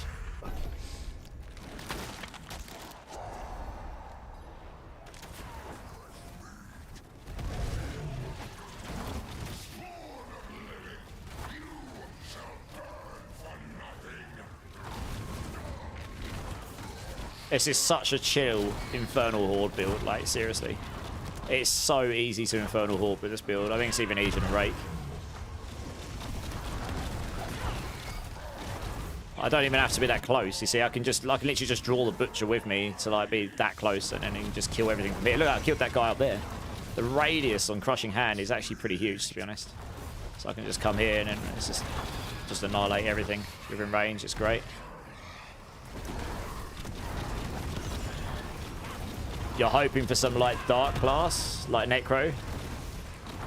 Underwhelming and slow. What's underwhelming and slow? What, Necro, you mean? Yeah, I mean, with the expansion coming and the overhaul to the skill trees, I do wonder if they're going to give some more mobility options to the classes, you know? Make it so that every class can have a falling star if you invest into it. Sort of thing. We'll see, though, right? I mean, that's just me. Copium, I suppose, that is there. If Fireball would have enough damage, that would be relaxed. True. Expansion, hopefully. You might switch this season to Pally. Does new season reset? Like, no, I don't think so. I mean, new season, you have to start a new character, but I think the new skill trees are in the expansion, not next season. That's what I'm expecting anyway.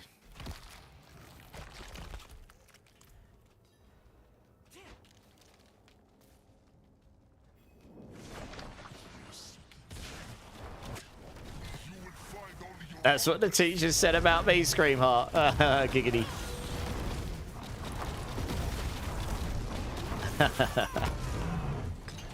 How funny.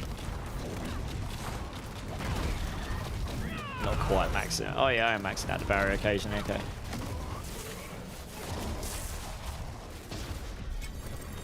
Yeah, the loot's pretty underwhelming from this, to be honest, but I guess it doesn't matter. If you're coming here for XP, then you can't really lose. The loot's just a bonus, I suppose.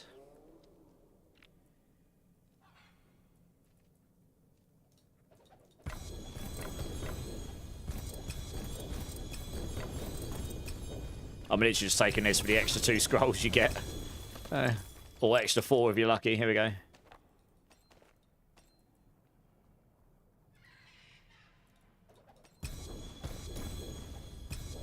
I guess we just rinse the rest on gold or something. It doesn't matter where I put the rest. Alright, I am going to go... I'm going to take a... Okay, so where do I get to? 232. So 5 hordes. And I was fairly early on in 201. And I'm now at P232. 31 Paragon levels in 5 hordes. That's about an hour's worth of gameplay if you're super efficient and you have 5 of those keys.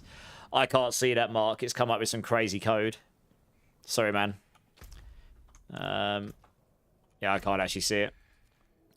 I'm going to go and roll some items and see if I can get the bloodied affix on it.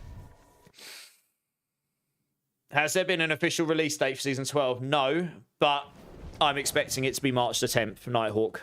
March the 10th. That's when the Reliquary ends. That would line up with everything. That's literally a month after this ends. It's normally 1 month. This normally ends 1 month before. So, yeah, I would expect it to be about March the 10th or so. Somewhere around there. I guess March the 11th for Australia and such. Right, where do we put this? I'm just going all the damage nodes to start with. Okay, right. Do you know what? I will dump all these in here. It's got the wrong affix on it.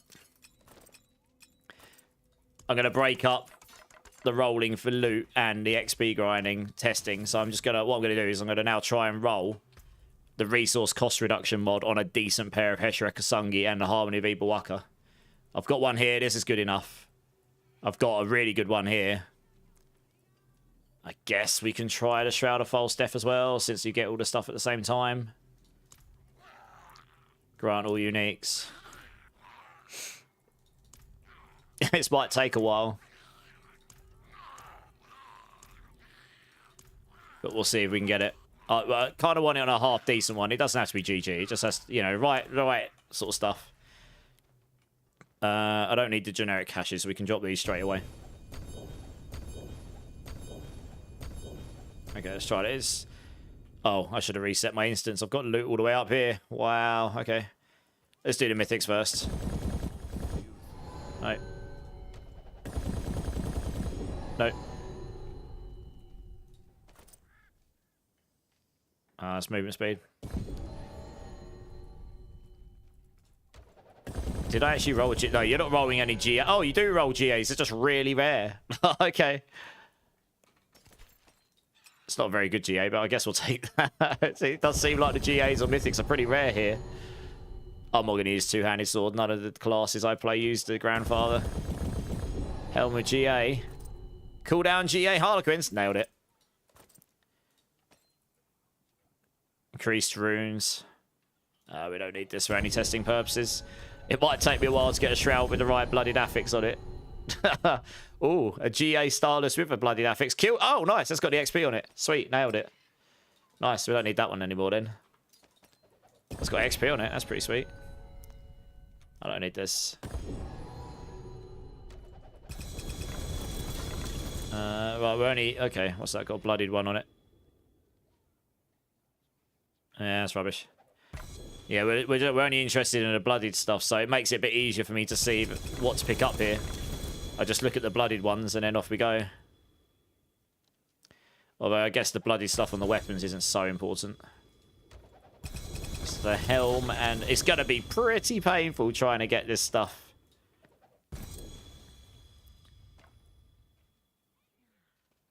It's going to be pretty painful trying to get this stuff in the actual game, to be honest. With the bloodied affixes as well. Wrong gloves. Path of Emissary, lucky hit chance, okay. Oh, it's got rubbish aspects on it. This might be, I might be here a while, that's why I wanted to break it up a bit.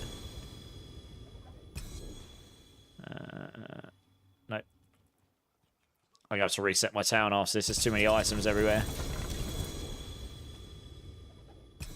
Amulet, gloves. Oh, wrong gloves again, it keeps giving me that. Okay, let's reset my instance here.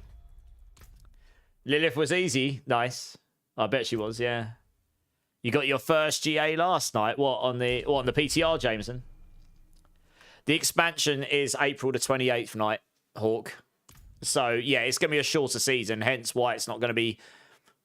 The season's not going to be quite as elaborate in, like, the seasonal mechanics. It's just going to be... I'm just treating Season 12 as a reset to the economy. Slightly different. We've got a slightly different way of building. We're reducing the power across the board, so maybe Paladin won't entirely dwarf every other class. It probably still will, but, you know, it might not.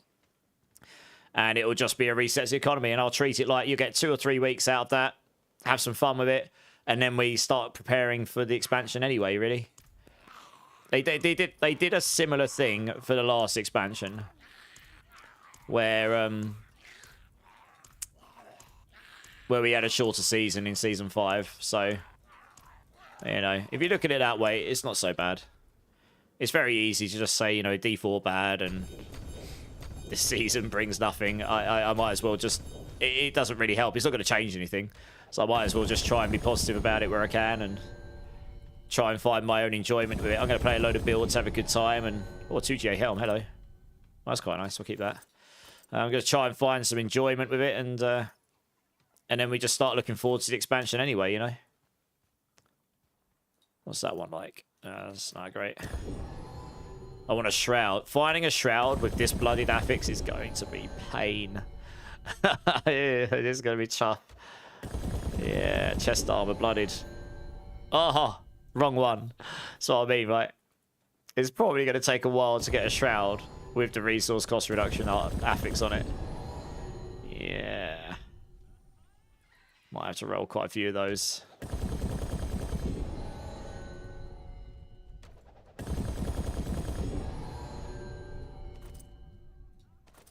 Ring. I've already got the GG ring, I suppose. Helm. Oh, I rolled the wrong one. That'd have been it otherwise. Bummer. 3 GA gloves. Wrong. Oh, it's the wrong pair of gloves.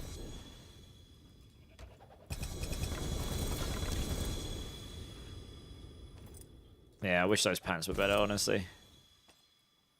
I have literally a GG one of those rings, so I'm not going to find a better one of those unless I get the bloodied affix on it as well.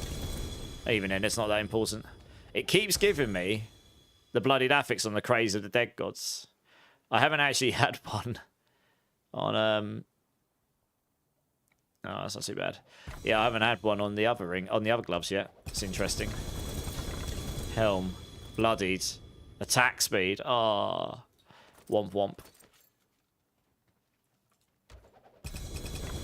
There's no way of target farming this at all, so... 3 GA amulet, 2 GA gloves. Blah, blah, blah.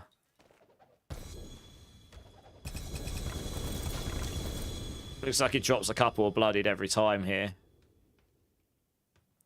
So you just gotta hope he hits the right item, I suppose. Did not hit any of them there. I'm probably, given how many of these I'm opening, I'm probably just going to have to reset my instance every time. Can't be good for their servers, but you know. Makes sense, Nighthawk. Yeah, no worries. Hey, Dark, how's it going? So I'll try and do this with 2 items, and then we'll go back to... Oh, sorry, Emmett. How's it going, dude? I probably won't add you on Discord, but yeah, thanks for the follow. Appreciate it. You're more welcome to come join my Discord if you want.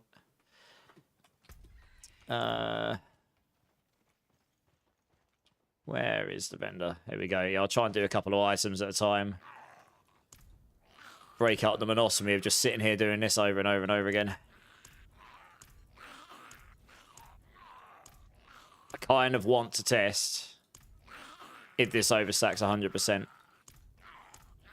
And what would be most efficient. It'll give me a better idea how I want to put the guides together before Season 12. Obviously, I'll keep an eye out for changes as well. But I don't know if they'll change much on that front. To be honest, doesn't seem that broken. I mean, this will be very good for damage, but yeah, I'm only interested in the blooded ones. Helm. Ring. Sword.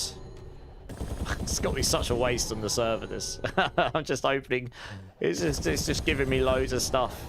And I'm literally not looking at any of it. Oh, man, and again. Ooh, oh, wow. 4 GA bloody damn it. Wow. That's like GG for that build. That might be really good for leveling. Oh, wow. I suppose I'll keep that. Might have to test that at some point. Oh, dear. That's really good. Litterbug, I know, right? What about this quarterstaff? Oh, it's got the wrong GAs on it. Big sad. Oh, it's got a bloodied helm. Hello. Movement speed. Oh, literally. It's just so close to being what I need it. I mean, that is quite cool. Like, you're going to drop the 4 GA and you're going to have the bloodied affix. That happened to roll the XP one on it as well. Probably be quite good for leveling that. Oh, it's cooldown. Big sad. Big sad.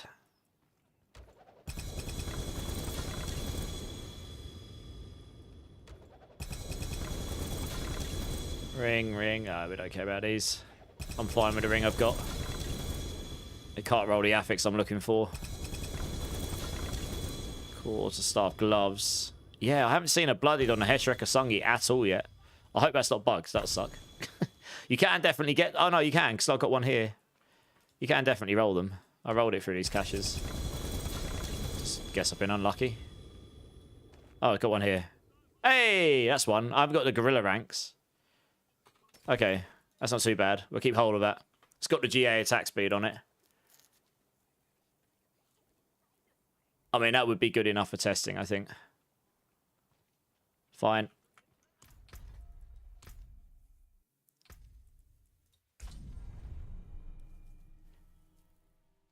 $1 million fine for each piece. Wow, I'll be broke very quickly.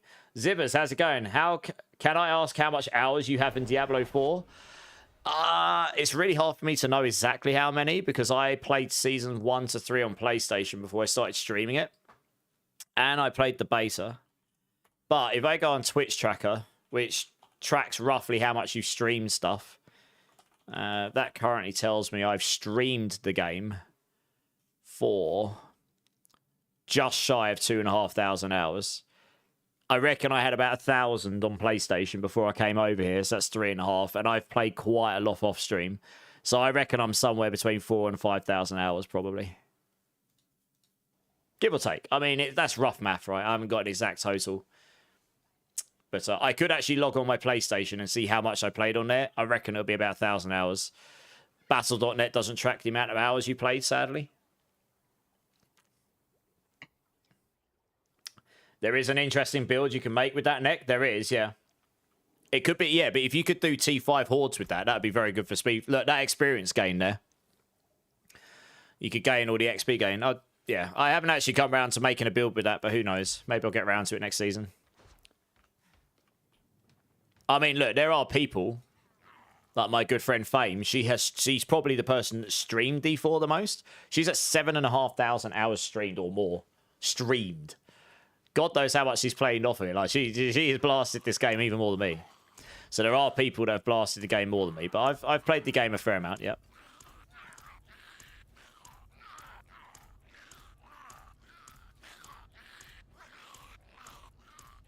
I've been streaming it pretty much near enough full time since season 4. I think I've finished out most seasons. There's only 2 that I haven't played till the very end. Either because something else came out or... Yeah, it's normally because there's something else going on, to be honest. Oh, wow, we got loads there. Wrong chest. Damn, it's a shame. Nope. Nope. Yeah, I mean, it'll be a grind to get these bloody affix items, which I guess isn't such a bad thing. And it'll be particularly important for Spiritborn, though, honestly. There'll be a lot of people complaining, going, I can't get this affix for my items. God damn it, Leroy. I might actually craft with runes next season. I never normally do, but I might actually have a reason to do it next season. Yeah, I'm only interested in the bloodied ones. That's what I'm looking for. The items I've got are really good. But I want them with...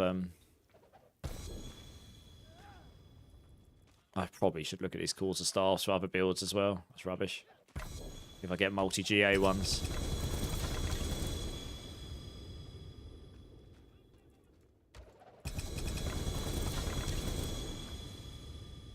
Nah. Gloves, called staff from gloves. Yeah, that's not too bad. I'll keep hold of that in case for testing other things.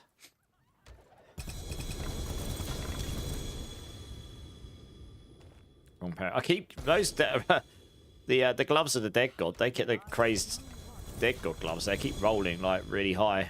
Ooh.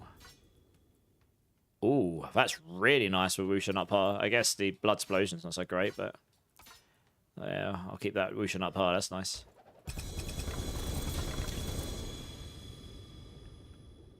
Crazed gods again, of course. Keeps rolling those.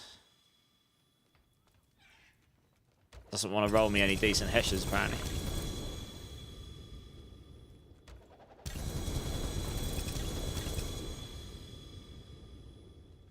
Okay. Where's my chest? Let me just find a random tab. Dump all that stuff in there. That one I might keep. Yeah, I'm going to reset my instance between each one because I'm opening so many items. Hey, Evil Mindster, how's it going, man? Welcome in, first time chat. How you doing, dude?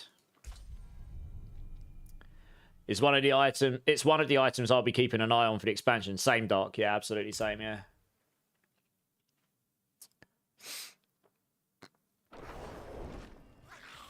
Yeah, I appreciate it's a little tedious to watch, but trust me, it's more tedious for me to do. But there is a purpose behind this. Since the PTR is all about testing, I want to be able to make you guys the best Spiritborn builds that I can. I don't expect many changes to come to Spiritborn between now and I haven't noticed any like real game-breaking bugs. I'm not expecting big changes for Season 12 beyond what we always say. There's barely any changes anyway. So I probably can pretty much... I need to know this for when I make build guides. I might actually go off and record the footage for 3 of the builds after the stream. I won't edit it tonight, so recording the footage won't take too long. But I think I can actually do that this time around. And then I can get them prepared so you can have them pretty much for season launch rather than getting them during the season. It'll be useful for me to know this. If the damage stacks above 100% scaling or not. It's going to be a lot easier for me to test that if I've got it in multiple places. Oh, it's Tarails again. I actually rolled the right rampage affix as well. Damn it. I guess you'd want the affixes here, which say get more rampage affixes. That'd make it a lot easier to farm this stuff. You'd get jewelry with drops more rampage affixes. Do you know what? I should probably just equip 3 rings with that on and see if that increases the odds of getting them. Do you know what? I'm going to go do that. It might make it easier to farm these things. Let me try and see how much of a difference it does or doesn't make here. If we go jewelry and just do a couple of these, that should be enough. Because I don't care what the stats are. I just need that affix there. That's all. Nope. Nope. Nope. Nope. Oh, you can get 10% increased chance of hungered items. Okay. That is the one affix I don't have in my list. Let's add that.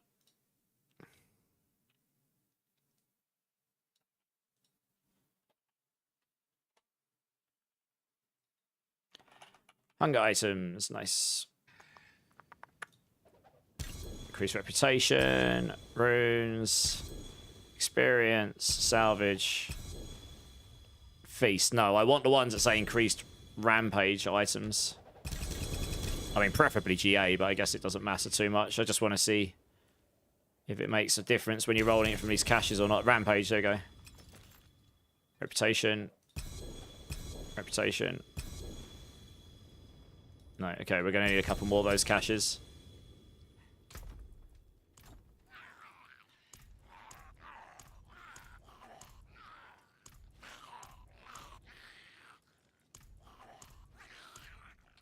Let's go down here. Actually, screw it. We can reset the instance afterwards. No. Runes. Rampage. And it's G8. That's nice. No.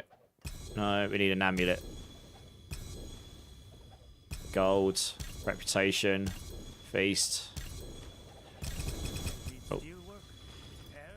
I mean, if I get GA on all of them, that'd be even better. But I won't hold up on it, I don't think. Feast. Feast. Yeah, none of those. Just need an amulet with this affix on it. Kill. Hunger.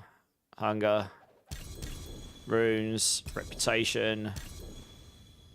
Hunger. Runes. Rampage. That's a ring. Rampage. Well, I'm going to need some more. I just, for some reason, can't get an amulet with this affix on it. Jewelry.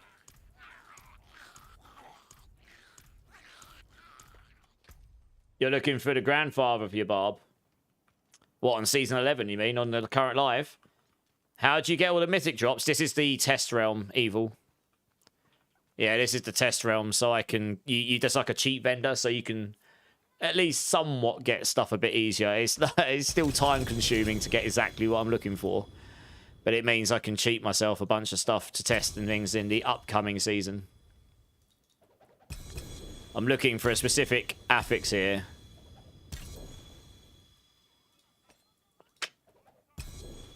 On an amulet. Okay, I got 2 GA Rampage rings. That's nice. Now I just need it on the amulet. If I can get it on the amulet, non-GA, then that'll be fine. No. I'm literally only looking at amulets now. I mean, I could just use the rings if it comes to it. Did that only drop me rings? Wow, 1 amulet. Okay, I got it. I got on the 1 amulet it drops. It dropped me a non-GA one. Fine. Good, because what I can do here...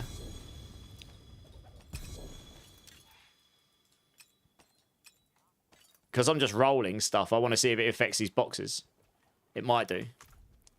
It might mean when I roll these other items, I might have a better chance of rolling.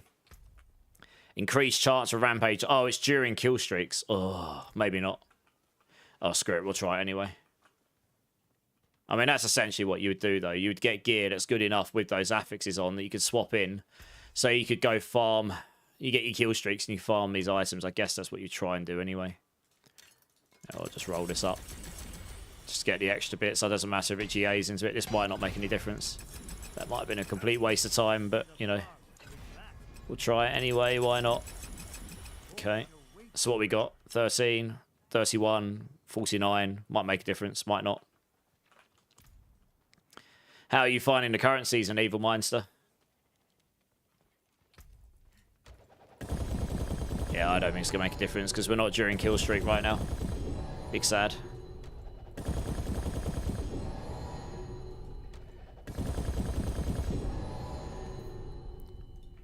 Man, this is going to take ages to try and get a shroud with that affix on it, I think.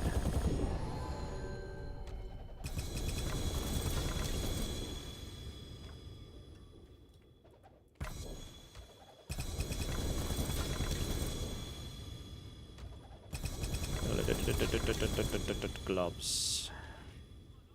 It's got the wrong affix on it. Gloves, wrong gloves. Oh man, that'd have been an awesome Rod of Capeleka, but it's not got the maximum aspects in it. Big sad. 3 GA one. It's got the wrong GA on it.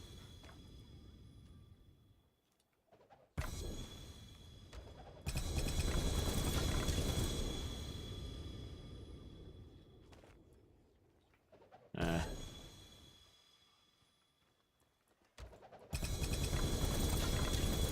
3G. I got another 3GA hammered it with that. Wow. Good times.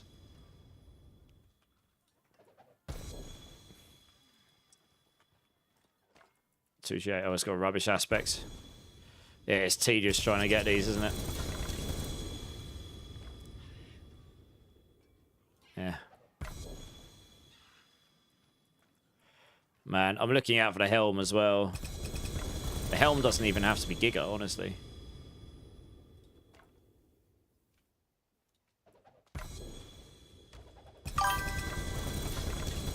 Pants, glaive. Yeah, that's not as good as the other one I've got. Hey, Notice, coming in with a follow. Welcome in, dudes. How you doing, man? How you doing? You're looking for 2 days to get jar runes, but it's a low drop. What, in Season 11? How many do you need, Evil? I'm pretty sure that's something we can help you with. I reckon there's someone in the community here that might be able to help you some jar runes. So let us know how many you're looking for. I'm guessing non-PTR. I'm guessing on live. I mean, I'm sitting on like 100, so if someone can sort him out for now, I can always refund you at some point.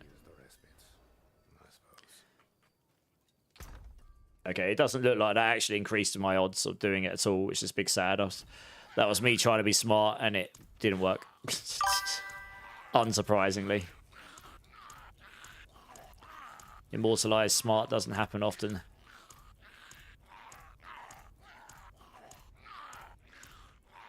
Six. 7. Hey, Evil Mindster with the follow as well. Welcome in. Appreciate the follow. Since it's a PTR, I don't know why they don't just have... I know. Yeah, they could definitely make my life easier here as someone who does actually test this stuff. You know, think about how much more I could test if I didn't have to spend this long doing it. But, you know, it is what it is. We just have to get on with it. I'm trying to test a very specific thing here, but it would be very useful to know. Oh, man. Wrong one.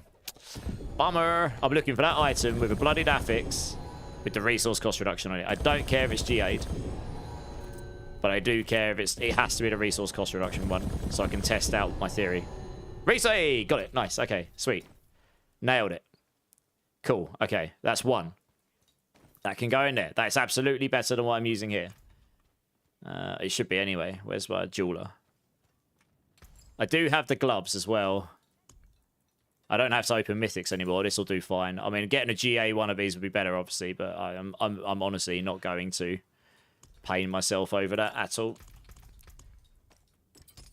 Cool. So we can go masterwork that bad boy up. See where that lands. You probably want that to roll into the resource cost reduction, to be honest.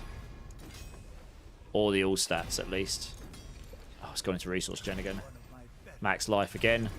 All stats. Okay, we'll leave it there. The resource cost reduction probably would be better, but, you know, I don't have the Neothyron, so I'd have to go farm some at some point. I don't need the mythic stuff now, so I can actually just get... Oops. Get rid of these. Now I can just roll these. I'm looking for a Harmony v Bawaka one. I can make these gloves work. I'll have less ranks in it, but, you know... Beggars can't be choosing. That's a pretty damn good version of that quarterstaff, so I'll keep that.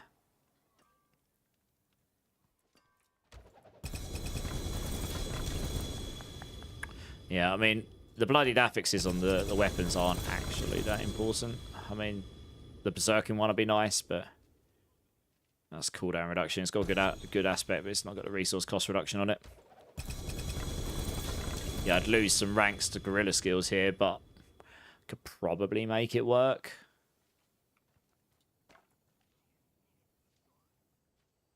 That's pretty good for payback, actually. Keep hold of that. That might be better for payback if I wanted to test that. I am looking for the Harmony of Evil Waka helm, though, with the resource cost reduction.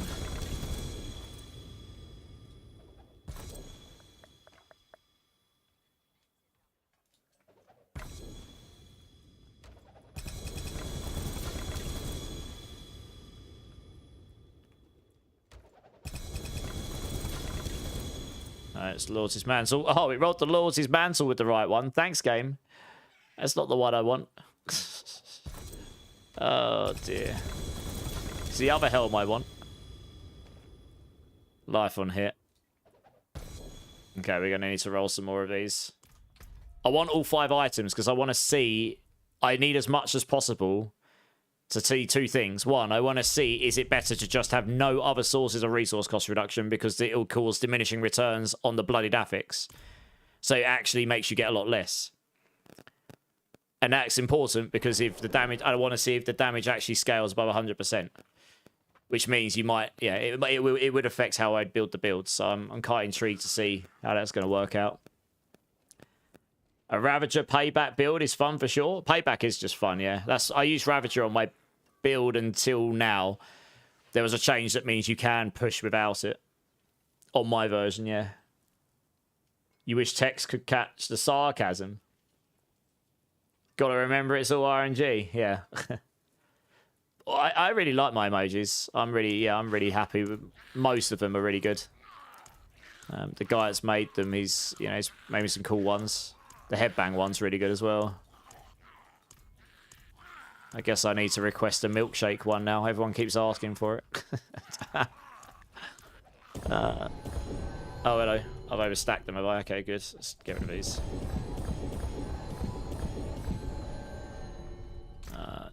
Since we're not using these right now. Pretty sure those items are doing nothing for me, so let's just dump those in there. Stick that there, stick that there, stick that in here. This is fine, I don't know. Drop the generic ones, because I don't need these right now. On this build, generic. Right, class ones. Nope. Glaive, gloves. Life on hit, which is very underwhelming. That definitely needs buffing, that life on hit one. Okay, that just straight up rolled its name. That's not a Heshrek Asungi, that's a bug. That said Heshrek Asungi on it when I picked it up. I'm going to clip that. I'm going to send it to them. There's definitely something weird going on there. That's funny. Here, have a Heshrek Asungi. And it actually turns out to be a ring. Just... Gloves. Wrong ones. That had the right affix on it and GA. No! That's literally what I want on it. Oh, feels bad, man. That is the affix I want on those gloves. That's the game trolling me at its ultimate max.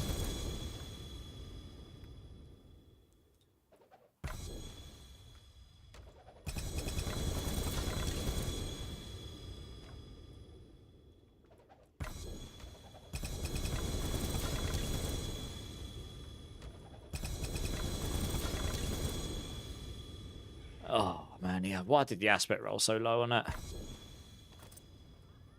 Wrong helm again.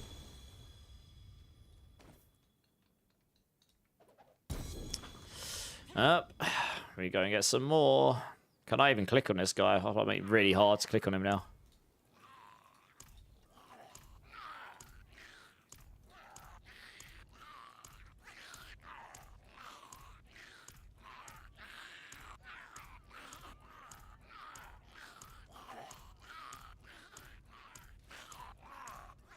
Keep going so it also drops the mythic thing. There we go. Drop these.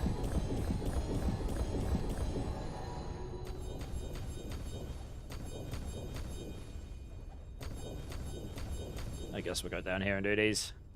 You've been lurking while building your build back up, learning the Spiritborn build. Nice. I really enjoyed that Wings build, and I will get around to testing that, and I think it will be pretty good in Season 12. It won't be our best build, but it'll be a solid A tier build, I think. That's where I'm expecting it to be. Helm.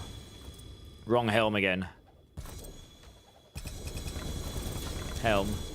Wrong helm again. Ring. I've got a very good one of those already. Ring, chest armor, okay. Amulet.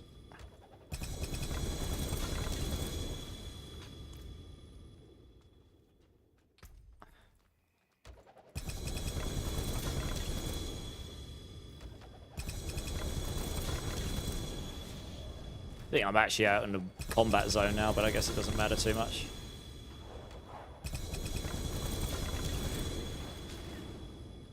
This is painful. You're remotely trying to get what I want.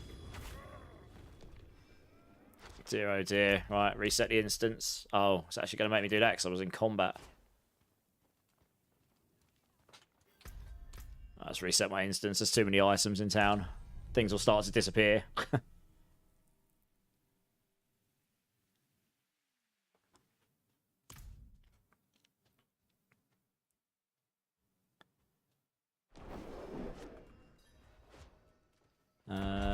Right. Vendor.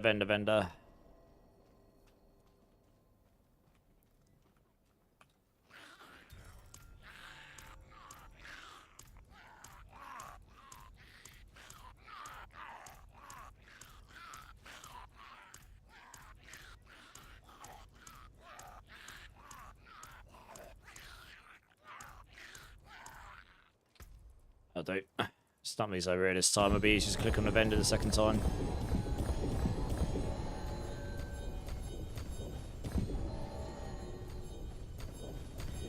Alright, let's try again.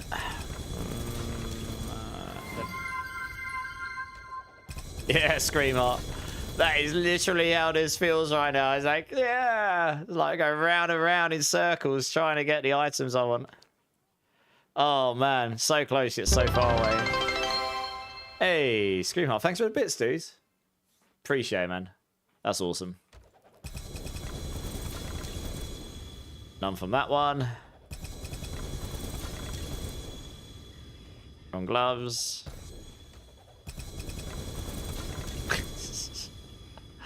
Oh, imagine how much more I could test if I didn't have to sit here and do this. This is why I don't test many builds on the PTR. It takes so freaking long to get the stuff going. Oh, a 3GA. But it's the wrong type of gloves, though. Oh, it isn't. Please. Oh, why couldn't you roll it on that pair of gloves? Oh. Oh, that would have been GG. I don't care about the aspect. That would have been it. That would have been the one. Man, it's got crit charts. We just do not need that. Nazgrime with a follow. Welcome in. You just saw me get the ultimate troll. That was the pair of gloves. Just wrong bloody affix. Oh, man. That feels bad. So close, yet so far away. Never mind. We keep going. We keep going. Helm. No. That'd have been nice as well.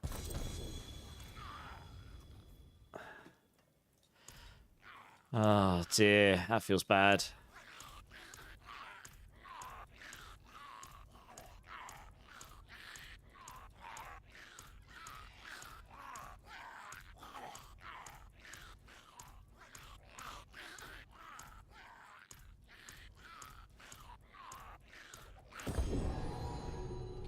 Let's chop these off.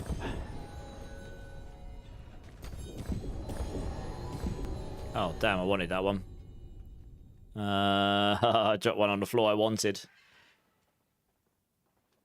Probably not going to be able to see that amongst all this. Never mind. Rip.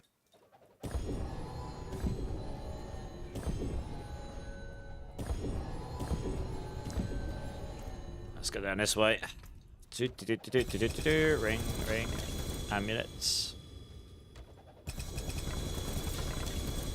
Ring, and amulet again.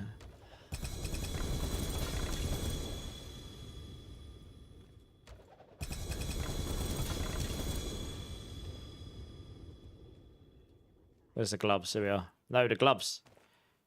Oh, wrong affix. I do have a pair of gloves with the right affix, so I'm looking for the helm first and foremost here. And I really am not... It'd have been nice if we could have rolled these all just with bloodied affixes, to be honest. That would have saved a bunch of time. It'd have been easier to get at least the uniques with the bloodied affix on it. Oh, wrong gloves again. Full staff pants.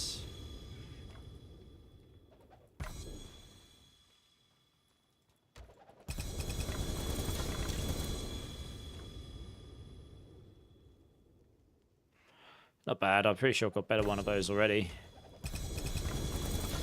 4G8 boots. Oh, it's the saw boots. It's a perfect one, but we're never going to use it. Oh, dear. That's a bit sad, isn't it? Right, reset my instance. You're going to go grab some Marla's Young Gal. Okay, nice. Enjoy.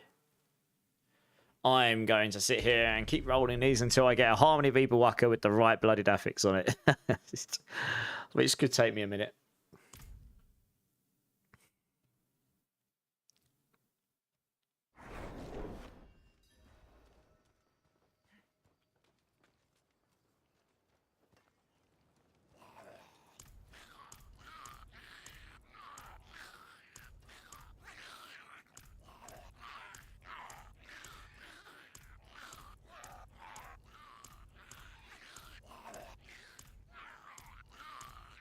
Where are we up to? One more.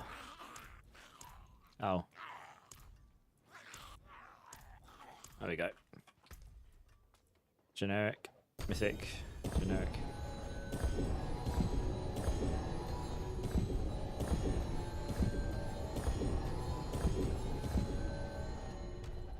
Alright, let's see what we get this time. Helm.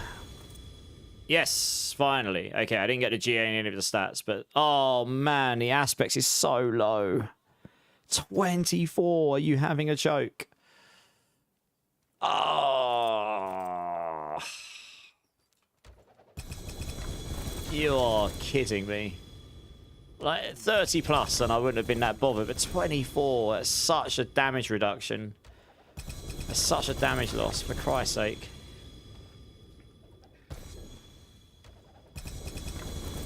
It's big because it stacks 3 times. Can't believe it. Yeah, so 32 I'd have been okay with. But, yeah, I don't know. I might have to actually look for another one because that is a bit low. It's rolled low on the aspects.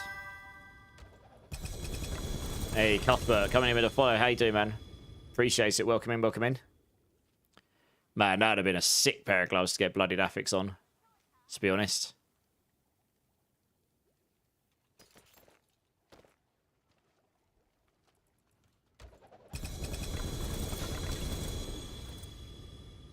$24 again. It's trolling me now. It's teasing me. Someone say 24. Oh, that's a generic one. Didn't want that.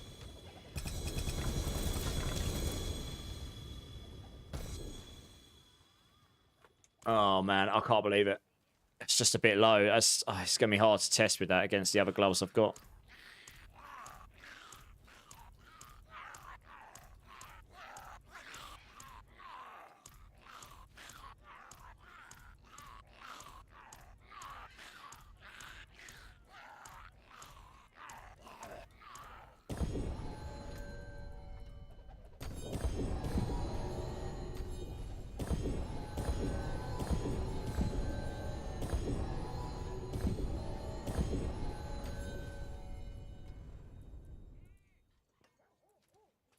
Okay, let's go up this way.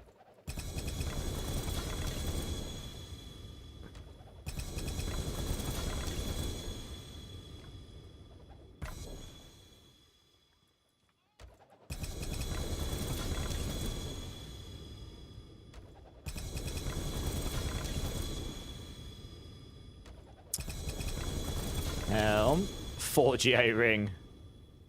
Oh, it's unlikely we're going to use that. It doesn't really have a place at the moment. Man, 26 as well.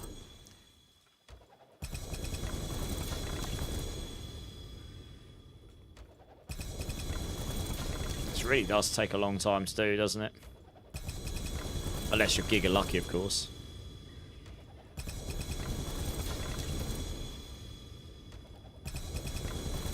Chess. Nope. Okay, good. Right, reset my instance. Go again. The game is actually trolling me right now. Legit. It actually is trolling me.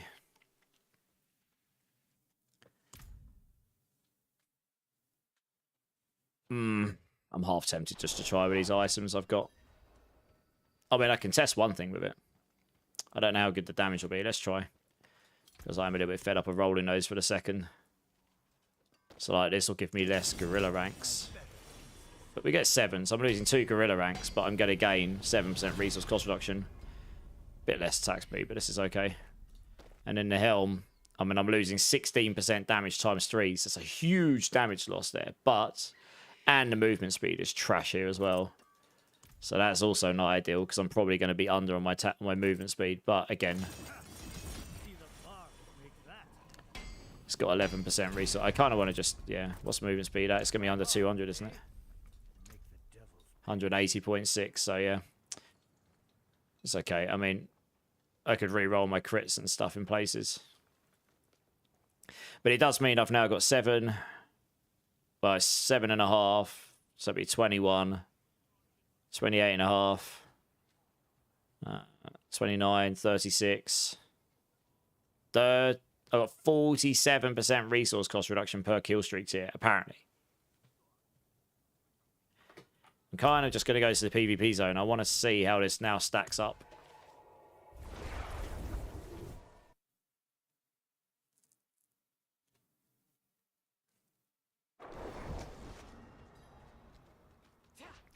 First thing I do, I'm going to take these off. Obviously, there's a bug at the moment where tier 1's giving you double up, so you're going to end up getting like crazy amount of resource cost reduction straight away here, in theory. Man, I wish I could stack the stat. I wish I could stack a stat to my screen. It'd be so much easier to see what on earth's going on.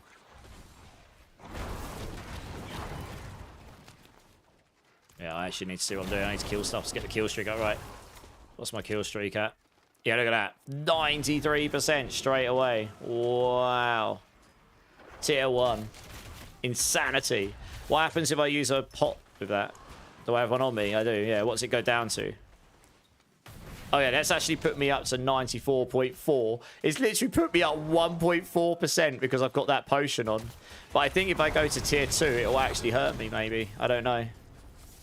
So the pot's basically making... I mean, you could use it plus the potion, and it wouldn't diminish your effects. I think that's what I'm getting from that.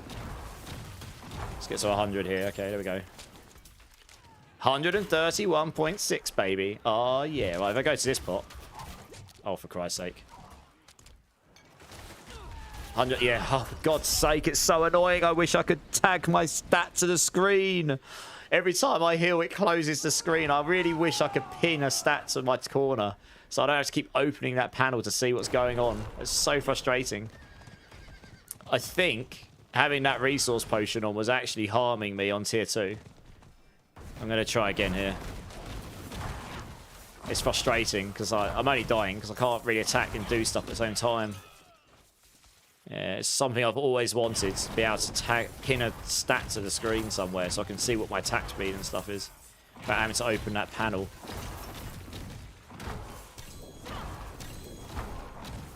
Right. I need to try not to die here while I'm doing this. 139.5. If I use a potion... Yeah, look, there you go. That's what I thought. Look. Once you're at tier 2, I actually lose bigger cost reduction when I use the elixir of resource.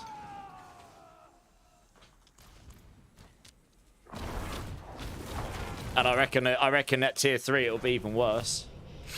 So you'd end up in a situation where you don't actually want to use the resource potion anymore, and you're probably not going to want to stack any.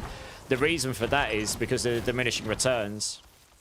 It's treating that potion is stronger than each singular affix, but those affixes on the 5 piece of gear, they're stacking, they're not diminishing returns. So let's get to 250 here. I reckon it'll be an even bigger... difference to 250.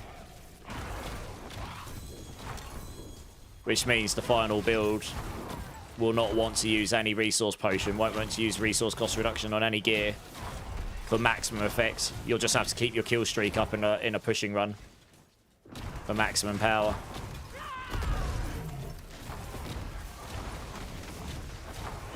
So at 250. Hopefully my guy will keep the kill streak going. No, he won't. That's useful. 186%. Yeah, so I'm down to 100 and... Oh, it's gone down because it lost because my Subo's an idiot and not attacking. Thanks, guy. But I'm pretty sure that lost me like 26% there. Which is massive. The next thing to test is, does the overstacking actually keep scaling my damage? It might do, and if it does, and it scales it well above 100%, then yeah, you're going to want to do what I'm thinking. That's kind of annoying. I was hoping Subo would attack and keep the kill streak going for me, but he didn't. How does the map work? And so, if you've only got what, so the reason the Rod of Starless Skies was so strong on season 11 is because that allowed you to get to 100% from one single source. If you can get it from one source of resource cost reduction, then you'll get no diminishing returns. But when you've got two sources of resource cost reduction, your second one, your smaller one, won't give you the full effect. So it'll be like if your big one's 50% and your little one's 20%, your 20% one might come out at 15% or something. And then if you had a third one that's smaller, then that gives you diminishing returns and so on and so on. But the affixes, you can stack these resource cost reduction rampage affixes, and they're stacking. They're not diminishing returns on each other. For each kill streak tier, it's huge. Oh god, my kill streak tier might go down here. No, I'm trying to keep it up. And so you get to a point where if you stack all 5 of those, you're actually hurting yourself having resource cost reduction on your potion or your gear. You'll start off with less damage, but you'll ramp up as long as you can sustain your kill streak, which on a tower push will be mega. I mean, look at this, right? 206% vigor cost reduction, and I think I've got the potion on as well. 232. Yeah, so I lost 26.5% vigor cost reduction there by having the potion on. And I'm not using an amulet or ring here, so I haven't got any resource cost reduction anywhere else. So, yeah, I mean, you could go up to 1,000 kills here. But let's get to the 1,000 kill stack here. I want to see how high this goes. I reckon you're going to be able to get... there is a bug there where you're getting double the benefit from tier 1. So you might lose 1 stack's worth. But I think you can realistically, if that damage scales above 100%, which it may well do, because it visually is definitely allowing me to go above 100%, there might be a world where you can get to like 300% resource cost reduction, and that will scale your Rod of Kepaleka, and that will give you way more damage than we would reasonably get normally. You'd have to sustain... I mean, look, I am literally just straight out one-shotting everything here. I might actually try pushing a pit in a minute and just seeing how... because that will be a better place to test ramping it up. Up until the boss. Keeping the buff on the boss will be pretty hard. No, no, no, no, no, no. Oh, let's go. This build's not particularly great at keeping the gaps going. I'm trying to get to 1,000. I want to see how high it goes. That's going to be a struggle. I don't know if there's 1,000 enemies to use here. You've got to try and keep an enemy that you can attack in between to reset your kill streak. It's going to be close. I don't know if it's going to be enough. I lost my kill streak earlier on. There's a couple of stragglers. Can I get to them in time? Sort of. Take the diminished returns and damage just to try and keep your kill streak going. I'm hoping the enemies reset, but I don't think they're going to. I think that's the end of it. But still, yeah, okay. I mean, that's a shame. I was really short. I think you're going to go above 300%. I still think Paladin's going to be stronger, probably. How does the math... but yeah, so that's how the math works. 7th floor. Matthew, what are you playing right now? This is Crushing Hands in the test realm. So in this sense, you'll probably use the attack speed pot or the life pot, maybe. Let me just go try a pit here quickly. I mean, I've actually taken a reduction in damage on my gear to put those on. Like, my helmet and gloves are weaker. But I've got more resource cost reduction in there. The rampage bonuses definitely seems to be working for me here. I don't think they work. I'll see if they work here. They didn't work in the pit for me. in Eternal Realm. Let's see if they work in the seasonal pit realm. They might do. I don't know. Oh, wow. Do I actually have to unlock the torments here? Oh, Christ. Okay. Do I actually have to unlock those? Can I not unlock them from Emrak? Oh, no. Oh, okay. I'm actually going to have to run the pits here. Fine.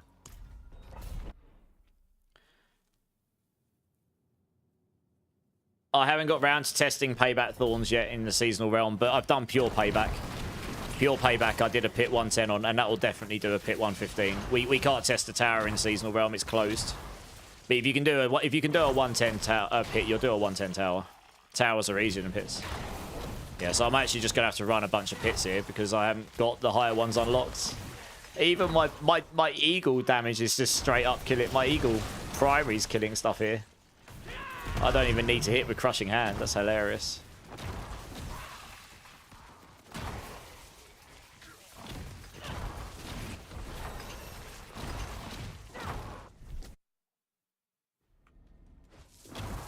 Like, just about. If you've got a fast hard drive and you get a good level thing, you can just about load in here. So look, you can easily get to your 250 kill range, 500 range maybe, if you can keep your kill streak going. So I'm not joking, I'm at like 230% resource cost reduction. And if that scales my damage, that's going to be massive on the Rod of Kepaleka. That may actually reach roughly the heights of what you get from the Stardust Skies Rod of Kepaleka. And I haven't even got max affixes on my gear. I mean, I could masterwork into them and get more. So I think 300% resource cost reduction is achievable here. It all just depends if mathematically it allows me to. I'm not going to be able to find out until I get to the higher pits. I want to see where I'm capping out, because this gear is a lot worse than what I tested on the Eternal Realm. Yeah, so look, on this build I was never getting to the boss there with a kill streak. But it wouldn't... I just one-shot him. It wouldn't be such a problem. Yeah, that... Oh, I don't want the resource cost reduction on here, do I? I need to roll the resource cost reduction off these items. Okay, I can do that in a moment. Once we've unlocked the pits. What was I going to say? Towers won't be such a problem, which is where you're going to push, because the boss spawns up where you are. So as long as the boss spawns fast enough so you can hit him and reset your kill streak before it goes down, then it'll be fine. In pits, you're probably not going to go above 100 anyway, to be honest. There's no need to. You just get your glyphs to 100 and you never go back to the pits again. No need to. Yes, they do stack 0. I've tested it. They do, yeah. At least they do in the UI. I can't scroll this either for some reason. My mouse scroll wheel won't scroll this. Oh, I'm going to have to do like 20 pits to get up to pit 100. Oh, sorry guys. There's no way for me to quick unlock all this stuff. I'm just going to have to speed through all this stuff as fast as I can. But yeah, look at my resource cost reduction. 95% at tier 1. There is a bug right now, Kyle. It looks like you get 2 tiers worth of stats on tier 1. So I don't know, that's probably not intentional. I reported it. That might get nerfed. But if that's the case, you're still going to get mega stats if you want it, you know?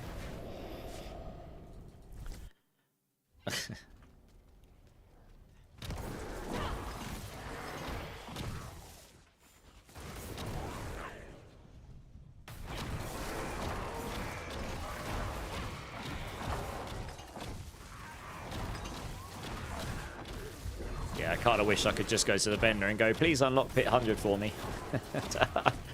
But instead I'm going to have to do it the hard way, like everything else in the PCR.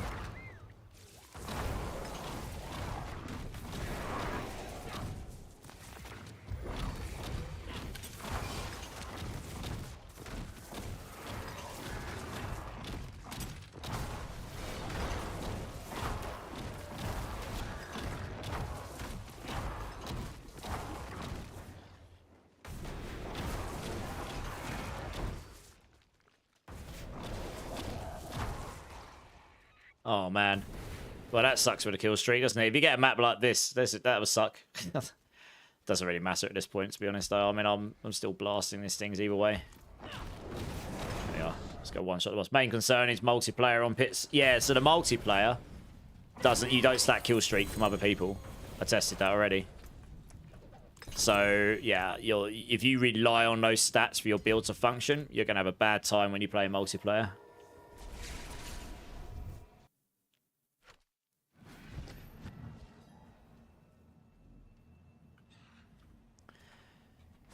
Oh man, all right, number 20.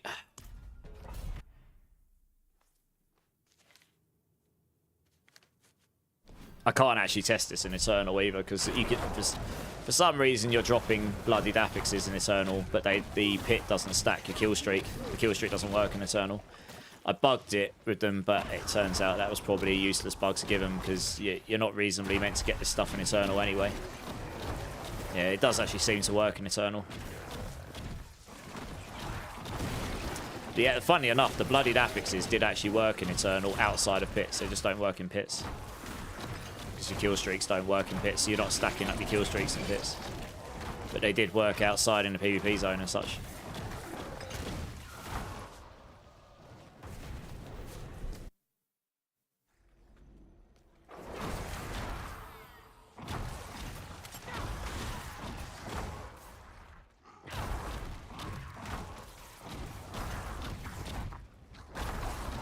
Pretty much just cake walking through this.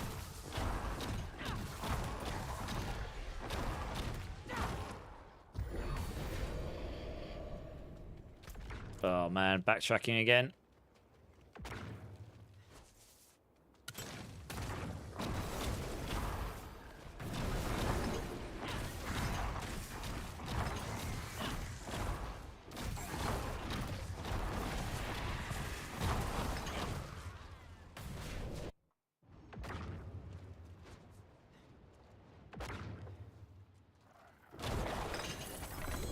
Right, back to 25.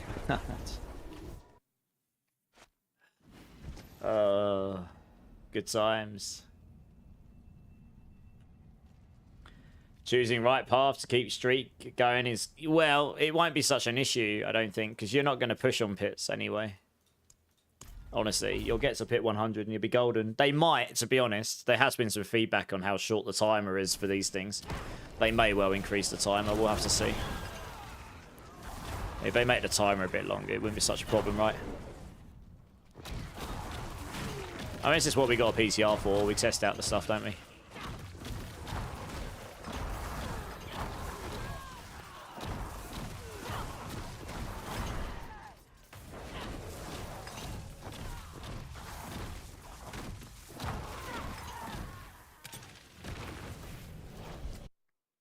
Yeah. There aren't many affixes on these that I can see being particularly amazing for scaling damage on classes, but for Spiritborn particularly, the resource cost reduction one is very good. I knew it would be good. I didn't think it would be as good as it is. I actually just I completely didn't consider last night the fact that they will scale with masterworking because they count as affixes, the fact that they can also come as GAs, and the fact that you can masterwork into them, and the fact that you can stack them on multiple pieces of gear, and they do seemingly stack. It's not unique. Like, you can only have it on one slot, at least right now anyway. So that makes it very strong for Spiritborn. And then, well, like I say, I'm gonna keep pushing on these pits to see how high we can go with the gear I've got, which is, the gear I've got is reasonable, but it's not as good as what I was using on Eternal.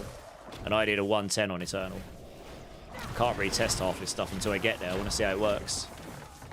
I mean, I've got a lot. I had about 64% resource. I think I had about 64% resource cost reduction on Eternal. I should have a lot more here, so should have a lot more damage scaling in theory. Hey, Peck Sun coming in with the gift sub. Thank you so much. Chesty, make sure you thank Peck Sun for the gift sub. How you doing, Peck Sun? Yeah, so I think... yeah, my max resource is quite a lot lower on this. And obviously you don't want to use... if it is scaling over 100. If the damage doesn't scale above 100, then use the max resource potion. You're still going to easily hit the 100, even with diminishing returns. Yeah, so we'll see. Yeah, I'm good, Peck Sun. How you doing, man? Did you get to choose which class you're playing and Rising for Mobalytics? I already wrote guides for them for a while. And I do guides from Obalytics for other games as well. So I was partnered with them anyway, regardless of being on their writer team. And I had a Spiritborn build, which had actually been pretty popular, leveling and non-leveling. My Rock Splitter build, I was the guy that kind of figured out how to make that work, and I had that build up for a while. So they kind of approached me about... They had some change arounds in the team, and they kind of approached me when they said, look, we need a Spiritborn writer, would you like to do it? And, you know, I quite enjoy the class anyway. I didn't necessarily focus on it quite as much as I am right now, but I mained Monk in D3. Pretty much, so that and Wizards in D3. So yeah. So I guess the short answer is no, I didn't get to choose. But I can play whatever I like, as long as my Spiritborn guides are good to go. And I'm not really one that does. I don't really do a half-assed job on things. You know, if I'm going to do something, I'm going to try and do it properly. You lost all your points, Marksman. Oh no. Around 64, yeah. So we'll have a lot more than 64 resource cost reduction. It will be very noticeable if that resource cost reduction is Giga, because I will be able to do a pit 110 with way worse gear. In fact, I didn't do a 110 with this build, did I? I did a 105. A 110 on Crushing Hand would have been the abs... I think I put down 108 as the cap on Crushing Hands on what I had on Eternal. So, I mean, if I get close to that... And my gear is a lot worse here than what I had on Eternal. Like, I had GG 4GA Heshra Kasungis and... a 4GA GG Rod of Kepaleka. I just didn't with the double hits GA. You know, I had like really, really good gear. I had a GG Midnight Sun ring, same as I've got on right now. So I've tried to replicate, and I've roughly got a similar amulet as well. I've tried to replicate that gear as much as I can. It's just not quite as GG. And I did a 105 comfortably, but a 108 would probably be a stretch. So we'll see how we go. I haven't turned the numbers on yet. We'll have a look at the damage numbers later.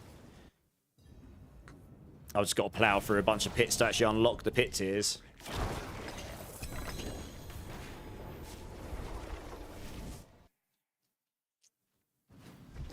Yeah, if that attack speed went into attack speed bucket 2, I'd actually consider putting that on here as well, because you'd be able to get to 200% attack speed. That'd be cracked. You'd probably get to a point where the resource cost reduction would be diminishing returns anyway, just because the more you stack, the less the effects of more of it counts for. Getting your attack speed up so those final breakpoints would be insane. Hey, Booney, how's it going?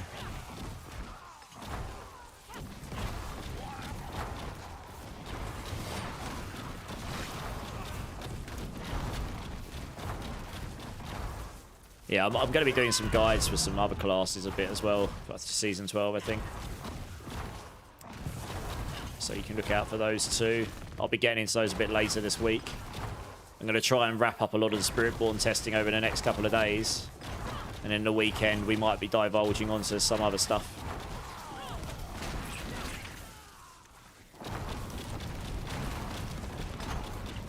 It will be, yeah. This week's going to be very busy, yeah.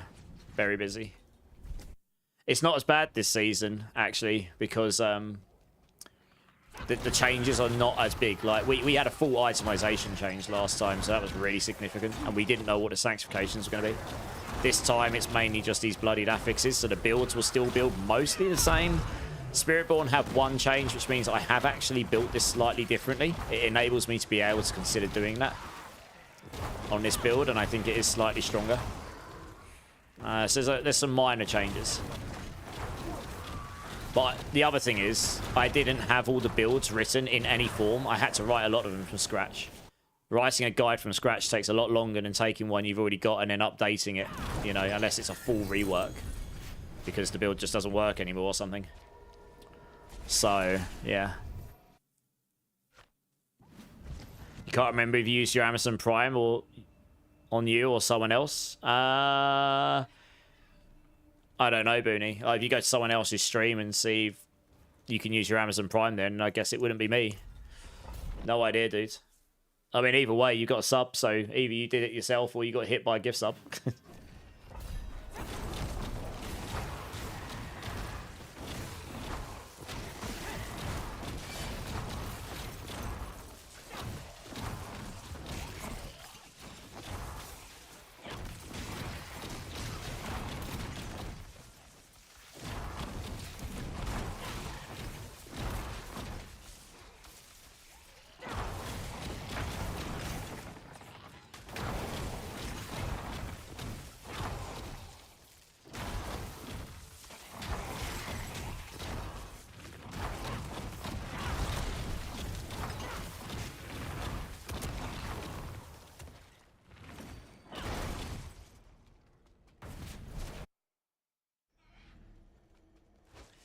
Yeah, keeping your kill streak between levels in the pit is very hard.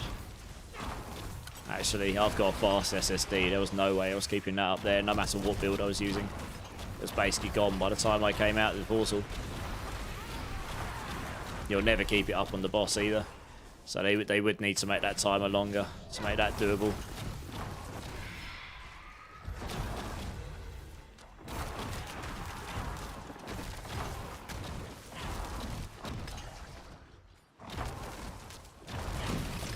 Alright, we're nearly on T4 and I'm basically just straight up one-shotting all this stuff.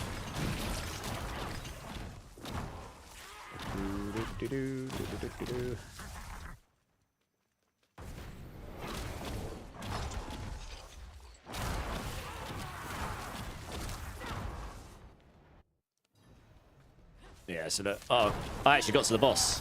You can. So there are instances where, like that boss arena there, and you go in and you actually got a boss that, yeah, there are bosses where you could make it with the kill streak. Some of these arenas load faster than others, and you've got slightly less distance to run. So you'd be fishing for one where you can do that, I guess, and keep your kill streak up. So it's not entirely impossible, it just depends on the layout.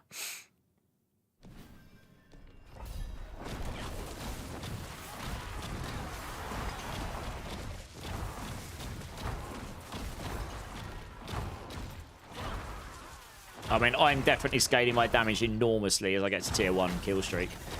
Like, that was the difference of me not necessarily one-shotting everything and just straight up one-shotting everything.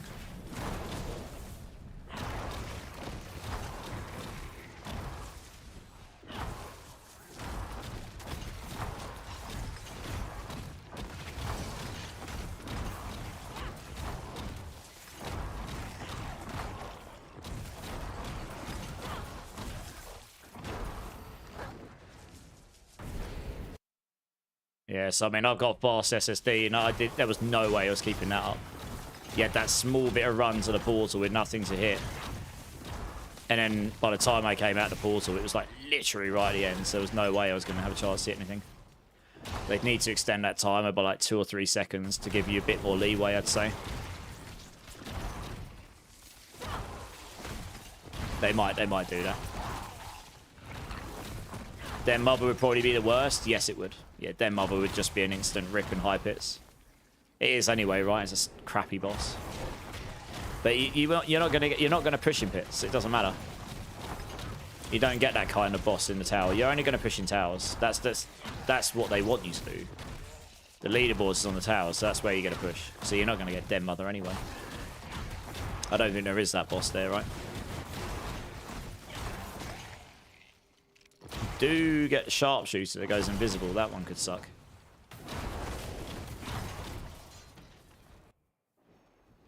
So look, that's a much longer distance to run this arena, so I couldn't quite make it. That other arena was about half the distance. So got the channeling shrine though, so I had 100% resource cost reduction anyway. So I still one-shot them. 2 to 5 seconds, yeah. Yeah, exactly. There's no butchering pits. Yeah, I haven't got any... Yeah, that's true. No butchering pits, yeah. I guess they don't want you to spend your whole season in pits this time. But it is the only way I can test my build right now. So, unfortunately, I can't unlock the higher pit tiers without doing this. So I've literally just got to work my way up 5 by 5. So, we're nearly into T4 now. So we'll start hitting the point where we don't just one-shot everything all the time. In about, I don't know, 5 or 6 pits or something. We'll start getting into the 80+ range. I'd say this on the Eternal Realm with very, very good gear, but not bloodied affixes. Pretty much same setup otherwise. That did a 105 comfortably, but a 110 would not be doable with my gear. So I kind of went, okay, my amulet is not GG. And if I got some amount of resource cost reduction from these affixes, not taking into account how much you could get, I was like, a 108 might be doable. It might actually be 110 would be doable. I need to see what the impact's going to be here. And then I can sort of make a judgment based on how high do I think it will go if you have a good run. Yeah, so look, that was about as good as you're going to get that load in there. You're not going to load any faster than that. I still couldn't keep my kill streak up. I mean, it's easy to get back to tier 1. You don't want your build to fully rely on tier 5. I mean, that would be... you know, if you got an epically good GG gear run, maybe, then maybe you could go for that. But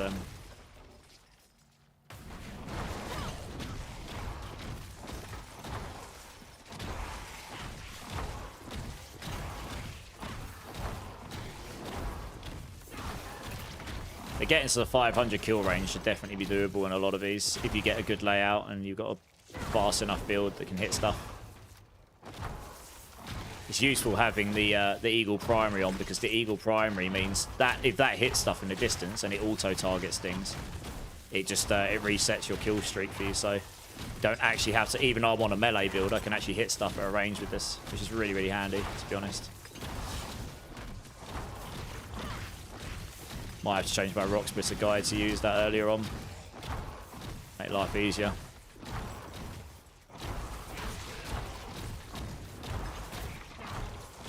So look, I'm at the 500 kill range here. 192 vigor cost reduction. Lol. Insane.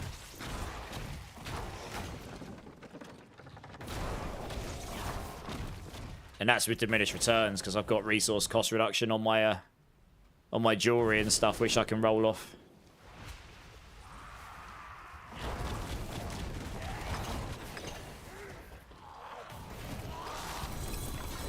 Which I will do as I ramp up these and see if it makes any difference, because yeah, that will be causing some diminishing returns. I'll be interested to see what the difference on the impact would be. Alright, this is T4. No, that's great. Do you ever press your ulti? At the moment, I haven't been, no. I've noticed we've got in C4. It's just because I'm just one-shotting everything with Crushing Hand here, because it's only hit 55. Yeah, I definitely noticed the resource cost reduction on that tier 1. Holy cow. Straight up just one-shotting. Look at it. Yeah, as we get higher in the pits, I'll need to, because you gain a lot of damage and you pull things in, etc. But I've not really needed to. I'm not using any other skills right now. I'm literally just walking through it, right? This is T4. This is like the equivalent of T4 content, and I'm literally just walking through and right-clicking. That's it. I'm not pressing another skill right now. You got your first level 60 a few days ago. Nice. What class you playing? Yeah, so I mean, obviously, I have used a cheat vendor in the PTR here to give myself like epically good gear. You wouldn't have the sort of gear I've got probably if you're just doing your first character and you're in the torment grind. So yeah, obviously, normally I would be using all my skills as you work your way up in power. But I'm literally just, if I could have cheated myself up to high pit levels, I would have. But I've just got to do these to get up. Just to get up to the 80 plus range is probably where I'm going to have to start using my ulti more, I reckon. You're on Spiritborn, cooks up a random Jaguar build. Alright, nice. What skills are you using for it? Jaguar build's pretty fun.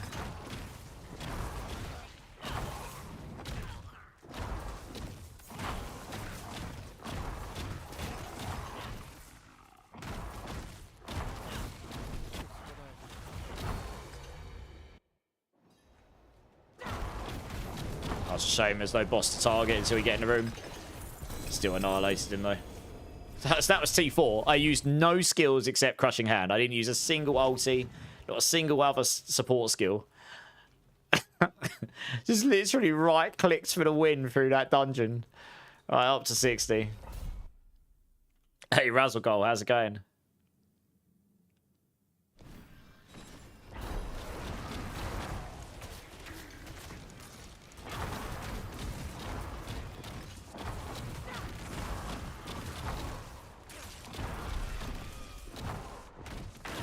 We're still right-clicking to the win in pit 60. Good times. How high can I go before the right-click to win method stops working?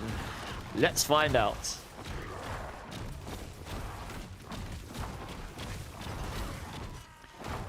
This build for farming is disgusting, though. I mean, it's just easy, right? I mean, if you could move this while, if you could cast this while moving as well, imagine.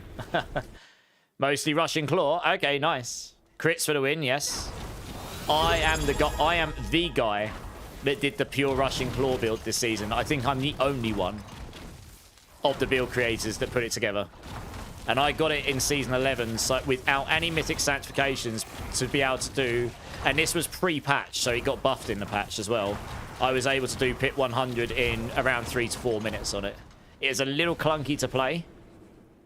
But if you're interested in checking out my guide on it, which explains how you can make that actually that good, it's actually one of the more complicated builds, then type in, I want to say ! claw, and it might link you the build.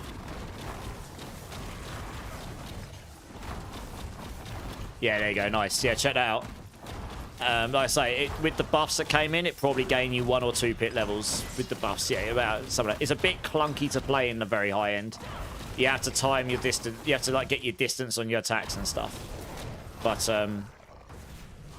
I have mentioned. I mean, we've got a big overhaul coming to the whole game, like for all the classes. So I was kind of hoping we get a little buff here in this season, but we probably won't now. It works. And it honestly has good damage. It's just keeping the damage at its max is really hard to do. Even with Giga everything. But it's fun. I enjoyed it. It was fun working out to make that work. And there's some mechanics in there that if you don't know about them, will be quite hard to figure it out as to how that works. Oh man, see that would have been one without Den Mother where you would have been able to keep up your kill streak. Anyway, I right click to the win for a 60. Good job. SF Gojo, welcome in. Thanks for the follow, man. How you doing? Yeah, so what I would recommend, Nazgrind, have a quick look through, but if you go to the bottom of that guide, there's an FAQ, and there's a really long... I'm sorry about how wordy it is. I tried to condense it as much as possible. It's pretty complicated. But there's a question that's like, how does this work? And it's really big and long, and it explains the math behind how you can make it work with the big damage. So you might want to check that out. But that's a pure Jaguar, pure Rushing Claw build, and it was sick, to be honest. It's one of the builds I did earlier in the season.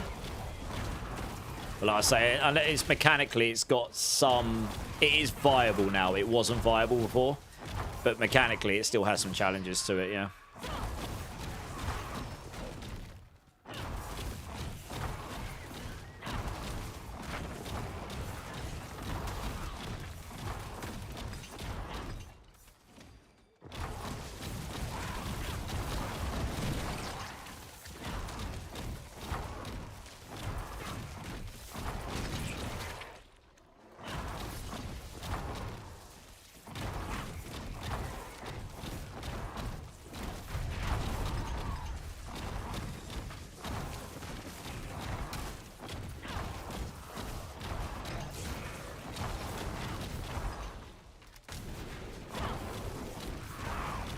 Oh, that's good. When we go down there, is that good?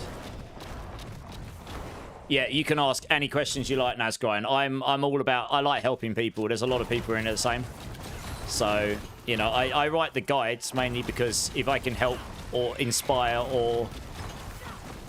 If I can just help people have a better time in game, maybe inspire them to try something new or maybe help them understand something they didn't quite get to make them have a better experience in the game, then that's great. That's why I write the guides. First and foremost, anyway. You know, that's how I enjoy playing the game, by figuring out the builds. That's how I like to play, and then it's a win-win for me if I can help some people enjoy the game a bit more as well. But you're more than welcome to just throw out. It doesn't matter how silly the question seems, just throw it in the chat. I'm sure if I haven't got the answer, someone in here will. There's plenty of us Diablo degenerates in here. I did actually press a skill there by accident. I didn't really need to. Never mind. Nearly right-click to the win in here. You want to do that and hope you can hit the boss, but I think I got dead. Oh, I got Sea Hag. Okay. Yeah, so you can use the second you use your ultimate, boom, dead. I mean, I could have right-clicked that to the win, but I'm just trying to do these as quickly as possible. So we're going to 70 now. We're starting to hit T5 and beyond here. Yeah, no worries, Nazgrind. Of course. Right, let's just keep going. 70. Right, we're starting to get there. I can't. Well, I can't with the items I had yesterday, right? But yeah, I can do. I mean, I tested Crushing Hand, Payback, and Rake, right?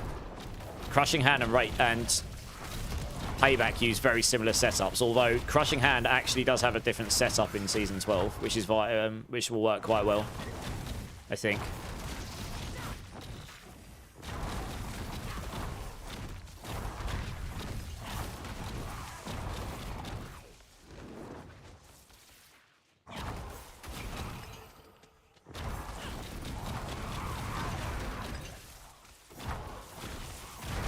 Yes, we'll see, we'll see. To be honest, I can kind of gauge where the other builds are going to go based on how well this one will do, because it's going to... If this suddenly does way better with this new tech I'm trying, then all the other builds scale the same. I'm pretty sure the itemization I used was correct, other than maybe the bloodied affixes. You know, in terms of how you would scale the build. So it'll just... If this goes up by 5 pit tiers, then those other builds will go up by 5 pit tiers. It's the same damage scaling on all the builds, in a way.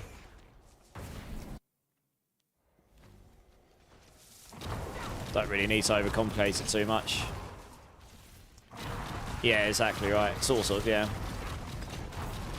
Right, so we are now not like one-shotting everything with right-click. So it depends on the enemy. Some of it we are, some of it we aren't.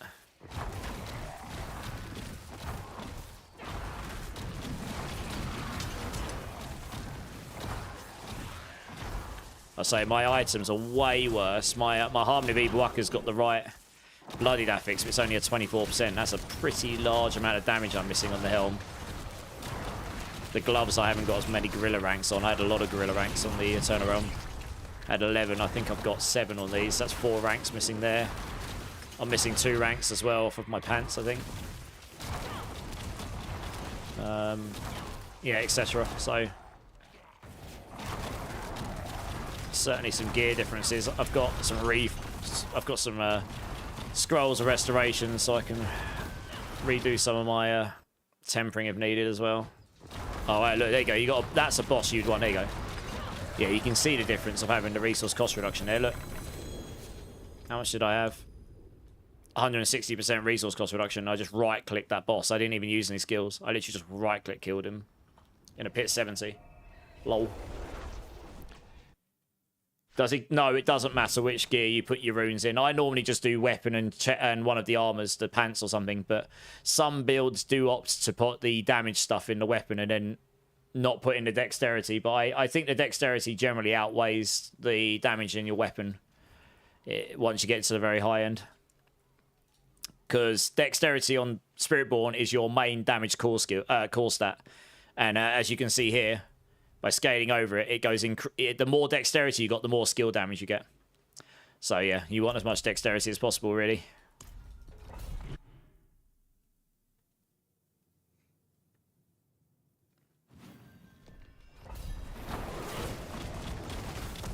Right, we're not one-shotting stuff now, and I do want to get through these quickly, so we'll start using skills now, I suppose. Got to 75 before I actually like, okay, maybe I should use some skills. Although saying that, the second I'm in kill streak tier 1, I can just right-click kill this stuff again. That's how strong the resource cost reduction is for this weapon. It's actually mental. Use Protector. Elite just dies.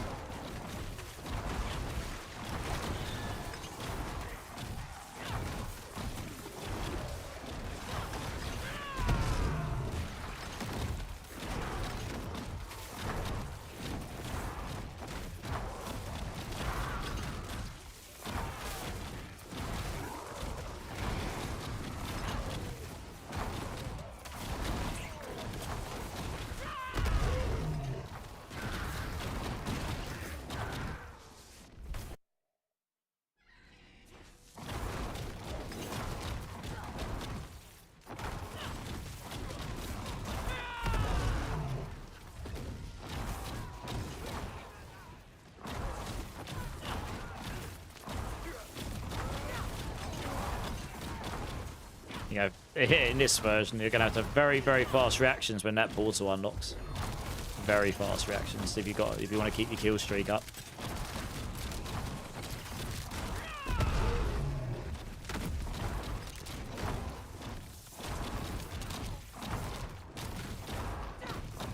I am noticing the damage is definitely going up when it's going above 100%. I can feel it.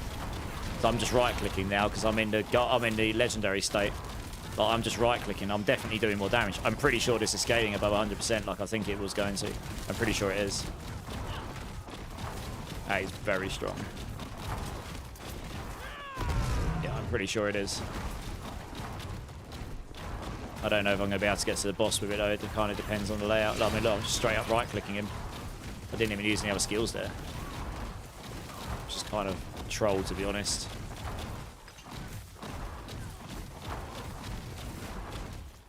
Okay. Good old UI fails. Wow, I'm nearly at 1,001. Holy cow. Madness. This one's actually not skipped me. Interesting.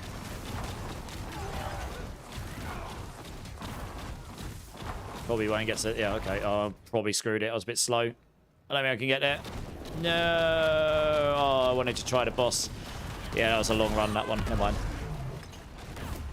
Oh, good. Right, I'm going to hold my right click and hope it kills the boss and I don't die. Yeah, I think I solved this from my main client, but it's come back and the PTR, it jams up like this every now and then. It's actually taken quite a long time to happen today. Hopefully it died. I tend to die during this. It depends if it picks up my input or not. It might not.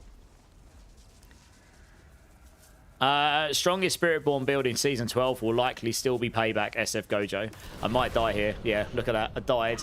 That is why I won't play hardcore right now, because the game has got an inherent problem with it. It doesn't affect everyone, but there are a lot of people getting affected by that problem. It just, for some reason, jams up for 20 seconds, and then, yeah, you're just dead. It doesn't pick up any of my inputs. So, yeah, you just die. Yeah, it looks like a ritual circle, yeah. I think Payback will still be strongest, but I'm just doing Crushing Hand at the moment, SF Gojo, because it's actually easier to put together. And, honestly, it has a bigger radius on it, so it's just, especially where I'm just trying to speed through these to get to the pit 100 range plus. I have to unlock pit 100 on this, so I'm just rushing through, trying to unlock pit 100 here now. Yeah, the after death, yeah. Yeah, I don't particularly want to play hardcore on die to a freeze up bug. That would kind of suck. I think I made it better on the main client, but yeah, this has got the same problem. It happens like every 4 to 5 hours for me. It's weird.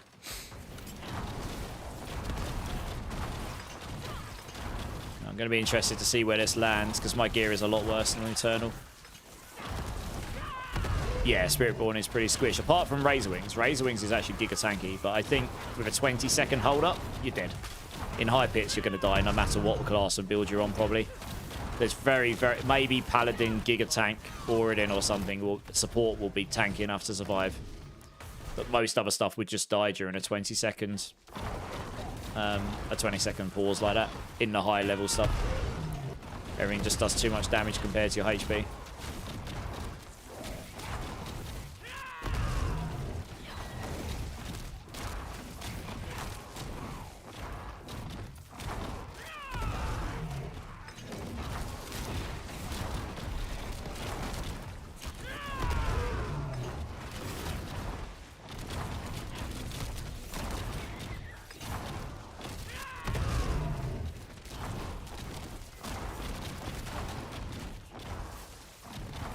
I've got to the 500 kill streak. Let's see if we can get to the boss on it, because I want to see how quickly I kill the boss with that. I imagine it'll be pretty fast. Although saying that, this map tends to have a lot of backtrack in it, so... Oh. My reactions were so bad. Yeah, you need longer. You need another 2 or 3 seconds to reasonably be able to do that. I mean, that run is just too long. I mean, I can still smash the boss anyway, to be fair. But, yeah. I would have had to have clicked on that portal immediately. And so we had a chance of getting in there quick enough. 12 hours and you died. Oh, that sucks. You're one glyph from completing the build, then you've got to get better JAs. Yeah. Well, that's all part of the grind, isn't it? Well, what are we up to? 85? Okay.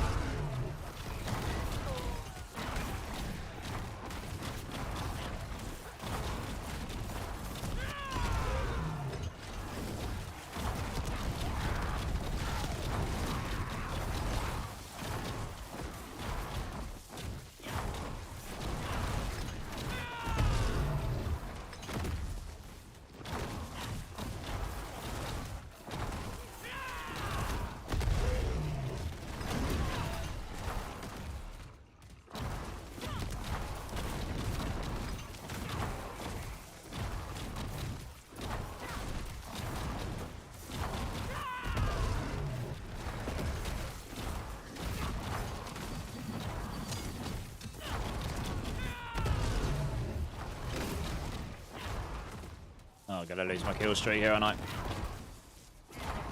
Oh, damn, never mind. Yeah, that took ages to load. Some of these areas take slightly longer to load than others as well, funnily enough. So it makes... You'll be fishing for the small areas that take less time to load. I think that feels bad, doesn't it? Same in the towers, I suppose.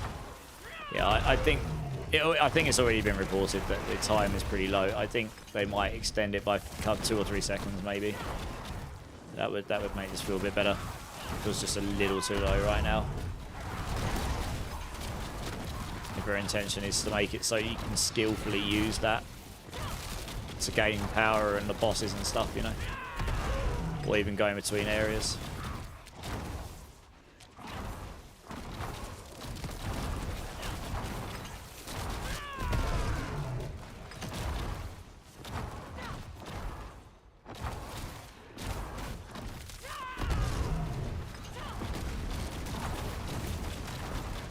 Oh, shielded. Great.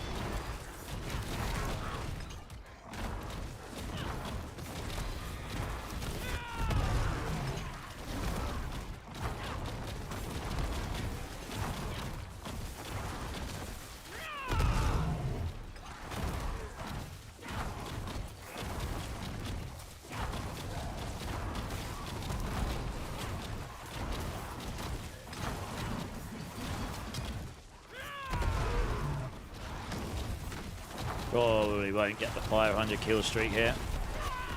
Let's see if we can get on the boss with the old 250.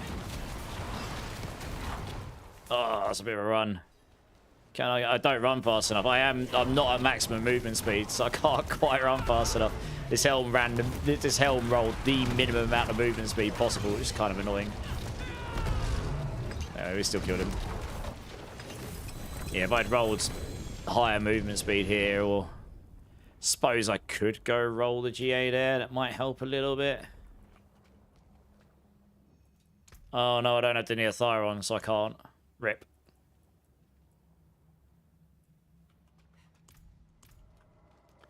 Alright, well, we're going up to 90 now. I'm going to roll those resource cost reduction affixes off as we get there. Maybe I've just had a bit of a bad experience with the Sanctification season, but I genuinely feel like the grind is excessive for seasonal content. The grind for this won't be as bad as Sanctification. Sanctification has been... Yeah, Sanctification was a grind, for sure. I mean, it seems like people generally enjoyed that, so... You know.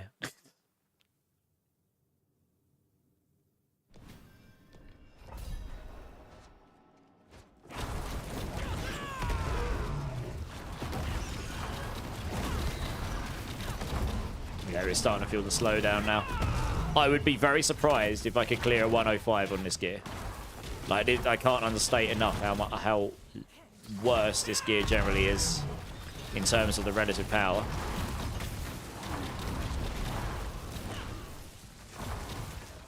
For the most part, anyway.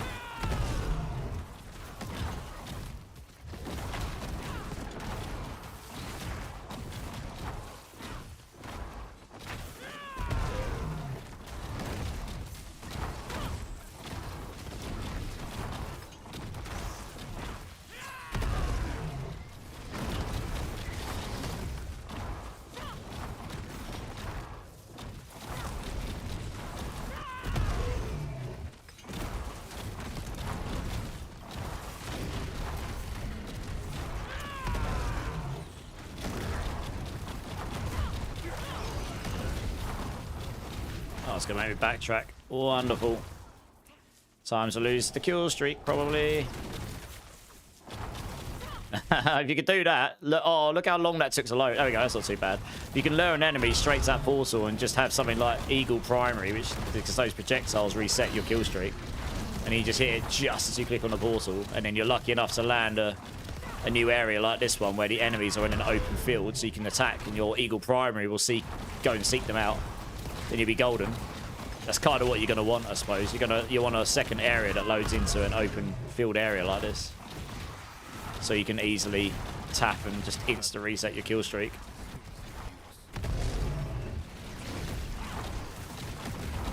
Oh, this is a 90. This is feeling fairly comfortable, especially if I can get on the boss with the kill streak. I guess we'll see, right? You see what I mean? Like those projectiles. You just need to be close enough so the projectiles seek out the enemies, and it'll just reset your kill streak for you. It's pretty handy. That's pretty mega for this mechanic on Spiritborn, to be honest. It's going to be one of the only ways you're going to easily keep that kill streak going, I think. Unless you're on a very, very fast build. Like Vade will get that by default anyway, I guess.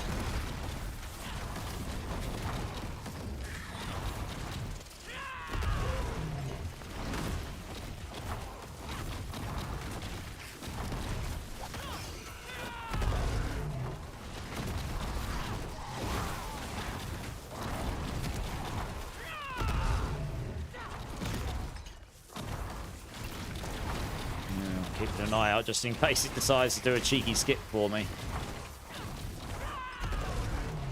Really want to try one of these bosses with one of the mega kill streaks on. Alright, go. Go, go, go, go, go, go, go, go. Go on, yes, yes, yes, yes, yes. Alright, we got it. We got the kill streak. Alright, yeah, look at the difference. Look at the difference. This is 5 tiers harder than the last one. Nukes him. That's a 90, yeah. It makes a fairly big difference.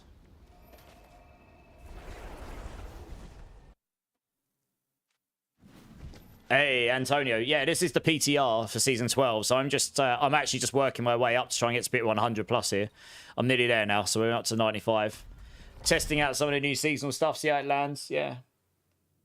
Yeah, how you doing, Antonio? You good?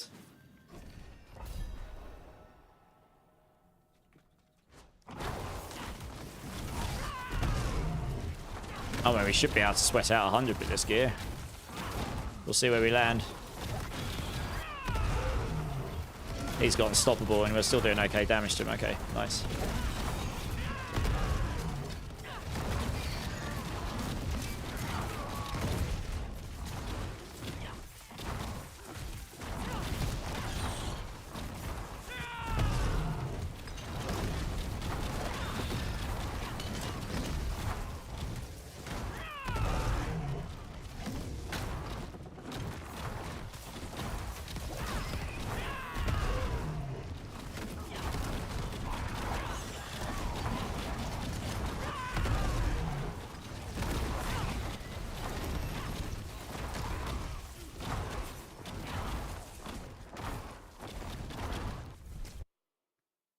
Oh, that took so long to load. But luckily, like I say, if you load in an area like this, where there's nothing blocking your projectiles, and you've got a nice group of enemies that you can just attack and hit with that, you can just keep your kill streak going.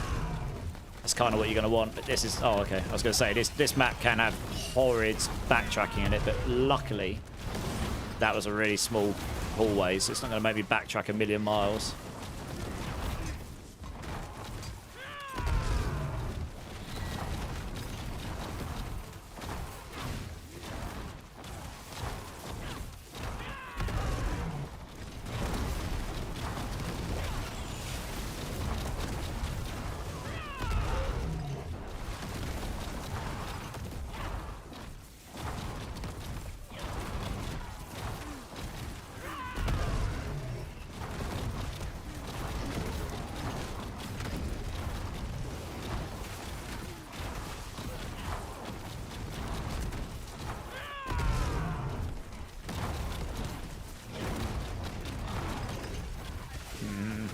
Oh, I might lose my kill streak here.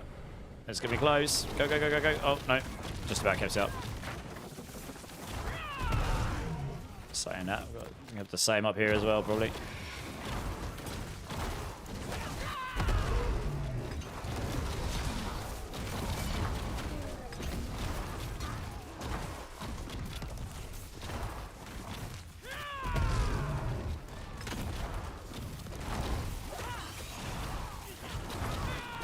What is up with this layout? Seriously. So, oh, there is a dead end here as well. I mean, that's the end of my kill streak. Unless this opens the portal for me. That is the end of kill streak, I think, for this boss. Oh, no. That is highly unfortunate. Wow, look how... Is it actually... There's like no enemies left in this area. Are you having a joke? What is this? There's like nothing left. I've literally cleared the whole area out. Wow, it's happened to me once before. It actually made me kill every last enemy in the area. That's brutal. Wow. That is savage. Never mind. See how the boss feels here. Yeah. Hit 65 in 4 days. That's awesome. Like, if you've just started the game and you've just started your Spiritborn, that's really good. Yeah, I mean, I know Spiritborn pretty well here, so... Yeah, this is a lot slower than what I would have liked, because that kill streak would have given me a lot more damage, but hey-ho.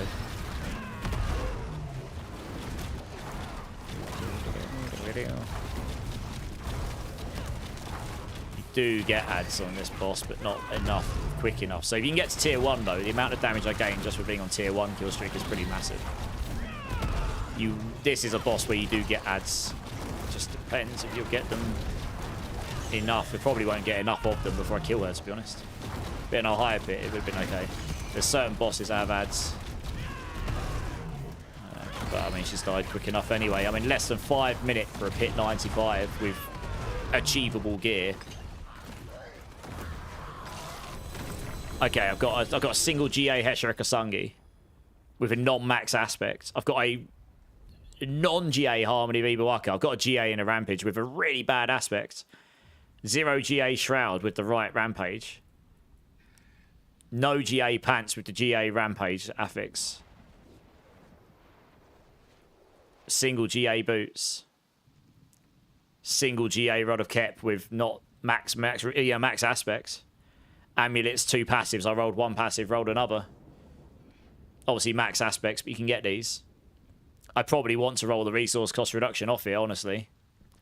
Okay, I have a GG Ring of Midnight Sun, but honestly, you would, if you had a GA Dexterity 50% here, this would be fine. You wouldn't lose much. Nothing else here is really doing. So actually, this gear is incredibly achievable, and I just did a 95 with that. Like, in less than 5 minutes. At this point, I'm going to go roll off the resource cost reduction affixes and see how it feels. And hopefully it doesn't nuke my ring. Because obviously you won't be able to get the GA back afterwards, but hey. Oh, we can always roll another one, it's fine. Let's roll this to something else, I don't know.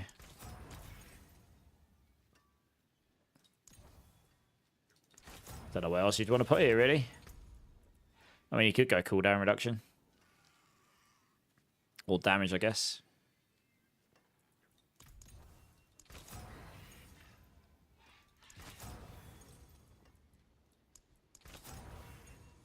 Or you could just, yeah, you could just roll damage. Let's just put cooldown reduction in there for now, this is fine. And then tempo-wise... Yeah, what would I want to put here instead? I could just put movement speed on here for the time being. That would help me in my movement speed situation. What else would you put here?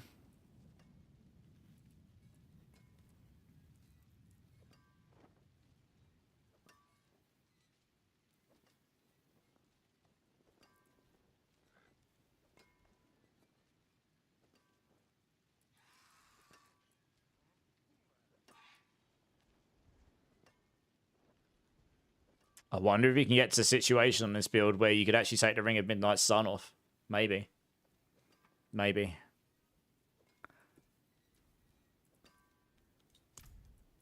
Let's start by doing this. Okay, that'll do for that one. And for the ring...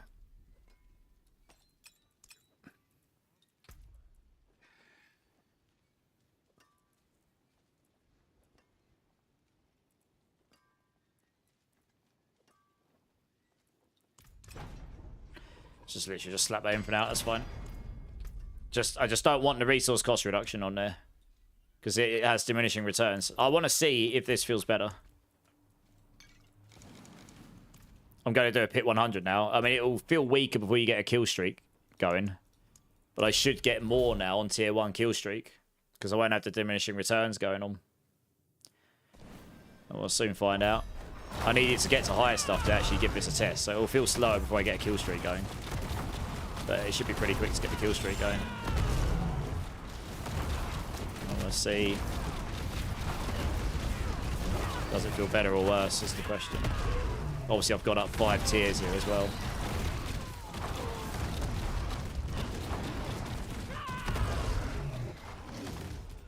Because, I mean, I wonder, you could potentially look to try and put the Ring of Starless Skies on, but I mean, that would give you diminishing returns on the resource cost reduction as well, actually, funnily enough. Give you a lot of ranks, though, and it gives you the 50x damage.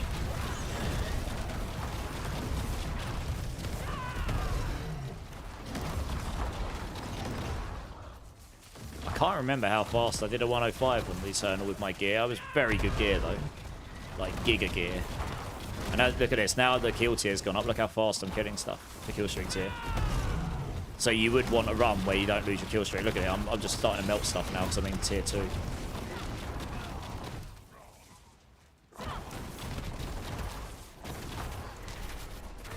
$139.5% resource cost reduction. If I go up one more tier and the damage keeps going up, and it feels like my damage has gone up in tier 2, then I know that it's stacking above 100%. I'm pretty sure it is. I'm pretty sure it is. These guys got lifelink. That's why they're giga tanked right now. Because my resource cost reduction will go up to like 180 or something.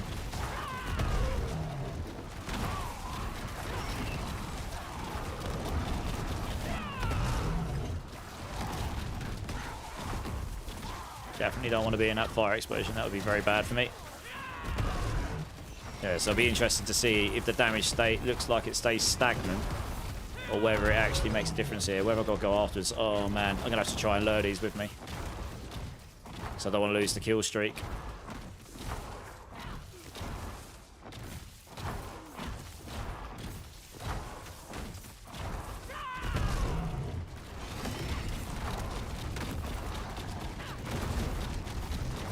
This guy's got Berserker, so it's a terrible test because he gets tankier and tankier the lower his life is.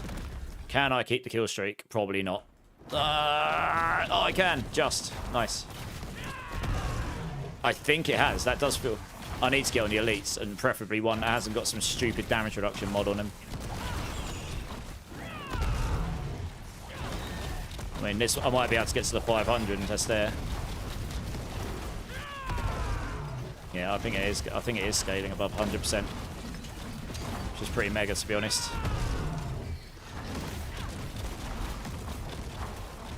I don't really want to be standing on top of that corrupting orb, but hey.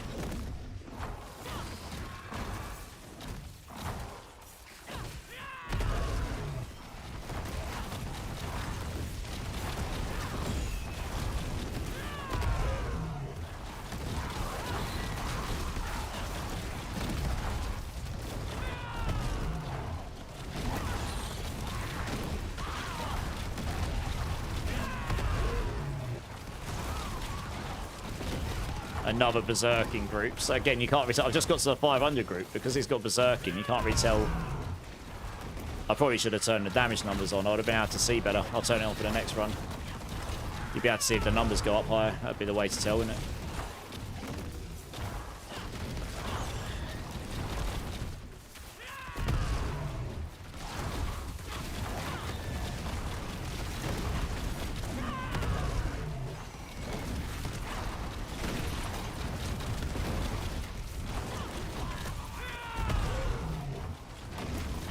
Has he? Oh, has he got Berserker as well? Wow. It's like 4 groups of Berserkers back to back. There's a Channeling Shrine stacked with this as well? Oh, Channeling Shrine nerfs me. It puts me to 100%. Although it still feels okay. Taking the Channeling Shrine caps you at 100, it seems. So it actually reduces it, at least visually. I think that might have nerfed me, but...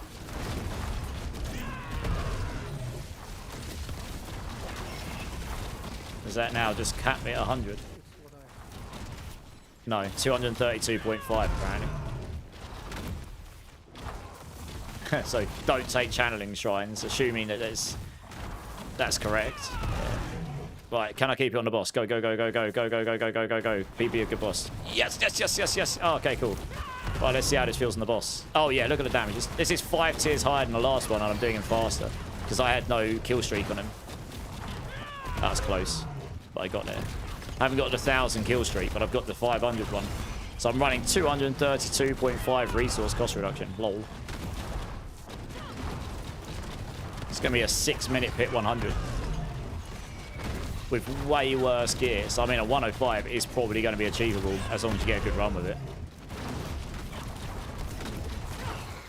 And I'm pretty sure I only just about grinded out a 105 with that GG gear on the Eternal.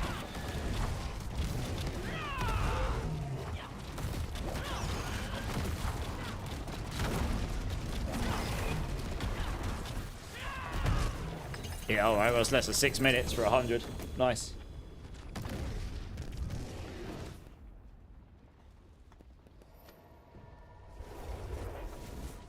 You gotta get ready to move. Oh, okay, no worries. Have a good move. Yeah, I do like that movement speed, but I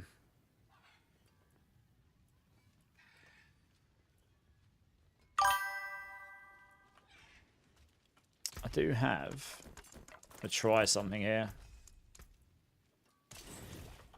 Let's have a quick look. Offensive.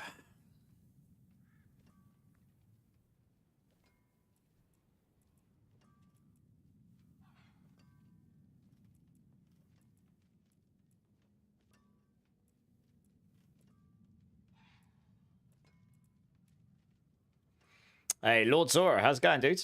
Thanks for the follow. Welcome in, welcome in.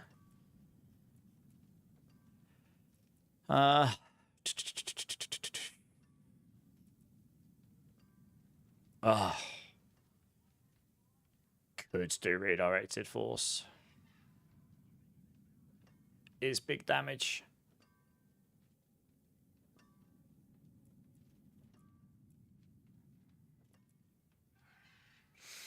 I wonder. Let's try this first, because I have a really good one of these.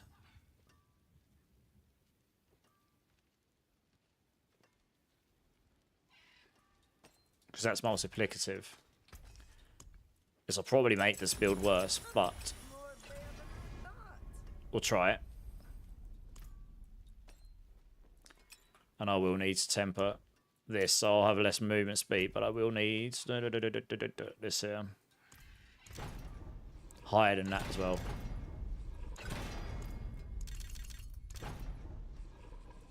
Yeah, I'd want those GA. I don't have infinite scrolls right now, so we'll try with this. Skulls. The stars made manifest. Tune in at the perfect time for Pearl Jam. Yeah, man. Yeah, just testing out some stuff with the new mechanics here, just to see. Do you know what? I can actually test this in the PvP zone. I want to see what the effect is on the resource cost reduction here. Probably make it worse. I don't think the ranks would outweigh it. And we won't be activating the Rod of Kep every attack, but let's have a look. First, let's test what the resource cost reduction diminishing returns is like.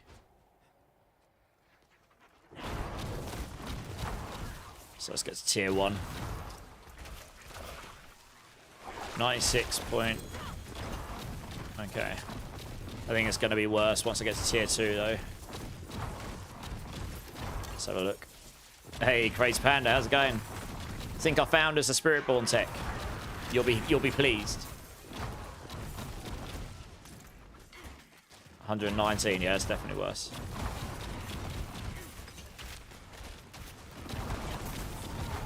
Where is it? Yeah, look. Okay, Ring of Starless reduces that, fine. Good to know. That's actually mental. Nope, not evade. I haven't got around testing evade yet, but anyway, let's just... I just did a pit 100 in like 6 minutes on this build, and my gear is pretty trash. I'm actually just going to try 100 again, because I want to see... This is probably going to feel a lot worse. But I can just rule this out. I'm pretty sure I might be able to make a legendary ring version work, though. I just want to see how this feels with the stylus on. It's going to be worse, I think. I need to get kill streak going before I can really test this.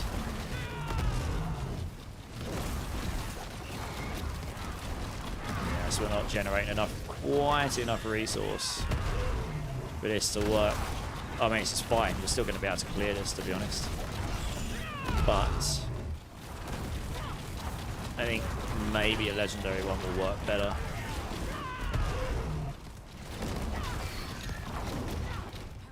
Let me go and quickly change over to a legendary ring here. So I managed to do a 105 in the Eternal with this build. I'm pretty sure this is going to be stronger what I'm trying here. I'm just playing around with some other weird setups here. My gear is pretty average, to be honest. I might have a ring stored off that I can use. It's not very good, that one, is it? Didn't really want to go roll more rings, but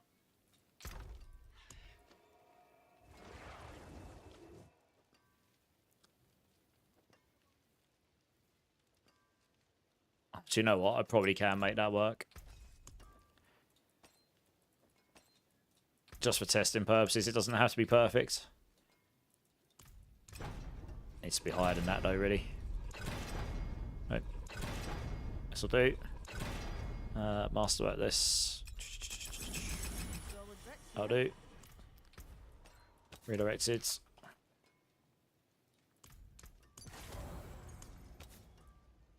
Change the resource cost reduction to Dex or something.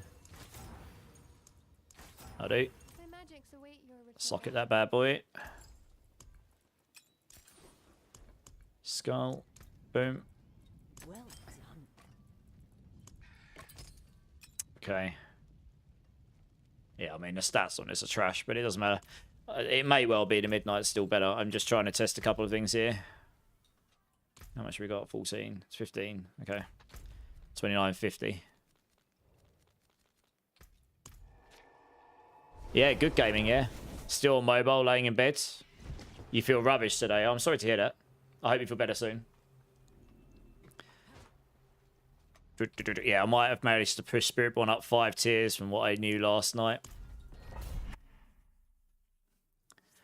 It's annoying I haven't got my gear from Eternal to test with, really. I mean, that'd be crazy. I'll see how this feels. This might still feel rubbish, but... that's feeling okay. That's feeling okay. Yeah, the resource problem. Okay, that's feeling better. I did quite... Okay, this might be better. I had a feeling, maybe. And then you just need a good run. Keep that kill streak up. And profit. Oh, yeah. Look at the damage now, baby.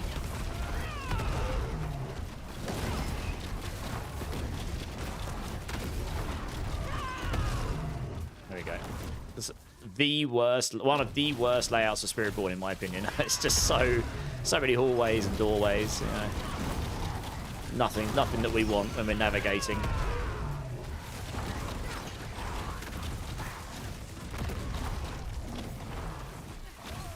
So, crazy, Pando, if you're still here, how high has evade gone that you know of in testing? I know someone came in and said that someone's done a 110. I've done 110 on Rake and Payback. Payback did it slightly better than Rake, and that's before my findings today. You got to try now. Okay, let me know how you get on. I think evade will be strong because of the drive change, but I don't think it'll be as strong as what I've just found. Unless they change it, but I don't think they'll change this unless I report it, I don't think. And even if I do report it, I mean, they'd have to... We'll see. I'm not going to say that it definitely won't change because, you know, I mean, plenty of things have happened, but if this doesn't change, I think this would be stronger for sure. This has more damage scaling than the evade can possibly get, I think.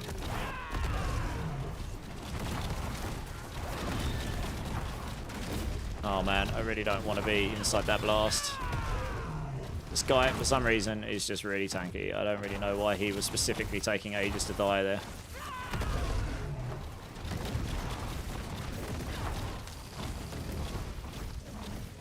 This would just be stronger if I had the GA tempers on all those as well with the resource gen. You should be generating your resource that much quicker.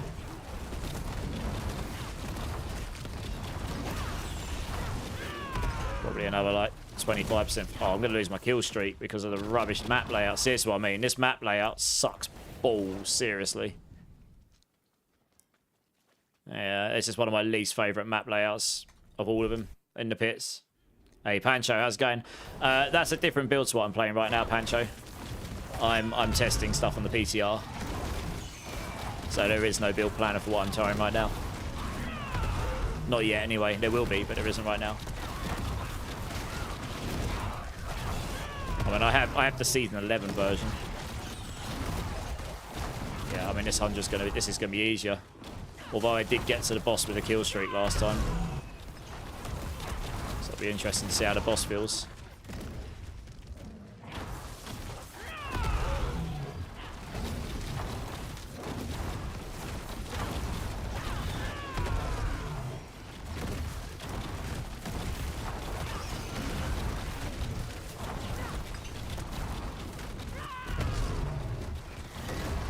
What he's got failed.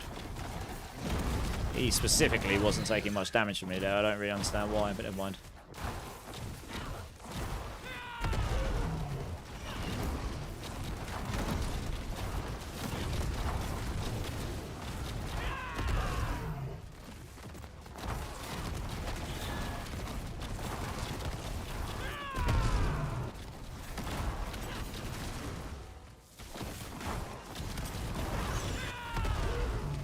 At some point I'm going to have to swap this over to payback as well. That will just be stronger than this. Go get a Tibbies. It's worth using. I may even have one already actually. Oh, this guy's got unstoppable, okay. That makes sense why he's taking less damage.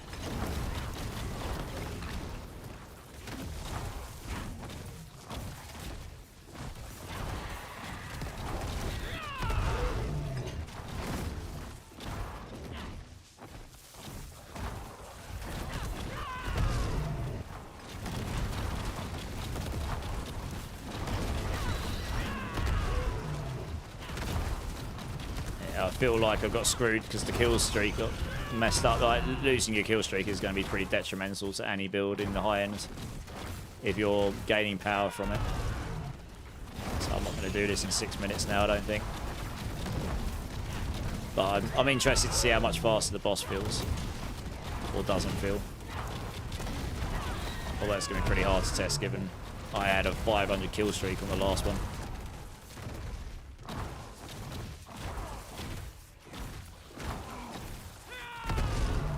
Hey, Ttesting, how's it going? Oh, I don't think I'm going to keep that up this time. Don't run fast enough. Oh, I did! Nice! Got 350 kill streak. Okay, nice. Does it feel any better or worse? That's the question.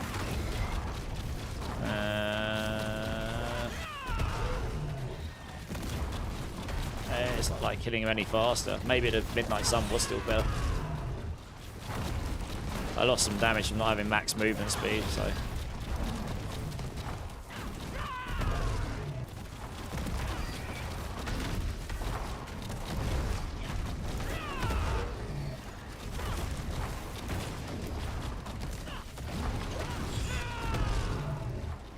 Sure.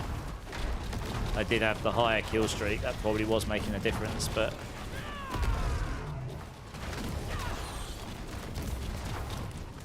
This definitely feels a lot slower. Oh, it's let him kill me. I'm not going to grind that out. That definitely feels slower. Fine.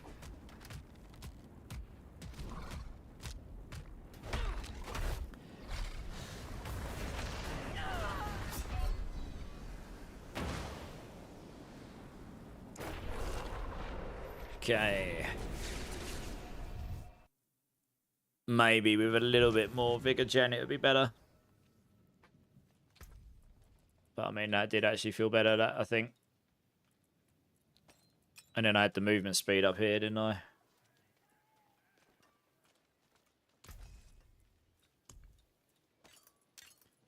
Bump, bump, bump. Yeah, that'll do. I never did masterwork this ring either. Cooldown, okay. Okay, let's try.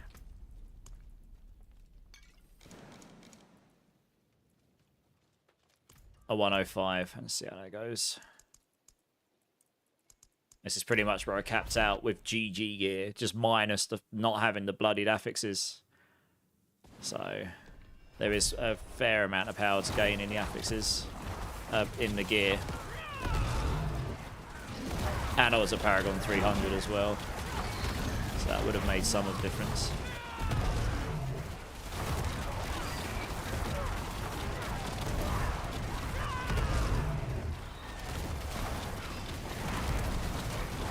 Second that kill streak kicks in.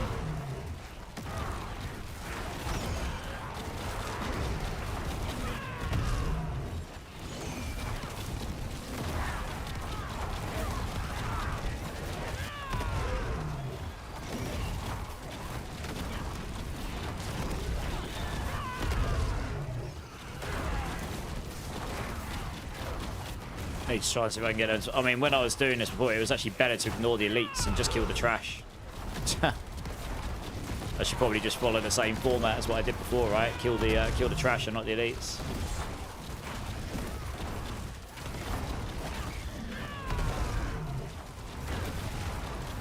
And if he happens to kill the elites along the way, then brilliant.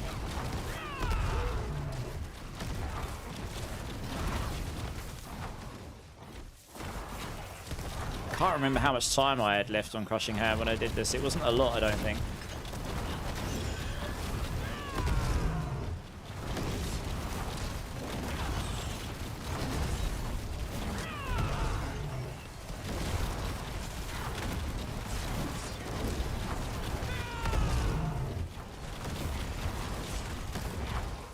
Don't know if they'll follow me or not. It'd be good if they did, but...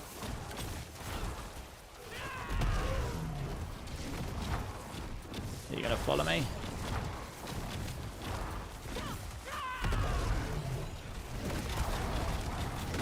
Oh, one did. Sweet. Happy days. Oh, they did. Yeah, okay. I guess that one with lots of HP, we're probably not going to kill him, but the one with the high HP we will.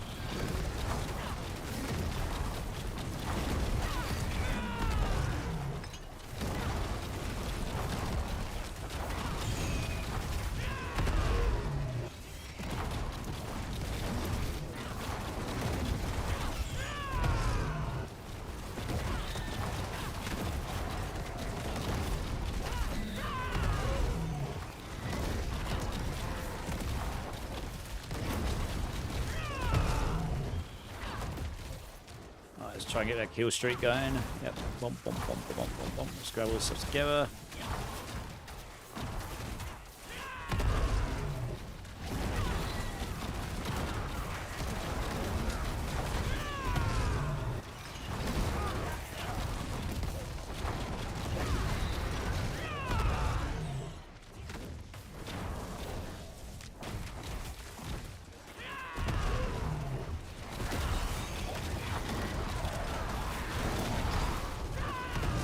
I mean, just for looking at this 105 should be doable. I had a pretty bad start, to be honest. This is it should be doable here.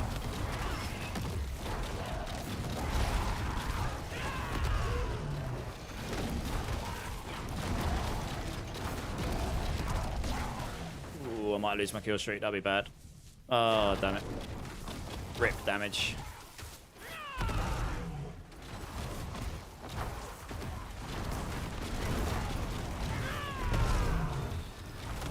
Gonna hit like an absolute wet noodle now. That's gonna be the only problem. If you do lose a kill streak, it's gonna hit like an absolute wet noodle, so it's gonna be all about playing smart and not losing that kill streak.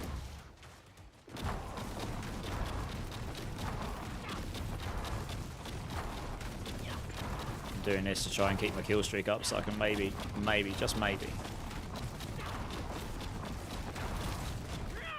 keep it up when I go through here. Yeah, nice.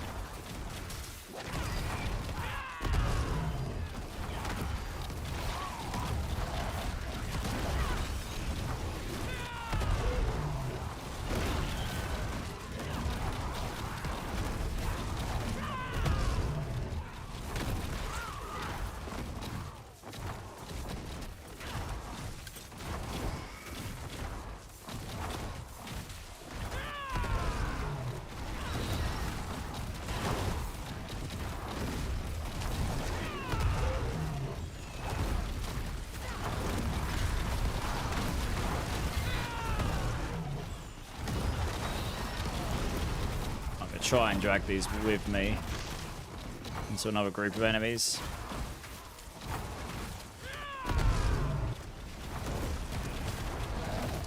But of course, one of them put down a lightning pylon and it literally blocks all of their pathing. That's great. Oh, feels bad.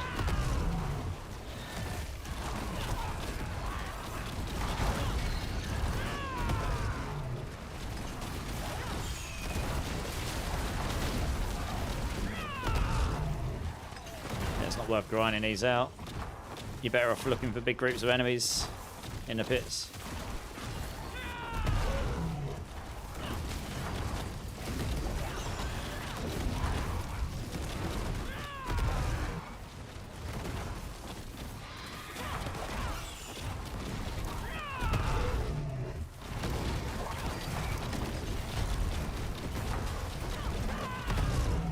I should have made a note on how long it took me to do a 105 on Crushing Hand before, on like much better gear. To give me an idea like what the difference in power is between this tech and not having it.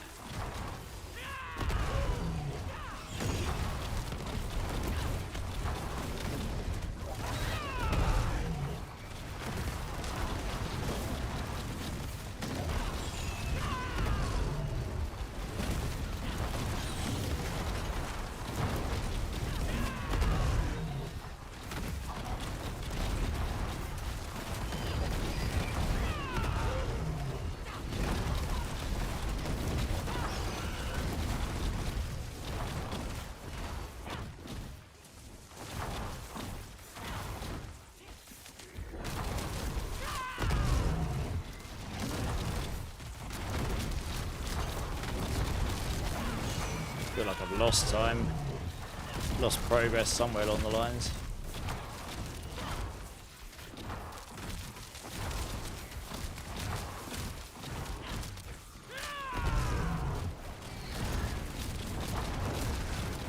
Oh, okay, it just skipped me. Wonderful.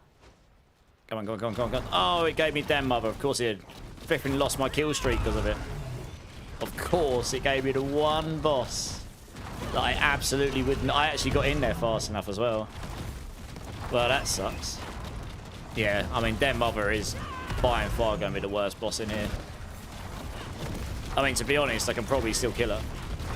But, you know, I got an unexpected skip there. I think I'm actually just going to let her kill me, because that just, yeah. Without a kill streak, I'm going to do like no damage, and I'm not going to get a kill streak on her, so. Can you please kill me? Thank you. That was really unfortunate. Okay. Alright, I'll be back in a sec. One sec, guys.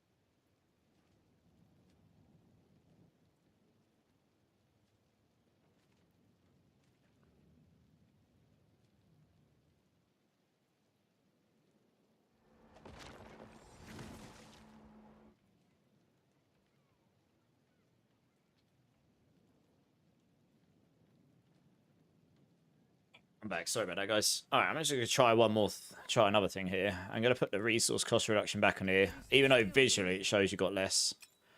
I want to see.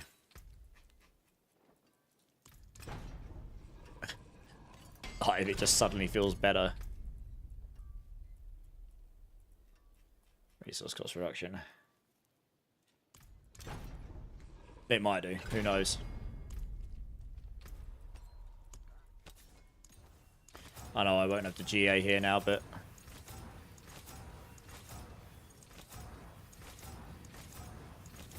putting up on that it would make enough of impact for better or worse. Just to confirm my findings here.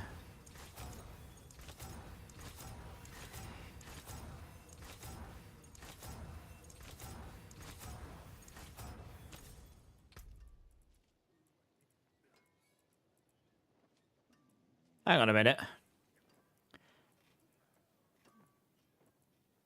Oh, wow. Well, that's a good bug. I rolled GA resource cost reduction off this ring. And now I can't roll resource cost reduction back on the ring. Lol. Why? Well, that's good. I'll have to report that. Yeah, I'll have to report that. Sorry, I got 20% here. I mean, it should be impactful enough, either for the better or worse. In fact, look, I can just straight up use the potion as well, right?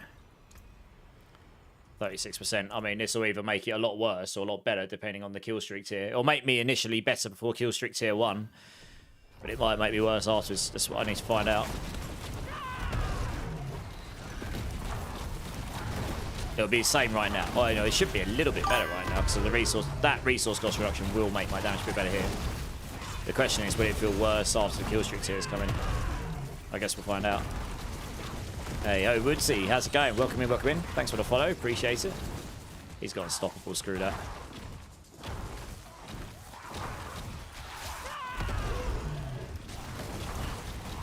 It might be there's a visual bug in that we're not actually getting like 300% resource cost reduction, and maybe it is just diminished. I don't know, mathematically we don't know. We can't see what's actually happening under the bonnet. So it might still be best to stack your resource cost reduction everywhere.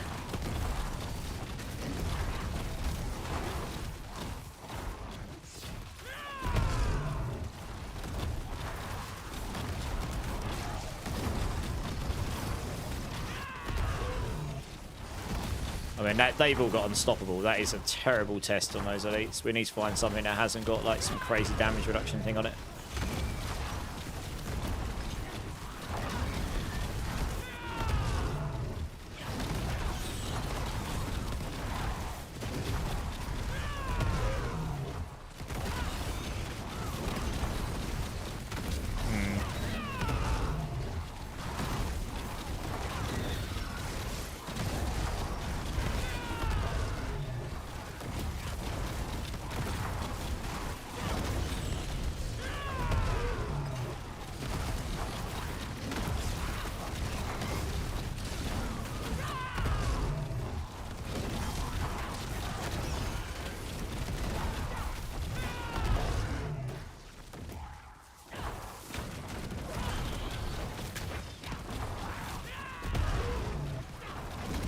I'll swap over to payback in a minute as well. Go get myself a Tibbies on and then just swap to payback. Literally uses the same setup, the Paragon and stuff. Just got to change the skills and the Tibbies over. Pretty much.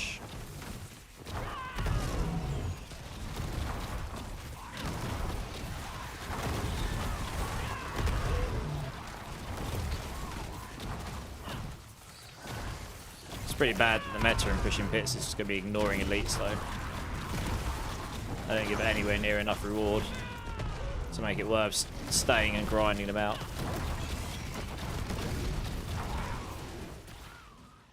Oh man, where have I got to go? Oh, down there, okay, great.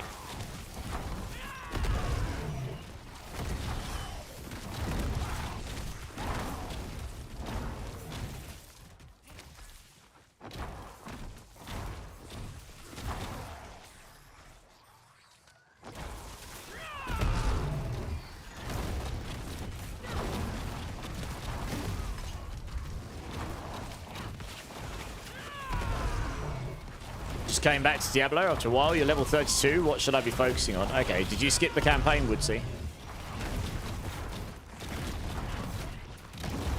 Did you just skip campaign and go straight into it? I mean, the first thing you want to do is get to level 60, right? So you can generally do that by just, I mean, you can go to, you complete it for, okay, nice. So you can go to the Hell Tide, get to about level 50 plus, and then you can go do your strongholds in any difficulty level. And then you'll be able to get yourself to level 60. You'll want to do your capstones as you go as well in your season journey. So focus on getting your skill points and stuff from your season journey. That's new to this season. So you'll do those as you level up. At level 30, you should be able to do your first capstone, maybe your second one soon as well. I think first one's around level 30. Hey, Zombie, how's it going? Streaking, how you doing? If I tell you that, my damage should definitely go up, I think. Hard to tell if what I had before was... I think what I had before was better. I don't really know. I got a massive skip before, so it's quite hard for me to tell, really.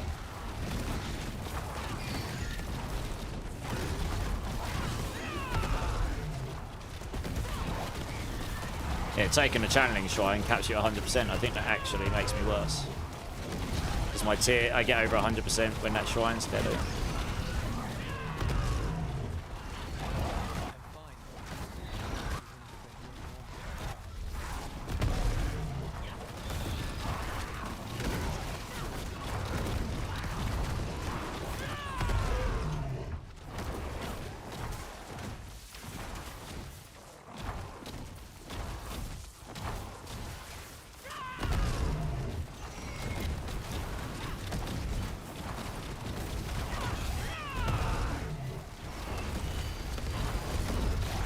I got to the boss with like 7.5 minutes before, but then I did get a huge skip, so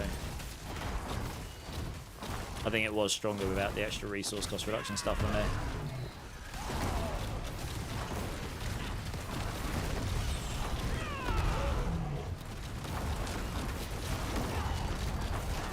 Oh yeah, I'm not going to grind this out. I'm pretty sure it was stronger the other way.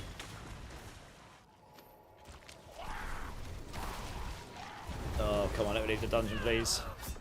You can't sleep? Yeah, fair enough. Yeah, no worries, Woodsy. Yeah, try that first, and then once you get to level 60, you'll want to go to the... And you'll do your second capstone around level 50 plus or so. And then at that point, you can unlock the ability to go and do pits even early. You can go to Torment before level 60 now. So if you're feeling really strong, you can try that. And if not, get to level 60, and eventually you'll go to pits, you'll get your glyphs, you'll level them up, you start a Paragon grind. Yeah. Yeah, I'm on the PTR right now, so we're just testing stuff. Right, I'm gonna go swap over. I'm pretty certain. I mean, I know I could have done that 105. If I hadn't got Den Mother, I would have absolutely been able to keep my kill streak up. And honestly, I could have grinded Den Mother out anyway. It was just gonna take ages, and it's kind of a waste of time. That was without the kill streak. So honestly, I think that probably means I can probably up my predictions by about 2 pits on these with this tech. Give or take. Well, I'm going to try payback.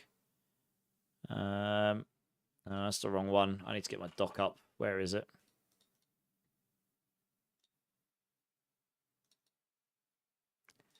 Not that one. This one. There we go.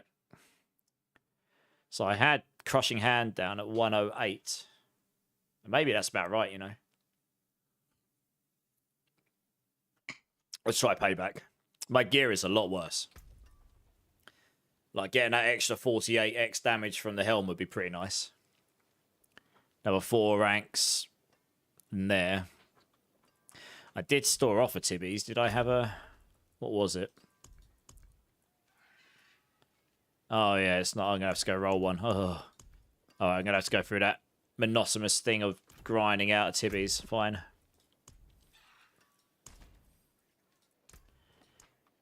Crushing Hand. Crushing. Okay, let me just switch the skill tree over here. It's pretty similar. We don't have any of this stuff. We pretty much just take this instead. So we take all those, and then... Oh no, we want to access core skill.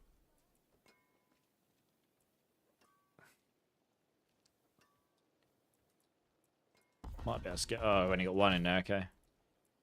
Where do I get these points from again? I need 3 points for down... I need points for down here. Cannot remember. I'm going to have to check my guide. See what I actually put it in for the pushing variant. You have slightly more like pressure on the skill tree.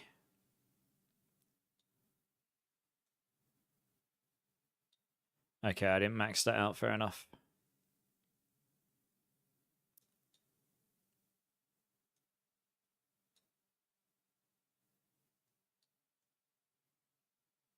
Yeah, I didn't max follow through out, that's what I figured. Okie dokie. I mean, you're basically swapping damage for damage. You could take these out and put damage in here as well.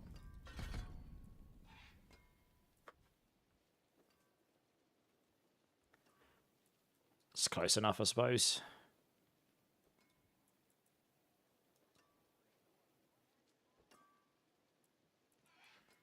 Alright, and we'll want that down there. Yes, my payback rank's a bit low. And we won't want that in there. I will need to go and... Yeah, I need to go Keb Bardu. I need to go get myself a Tybalt's Wheel that's worth using. I need to get the Bloodied Affix on Tybalt's Wheel.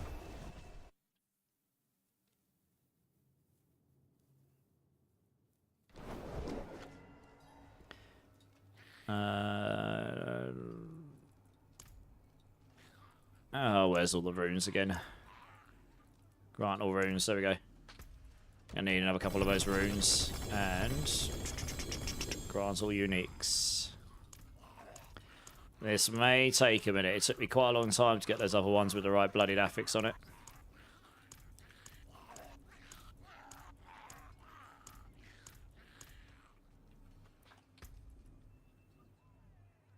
Zol and Zan. Zan. Where's the Zol? Oh, there it is. Sweet. Okay, nailed it.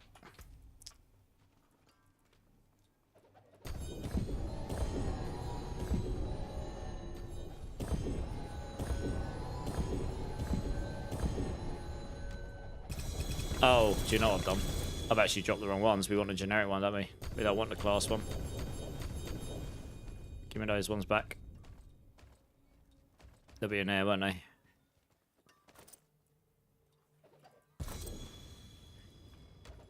Alright, Tybalt's Wheel is what we want.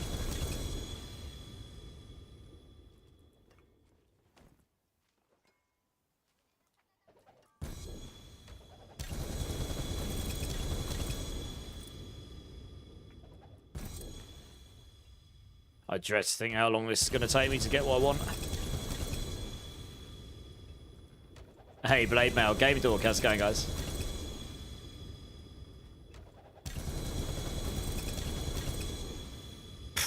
It's pretty good banish laws.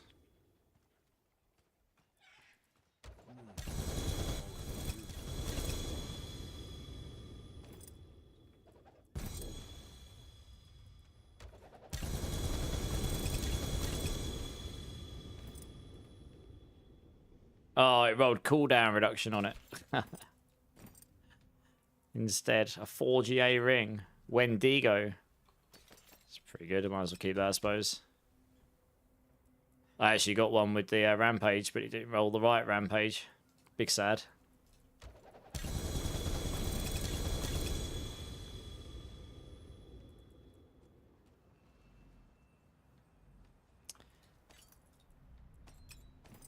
Right, I guess we roll some more.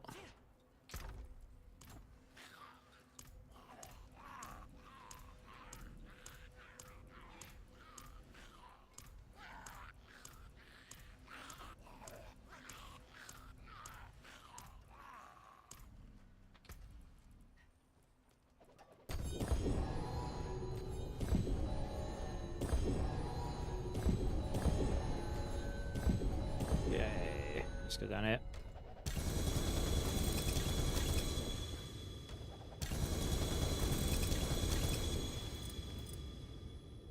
Ah, got one. Nice. It's not got a max resource on it, but this will do.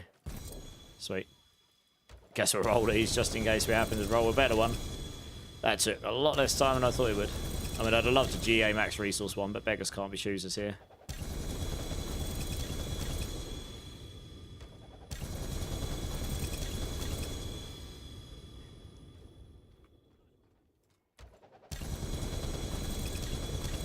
Okay, cool. Alright, let's go put some sockets in that. Look how much gear there is on the floor. Holy. Right, back to Saragar. So I can actually see what on earth. I can't see any icons. There's so many stars on my map right now. You're awesome as always. Nice. Glad to hear it, dude. Let's try this out. See how this feels. Oh, it's only 12x. That's a bummer. I had to roll low on the aspect, didn't it? Never mind. I'm actually not going to faff around with that too hard right now, though. Where's it going to roll into? All stats. Okay, well, that's not ideal, but whatever.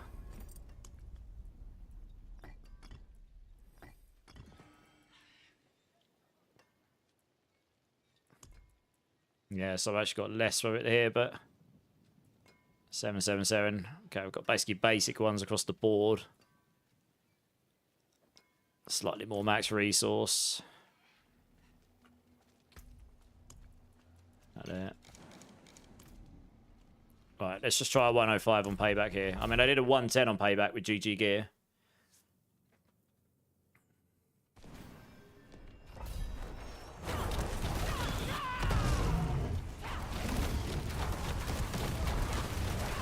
Wait for him.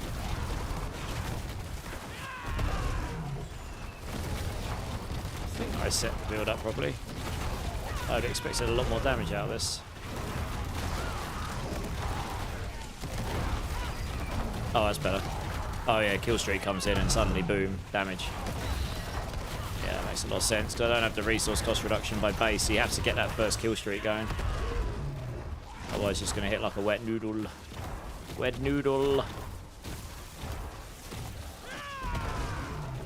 There you go, Lomin, look at the damage now. Crazy.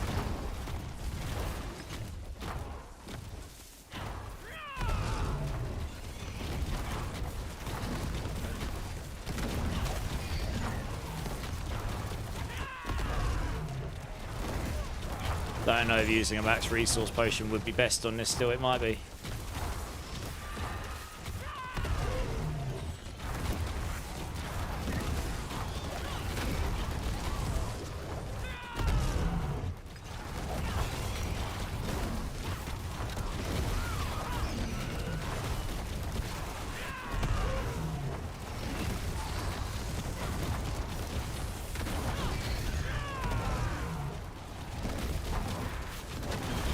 Oh, he's got physical resistance, hence why he's taking such little damage. I did wonder why he's hitting these blues for so much damage and then the yellow's not taking anything at all. Might as well finish him off, he's so low.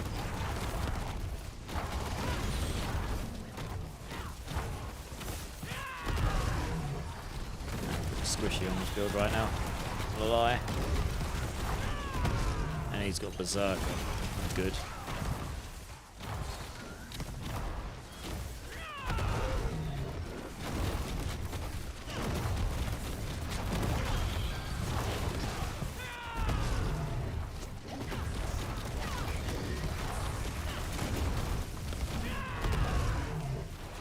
I'm not really benefiting. I might actually not have used Pop Watt on this, I can't remember.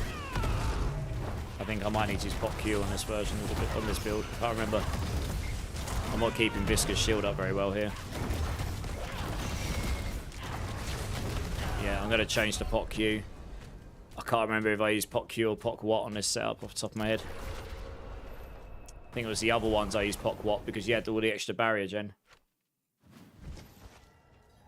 Well, on this one you don't, so I will probably need to go grab that and change that from What's Q. That might be why the damage isn't quite where I expect it to be. Q, here we go. Let's try that.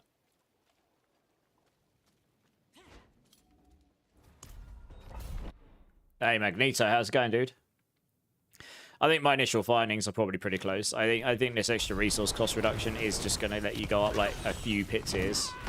I don't think it's allowing you to go up like 20 pit tiers or anything. It's not that good. I think Payback's going to cap out at 115 probably.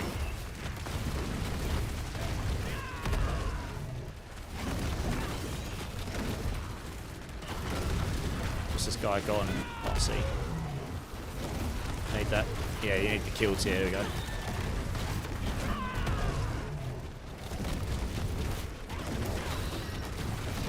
That's better. My barrier's staying up a bit better now. Oh, he's got Soul Drinker. Of course he has. Alright, move on.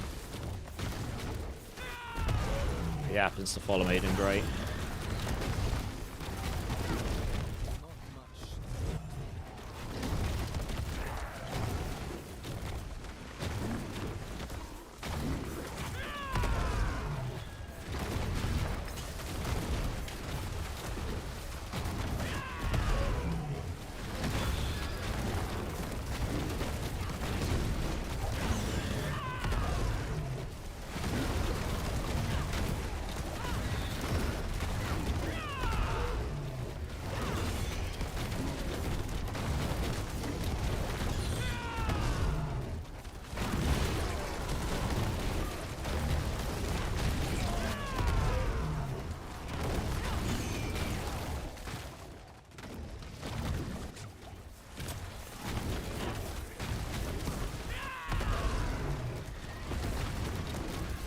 Yes, this build is definitely squishier than Crushing Hand though, like it just is.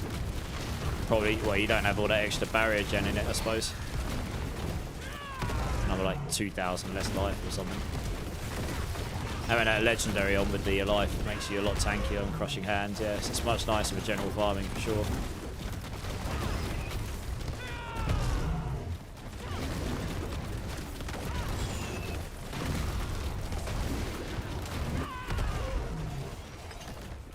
Trying to think, what's that clear at 110 on?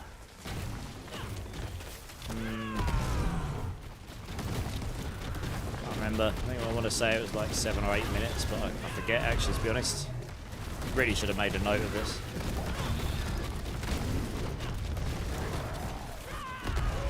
A 105 though, I was annihilating.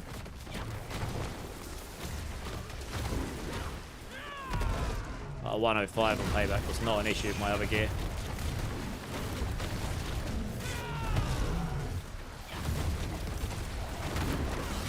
If I hadn't known you were talking runes, I'd have guessed you were talking gibberish. Really? So which bit? Runes? What, Zoan Zan?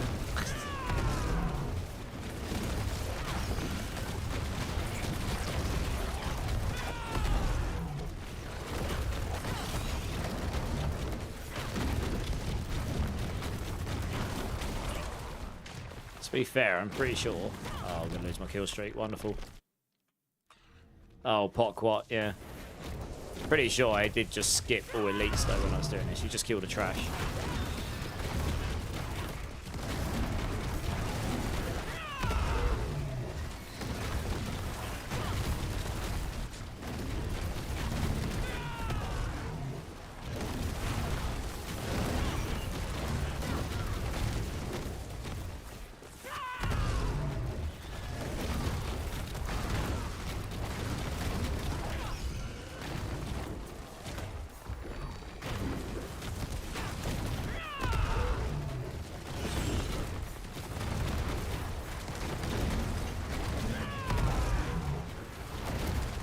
Yeah, it's so much, in pits, it's so much better off skipping the elites and just grouping up as much trash as humanly possible and then just killing the trash.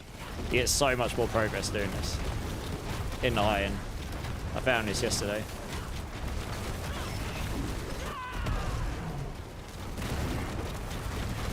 And if you can kill some elites with it, then great.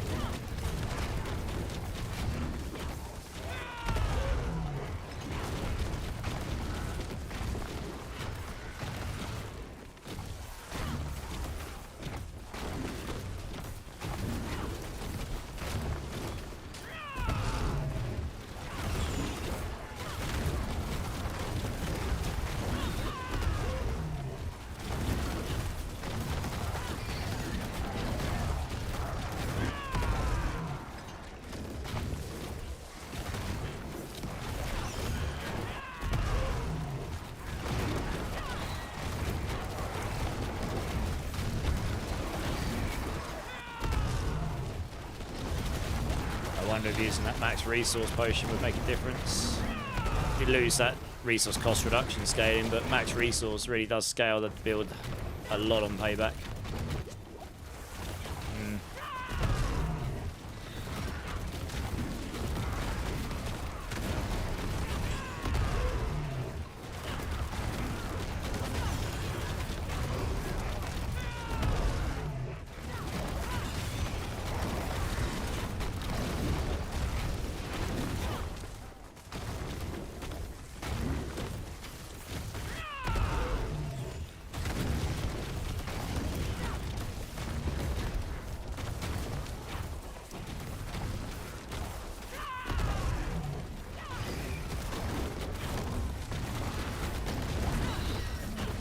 It's really annoying. It's going to make me backtrack all the way up there. I'm probably going to lose my kill streak.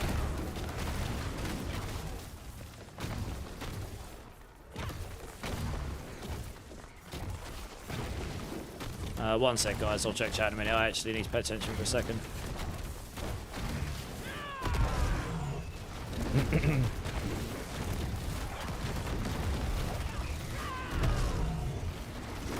I was expecting Payback to do a lot more damage than Crushing Hand, to be honest. I suppose it is in a way, but... Tibby's is a bit rubbish, to be honest. I could have rolled a lot more. I could have rolled like another 20 max resource, and it's only a 12%, not 20. So I mean, that's quite a lot of damage lacking there, to be honest. But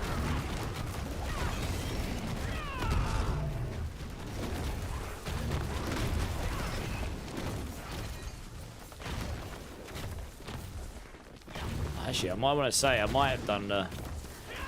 Oh, this is only a 105. This is terrible compared to what I ran in Eternal.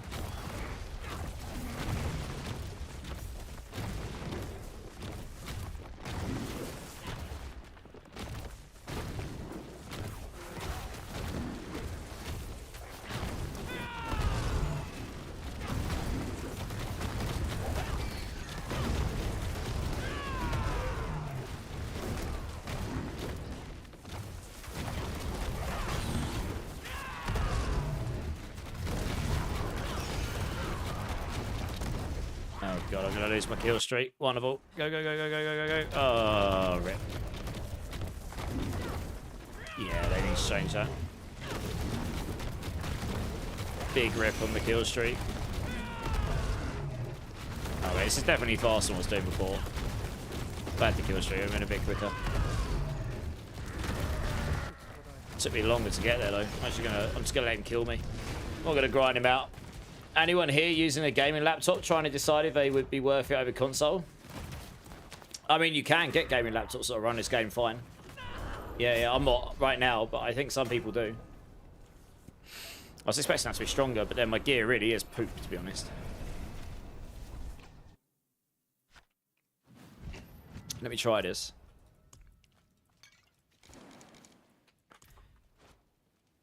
Yeah, max vigor really does make a big difference on this build. That will reduce my resource cost reduction scaling, but it will give me more max vigor, so we'll see how that feels.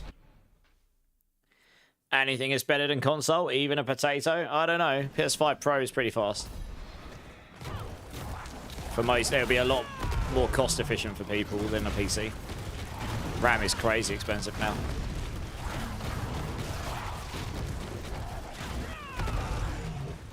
Interested to see how this feels. I haven't got a kill streak yet. No, I have.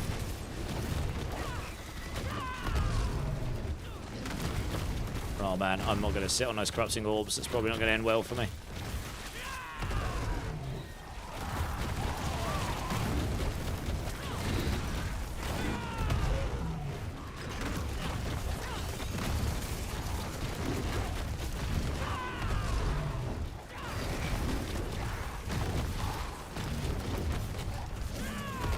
Berserker and physical resistance. No wonder they were taking such little damage. You gonna die? Thank you.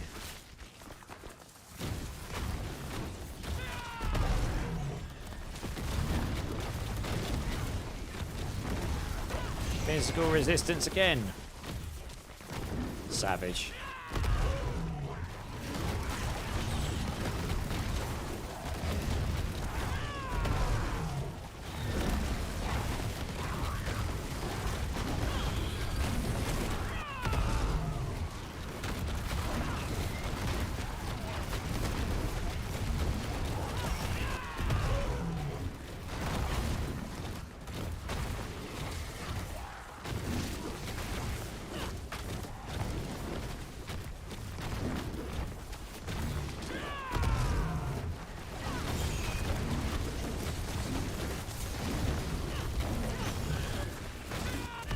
Oh, when I died. Oh, good. Yeah, I mean, it's not like I'm walking in and one-shotting everything. Use a gaming laptop as your main source of gaming and it runs nicely. Okay. Nice.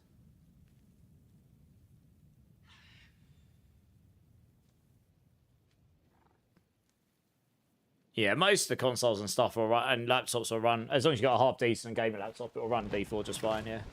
You have a really good gaming laptop, but it doesn't look as nice on my TV as the PS5 does. Okay. Yeah, I mean, the PS5 is pretty optimized for it all.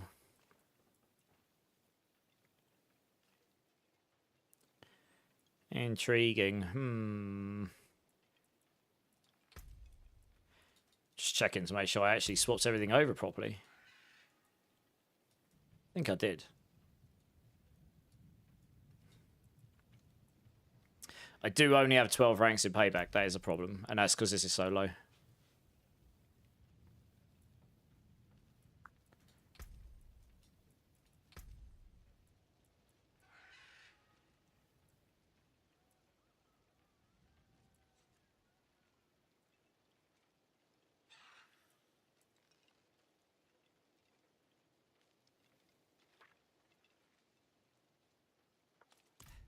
Let me just log on my Eternal one real quickly. And I say my gear is much better over there. It was on this character, wasn't it? I'm sure 105 was easy peasy.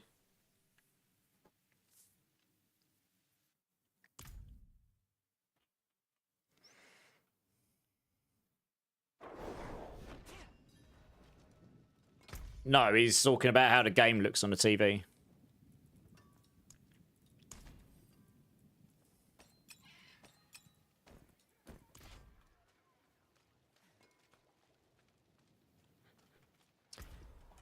So this one, I didn't have any of those affixes on, so I can just try.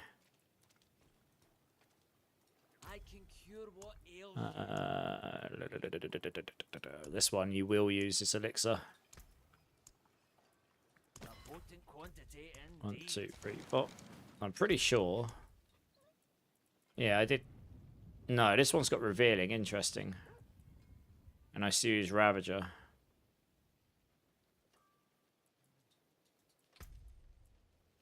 Why was that?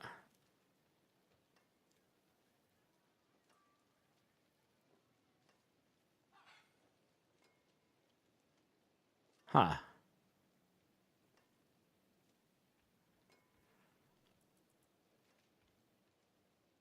I guess. Yes, I just have a much better. I like way more max resource. Look at this. 311 max vigor. That's massive. That's huge.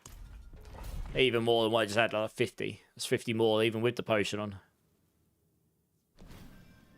That would be massive for that. I'm pretty sure this is going to just spank this stuff. Yeah. I wanted to see how fast was I getting. I can't remember. Yeah, quite a bit quicker. But my gear really is very good. Like a lot better. It's not like I'm one-shotting this stuff though. I'm still Giga Squish, so that's fine. Payback is just squishy. Can't remember how fast. Yeah, this is a lot quicker.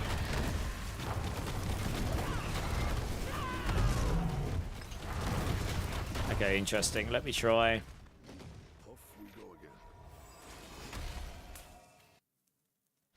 You play on both, Nikki. As an elder statesman, having a giga large TV is nice. My character is still 6 inches tall. Nice. You have an MSO Katana with an NVIDIA 4060 Elitod. Runs the game perfectly, even on Wi-Fi. Nice. So yeah, I think gaming laptops will work running fine. Let me try changing that board over, because for Payback, I don't necessarily need to run this tech.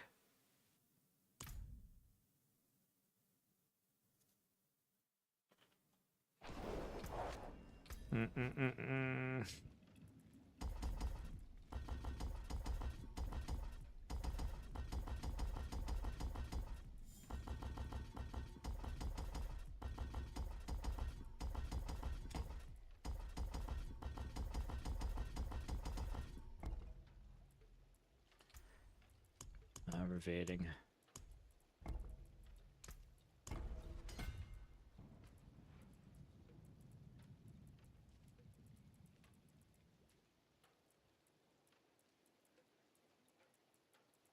It's more expensive to come for his board, so you have to make do with what we got. Colossal, that should be enough, I think. Oh. I might be one short, right? Oh no, I'm good. Right, cool. Literally just had enough. Okay, fine. And then we can also try taking those out. Putting those in there. Okay, let's try that.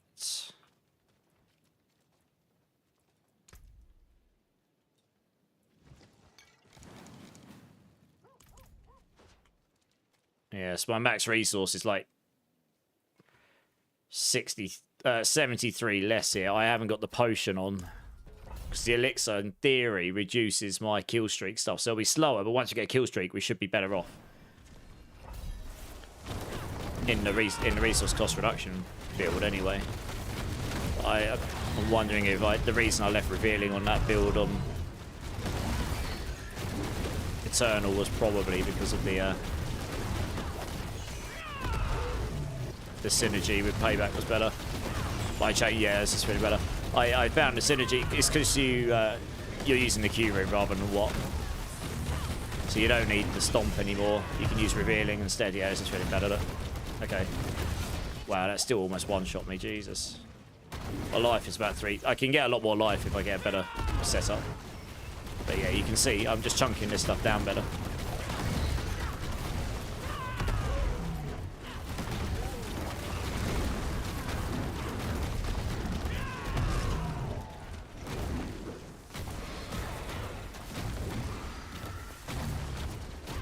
You don't need that extra attack speed that infighter gives you, because we've got the Tybalt's wheel on.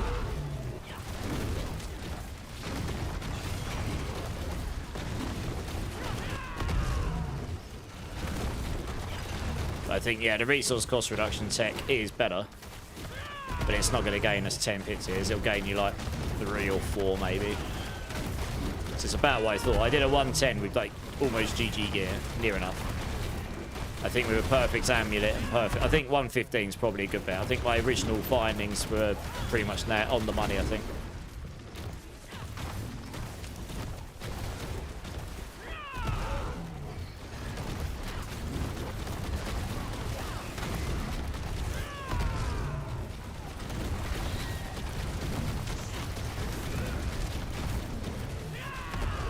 He's gone unstoppable, but we're still killing him down fast enough. So I say you're actually better off just ignoring the elites. I found this yesterday. So you just run between these, kill the just kill the massive groups of trash you can get. And watch your progress as zoom up. And if you can get the elites in the process, then brilliant, I suppose.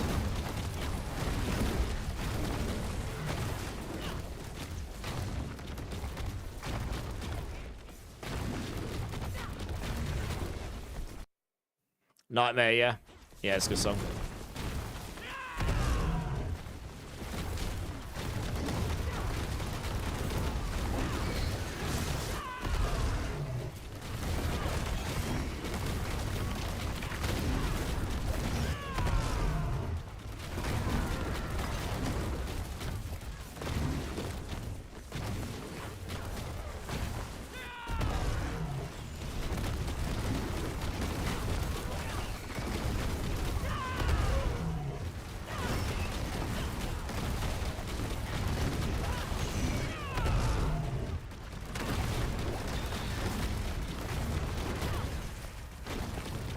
Down here, attack speed, okay.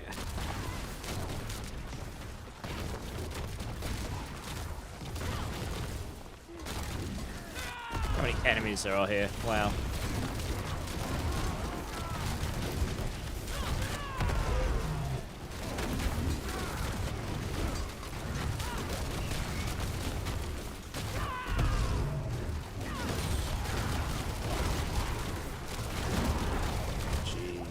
Killed me.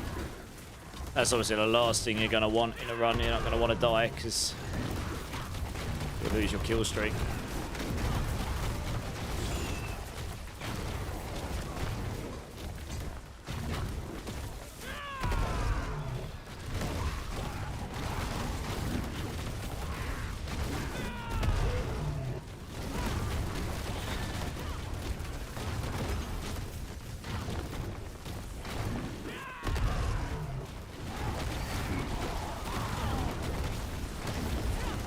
Pretty sure when I did a 110 on my other gear, which was like pretty much GG, it was a bit of a grind. So I still think Druid and Paladin are going to be stronger than Spiritborn unless someone finds something even more broken. I was expecting the resource cost reduction to have more of an impact, but it's... I guess the reality is, in the grand scheme of things, you need so much more extra damage on these pit tiers. It's... it's only actually pushing you up a handful. You need to be talking like 10x damage or something to go massively higher. Or 5x damage.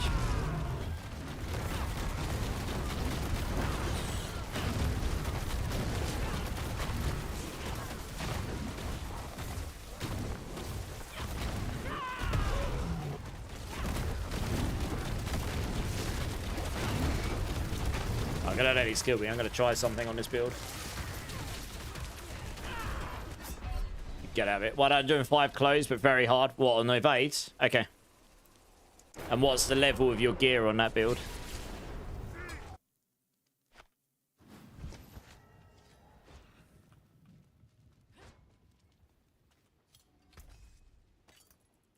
Oh. Interesting. That's what I was going to go and put on, but it turns out it was already there, so...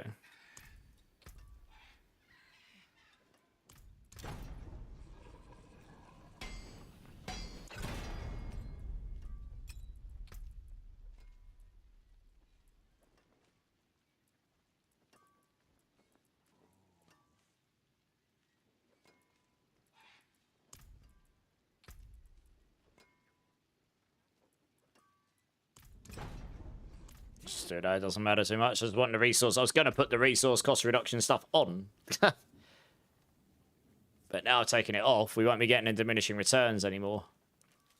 Let's try that, see how that feels. Because I've also maxed out... I would have maxed out my conversions with this as well. No blood buffs. Yeah, there's not really anything that scales the damage of evade, but the cooldown reduction would be useful to help with your eagle. Right, so my initial damage should be worse, but once we hit the tier 1, it should be better, I think. It's kind of what I want to check.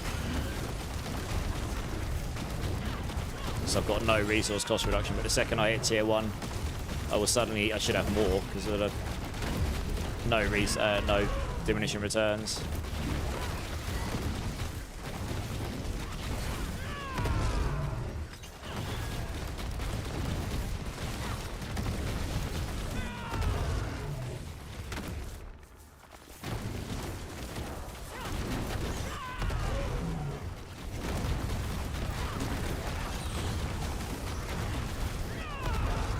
I definitely feel stronger because I'm only on tier 1 and I'm already hitting these things harder.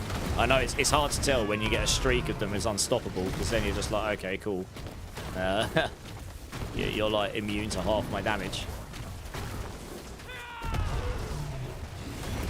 But this does feel better, I think. As I suspected would be the case.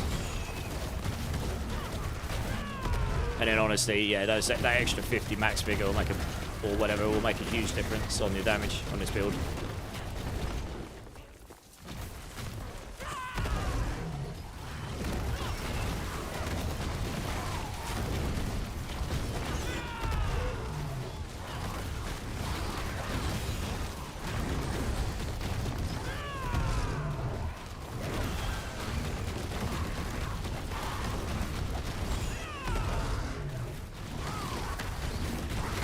Probably not worth grinding. Like I say, it's not worth grinding these out. See what I mean? It costs me time to do that. You're better off just... the pit balancing seems completely off when it comes to pushing. You're better off just going for the big groups of enemies. And just grind out the boss.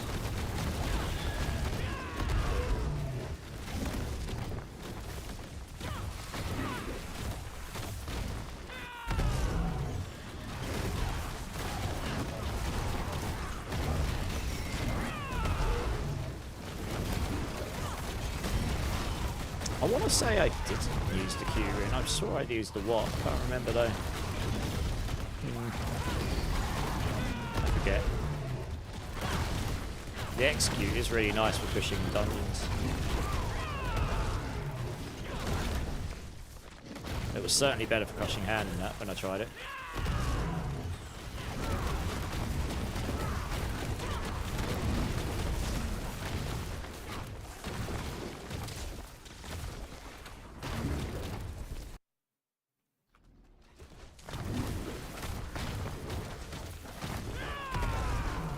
I have 3 charges, it's totally enough, and I have only 1 buff cooldown. Okay, yeah, exactly, that's what I figured. So you can just go full storm, further potency, makes sense. Yeah, the cooldown would be nice there. But other than that, there's nothing in those affixes that's going to scale your damage other than the berserking affix on your weapon. I guess that would help you do a bit of clearance.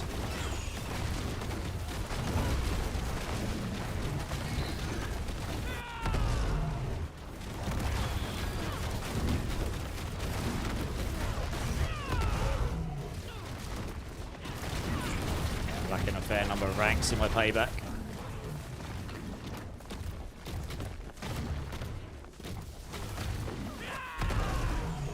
So I think with absolutely Giga Gear and all this resource cost reduction, you're probably looking at a cap of 115. It's kind of where I had it originally. 108 on crushing hands, probably. It's pretty much where I basically, if I test my Eternal, you're going to bump them all up by roughly by about 3 pitters. Payback slightly more because it's got slightly more damage scaling in it. And I think that's, unless someone finds something else. I have heard Evade has done 110. I heard someone has done a 110 on it. But I don't know how good their gear was, but I'd be surprised if Evade suddenly beats Payback. But it should be a bit closer, I think, with drive, with the buff to drive. I say I did a 110 on Eternal with it. Oh, I got a huge skip on that. Wow. And oh, we got the kill streak. Nice. Oh, that was close. I mean, it makes a difference having that kill streak, honestly. That was close. He's got ads, this guy, as well. Nice. Oh, it's Spiritborn, that's why, of course it is. Yeah, I mean, this is the boss you would chase in the pit. Although, you're never going to push pits, it's not really an issue.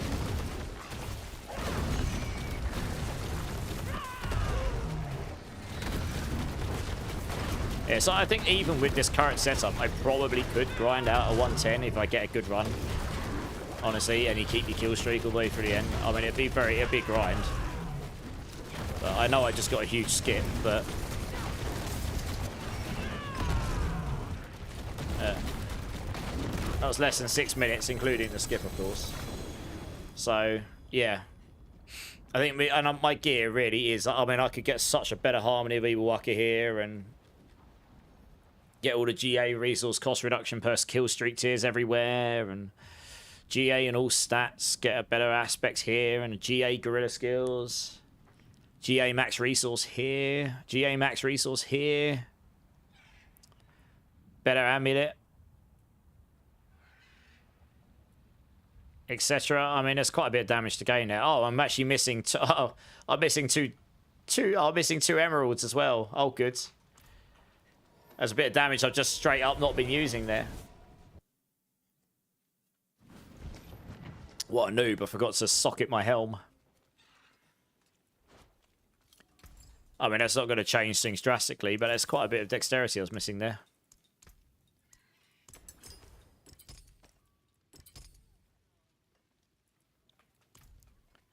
Let's try a 110. I'm intrigued to see how that goes on this build.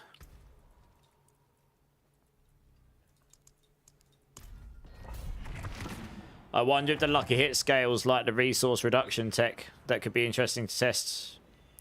I think they're all going to stack, yeah. So if your build can really benefit from lucky hit, then yeah, that might be really nice, yeah.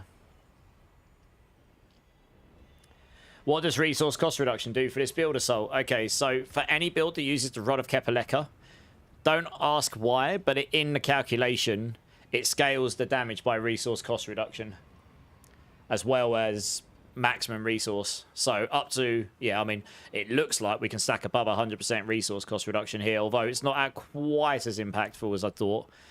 But it's quite hard for me. My Eternal build, I've done a 110 on this, but I've got better gear, to be honest. I just don't have access to all of these bloodied affixes. But I have just gone and got resource cost reduction across the board. And I've rolled resource cost reduction off everywhere else because these stack without diminishing returns. The second you put the potion on these, you get diminishing returns on this stuff. So I probably can't. Oh, let's see. I might have a bad. I'll probably have to have an amazing run to push a 110 on this build with these items. And just skip all elites for the time being. I need to get to tier 1. Yeah, it's the only thing. If you go all in on this tech without any upfront resource cost reduction, you're going to hit like an absolute wet noodle until you've got to tier 1 kill streak. So I need to get to tier 1 kill streak here. Hence why I'm hitting like an absolute wet noodle, and this is terrible because I've got the bombs, so I can't even focus attack stuff.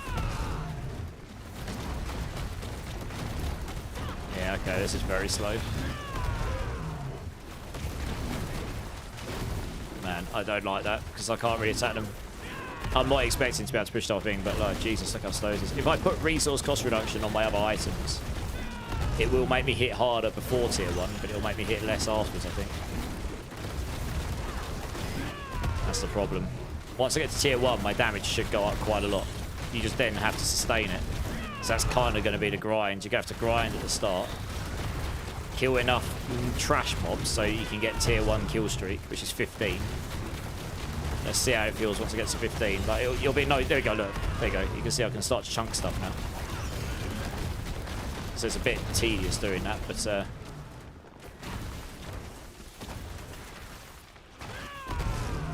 I had this down as capping at 115 based on the fact that I had really, really, really good gear on Eternal. I just didn't have the bloodied affixes, and I didn't have a GG amulet. But other than this, I had near GG gear. And I did a 110 comfortably enough, but it wasn't like, oh my god, I clapped it, you know.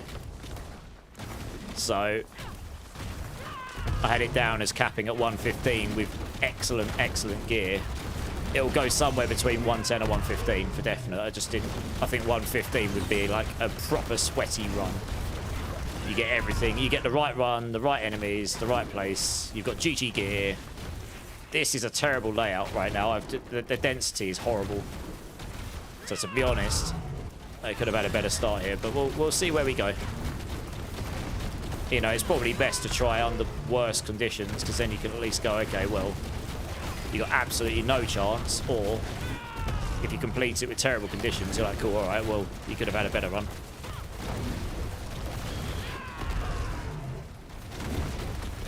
The trick is, in the pits, to just totally ignore elites, to be honest. You won't really be able to do this in the tower. I don't think. But we'll see. We'll see what the scale... We can't test the scaling of the tower here.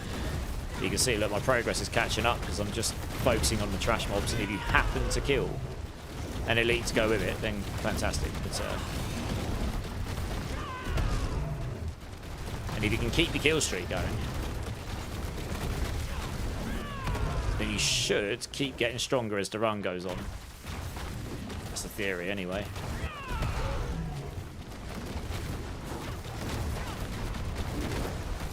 So I'm just going to kill a good number of the trash. Might get that elite while we're here as well. This is so low. I'm still behind, which is not great.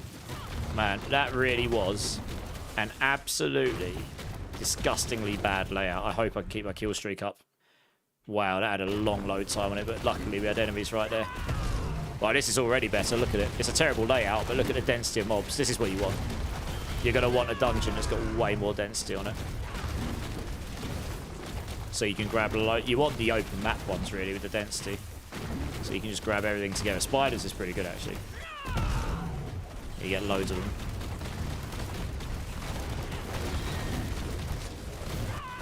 And then you just pull everything together and just try and nuke down as much as you can in a reasonable length of time.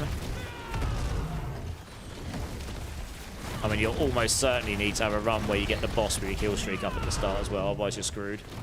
So you're probably going to end up fishing for one where you don't have to run quite as far when you load in, and it doesn't take as long to load.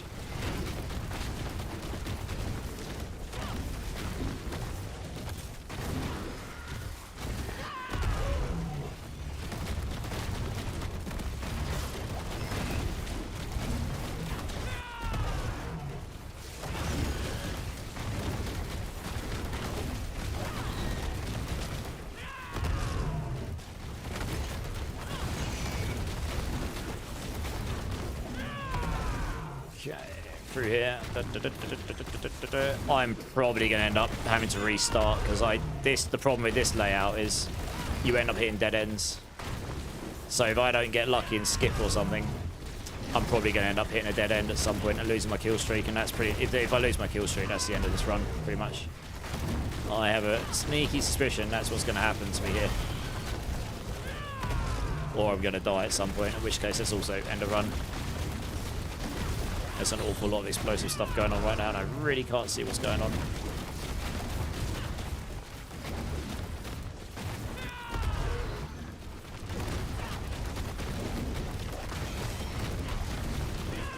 It's a bit annoying that we got skeleton captains on top of spiders, because they have a shield mechanic, so they're taking longer to kill than some other types of enemies would have taken, to be honest. So it's probably cost me a few seconds here and there.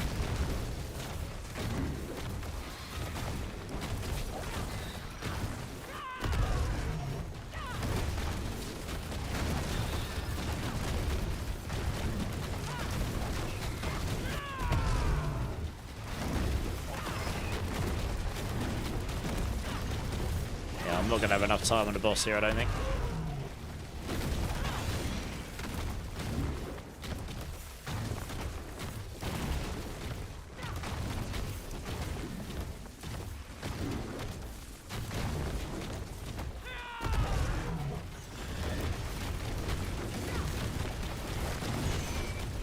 Explosives. Unideal. Not ideal. Yeah. I'm going to start another run because honestly that was just dreadful. Terrible layout. Barriered enemies. Awful density at the start. Yeah. Let's try another run. I suppose actually it's a pretty good time for me to test something else quickly. Do I still have that other ring handy? Where is it? Yeah, that'll do. This is almost certainly not going to be better, but... more than horseshoes and nails. What do you need? Good time to test it, at least. Oh, nice. Got a crit on it. GG's. Use it well. Let's just try that quickly.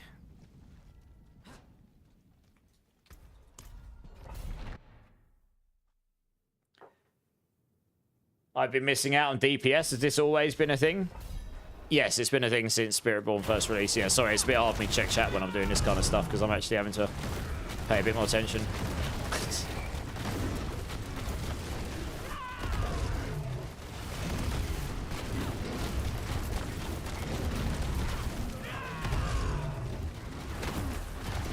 Interesting to see how this feels.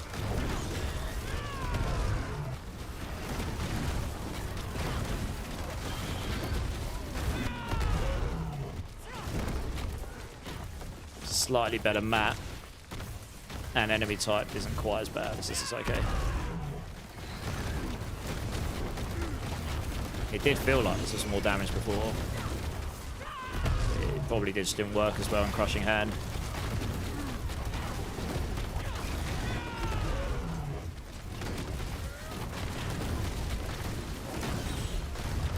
No, I don't want to stay on top of that thing. It'll nuke me. It's kind of trying to kill the others. If you end up finding, basically, if you end up finding you're just attacking the same things for longer than a few seconds and then not taking any damage for some reason, just move on and get a new group of enemies. Because in these things, that's what I'm finding here. I mean, I'm no pro compared to some of the top pushers, but you're better off doing exactly what I just did there. Just grab another massive group of enemies and getting another 10 enemies down. You're getting so much more progress. Just totally, if the elites happen to follow you for long enough so you can kill them at some point, great. But if not, just ignore them. Try not to die to their affixes, I suppose.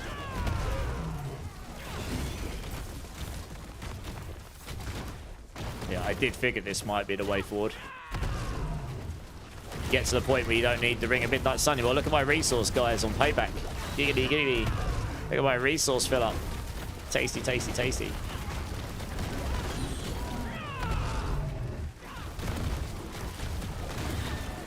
Om nom nom nom nom nom. People kept telling me it's not doable. It certainly is.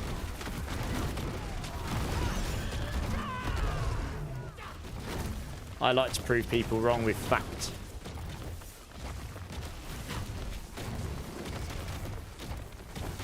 I should probably go try this over on my Eternal setup. Might even be able to clear higher, because my Eternal items are really, like, they really are mega. Like, near perfect 4GA Heshers. A perfect Midnight Sun, although we can take that off with this setup. A perfect Rod of Kephaleka in itself is huge. You know, so I've got such good gear over there. I mean, this run's clearly going a lot better than the last one.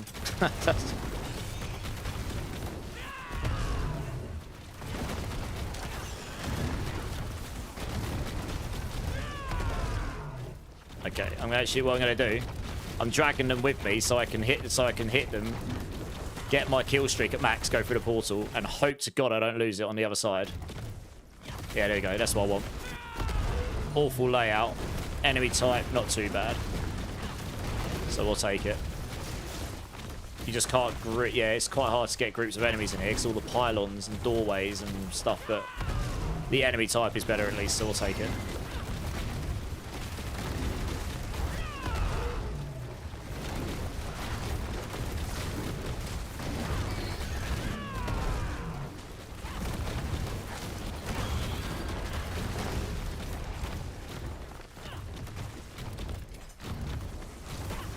Oh, you're here. Artillery shrine, okay. Get all this stuff. Grab all that stuff. There we go. You just want a mega amount of stuff, that's all. Quantity over quality, that's what I say. Yes. Actually, some of those elites followed me there. Nice, I'll actually get some of them down. Winning.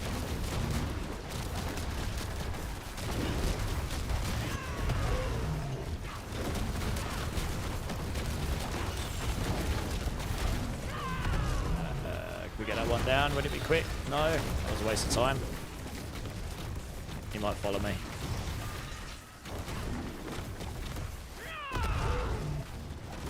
I still don't know if I'll have enough time on the boss though.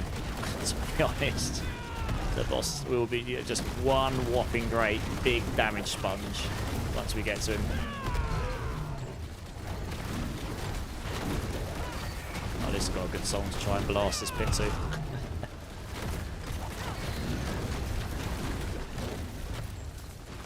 I hope I don't hit a dead end before having to run back. I'm leaving enemies in case there's a dead end, because at least I've got something to try and keep my kill streak up with on the way back. Just get rid of the bulk of them and then leave some. Yeah, after a while it just sort of somewhat seems like you just start doing less damage to them. So you best just... There's loads in here. Just got to try and group them all together. As much as possible. Okay.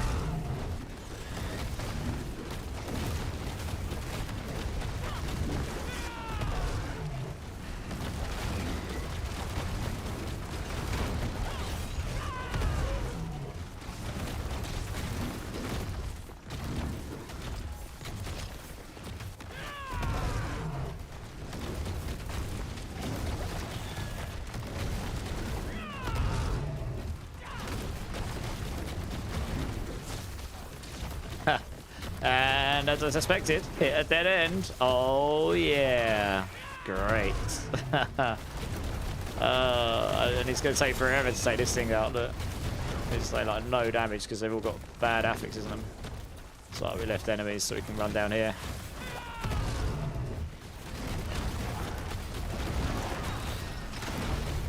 Oh nice, got a skip. Go, go, go, go, go, go. Oh, I'm going to lose my kill streak. No!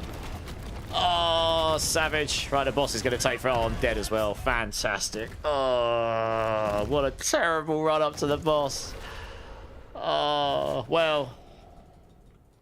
I mean... Rip. Safe to say, 110 viable. It is viable.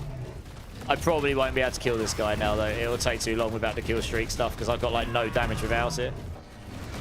Yeah, like, I'm hitting like an actual wet noodle. I would have needed the kill streak, but it would be doable. I got in there with like 8 minutes left. More, actually, because I died and I'd just gone past the 7.5 minutes. Okay, we're set to kill me. There's no way I'm killing him without that stuff. Oh, the ads don't matter. As long as you get in there, the kill streak will allow you to keep your kill streak up. But yeah, well, I can do a 110 with my current gear as long as I get the right run. Interestingly enough. Hopefully the tower will be less tedious because you'll spawn the boss without having to teleport through a portal and then run up a hallway. He literally spawns on your feet, doesn't he? So you should be able to get him before your timer goes down. Or hopefully they'll extend the timer a little bit because it's a bit short right now. So yeah, I mean a 110 is viable there for sure.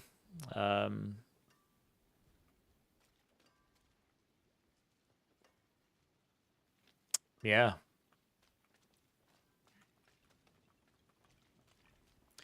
Alright, let's store that off. Let me try something here.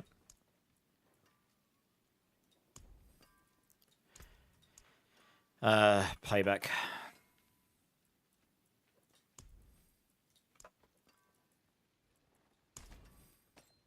Let me just try this a second. Boom, boom, boom, boom, boom.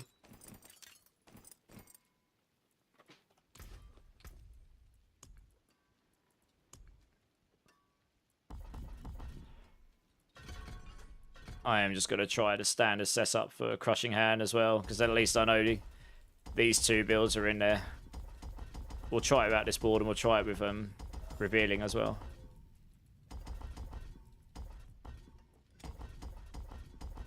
So I don't need the Q for this. This might be worse, we'll see. It'll be interesting to see.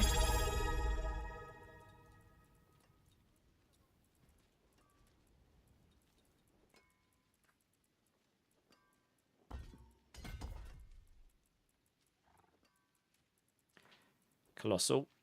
Miss Colossal. Yeah. Hey, Wiggity, tier 2! Nice. 21 months, Wiggy. Thank you, man. If you want to give me some B numbers, let me know.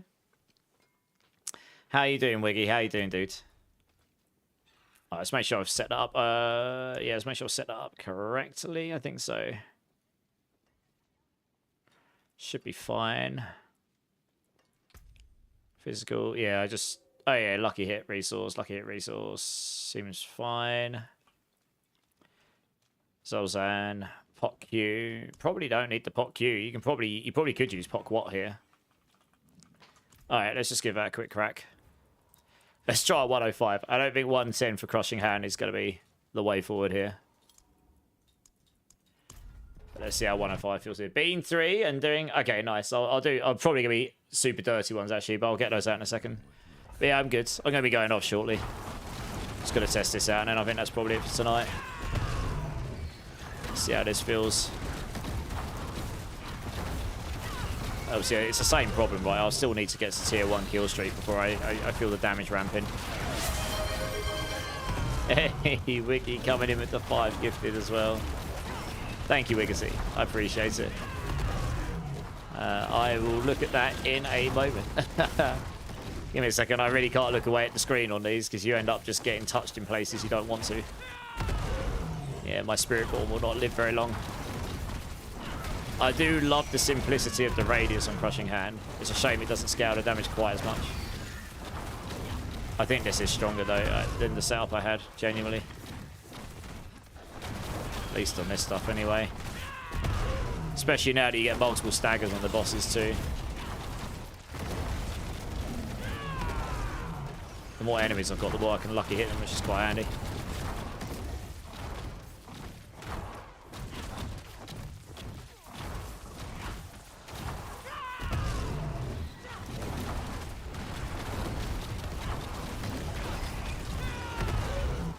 Can't remember how fast I did one of these before. Yeah, and I really should have noted it down, shouldn't I? Kill streak, kill streak. Yeah, exactly. You actually got to pay attention. Yeah.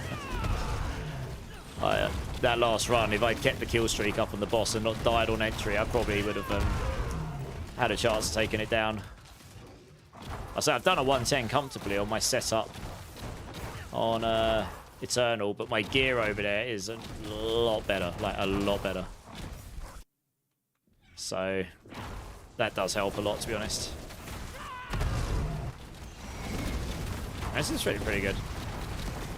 Maybe this setup is just still... Oh, I've got the wrong skill on my bar. I haven't got Ravager on. Whoops. I meant to have Ravager on my bar and I don't. That's good.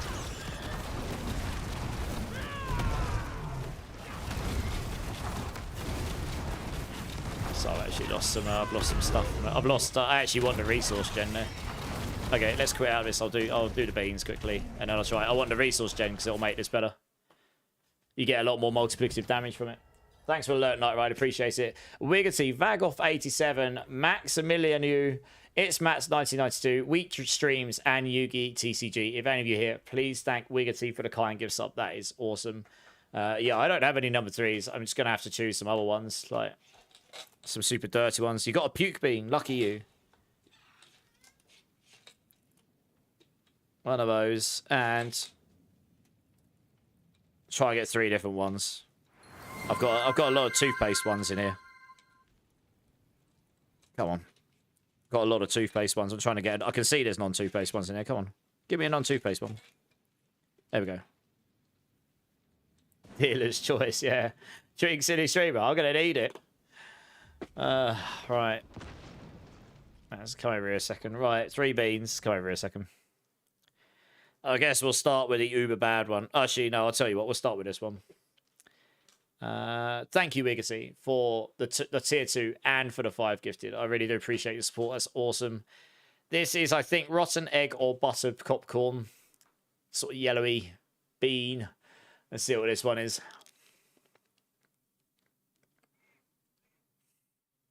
Only one? Are you sure? I think that's buttered popcorn. I mean, I'll take the 1 bean if that's all you care for. Okay, nice. We'll save those for another day. I think that was buttered popcorn, actually. It doesn't taste as nice as popcorn, but it's certainly not as bad as puke. So you take the wins. How have you been anyway, we could see? Right. That's right. It would actually make quite a big difference with this setup having Ravager on there, so I should probably do this. Now let's try. Crazy work schedules. Yeah, I feel you. Yeah, I feel you. I've got a lot to do in this next week. Yeah, because that gives me a lot of multiplicative vigor regen, and we're not using the Ring of Midnight Sun here deliberately. That does allow, as you can see, look at my resource gen now. It makes your resource gen go crazy. Just got to be careful not to accidentally Ravager back into the enemies. Once we get that kill streak here, I might be interested to see how this feels.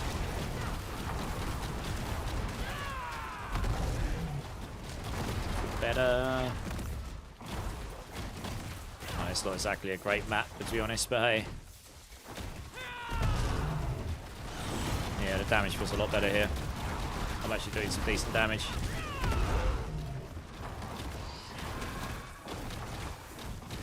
Honestly. This is very much a run where you just, if you were actually pushing on this, you'd probably just quit and start a new one.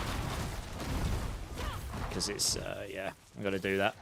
I can't really test properly here. This layout really is just bad for this kind of thing. Let's go and see if we can find one that's much more open where I can actually group stuff together. Can't really test properly with that. Pretty sure the revealing is still stronger than Infighter though. Infighter just needs more damage still. Or it needs to go to attack speed cap 2 or something. Yeah, this will be a bit better. And at least you've got a bit more open area where you can actually grab some enemies together.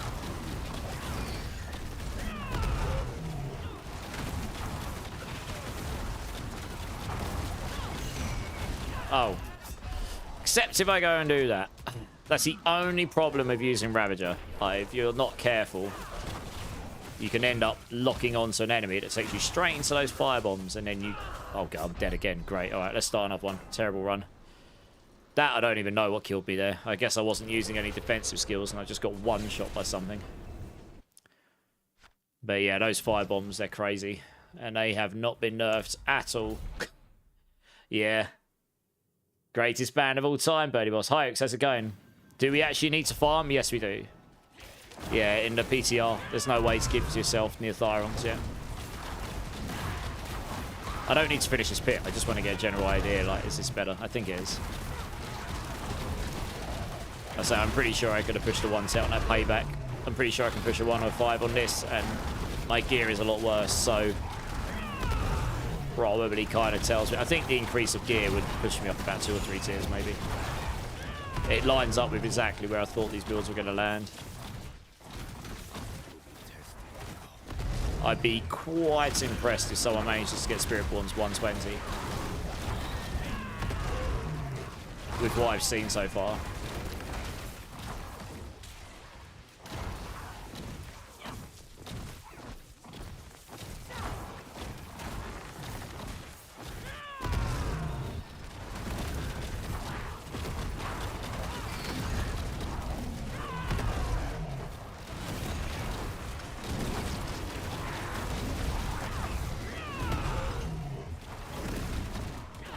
I mean, this would be doable, I think.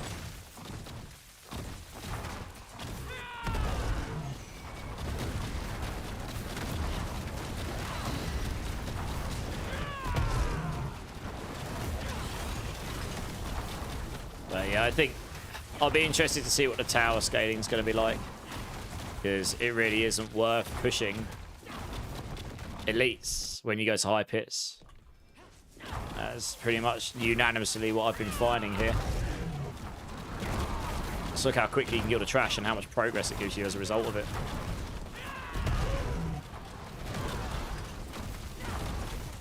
This is a good map to get, to be honest. Like, this is one of the ones you want to get. It's nice and open, hugely dense on mobs. As long as you don't get, look at how I'm slapping stuff. And you, look how much mobs there are. There's so much. This is what you want. Yeah. Just group it all together. Because Crushing Hand has just got this insane amount of AoE in it. You just annihilate everything in the area. Look how much progress I was gained all day. See what I mean? And the elites barely even touched, but by the time I grind those out, it just won't even be worth it.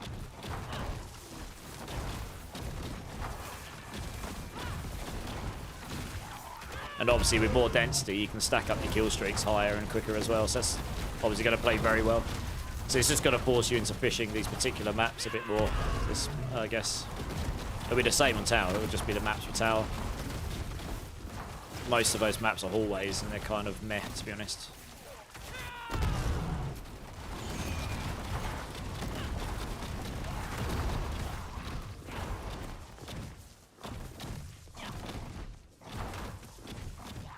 I lost my kill streak because I was lucky enough not to get enemies in that bridgeway. Oh, great. Thanks, game. Never mind.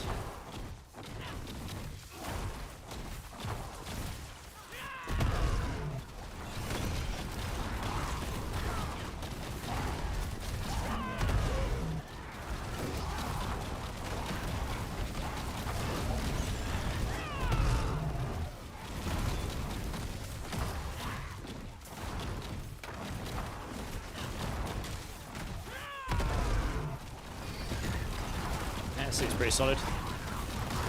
I think getting rid of Midnight Sunring is actually the way I'm pushing here.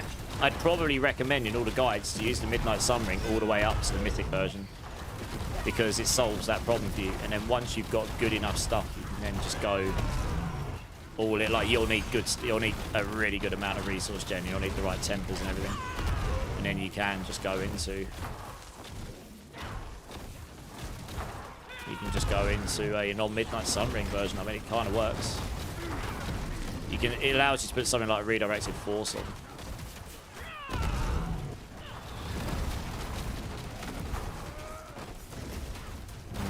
Don't know what's going to happen here in terms of. Where's it pushing me? Oh, it's gone to the wrong map. I hate that bug. Okay, where the hell are the rest of the enemies? Up there, maybe. It's probably going to make me kill the elites, you watch. Look how many enemies are left behind. Loads.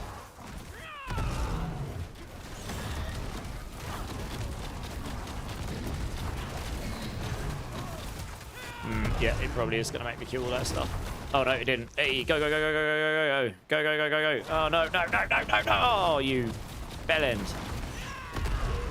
Well, that's rip.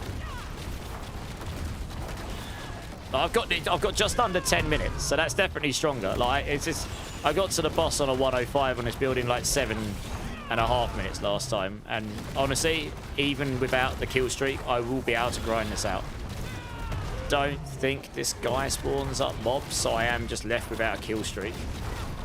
And with the kill streak, I'd have been doing a lot more damage to this guy. So yeah, I mean, I would have done a 105 in a good time here had I kept that kill streak.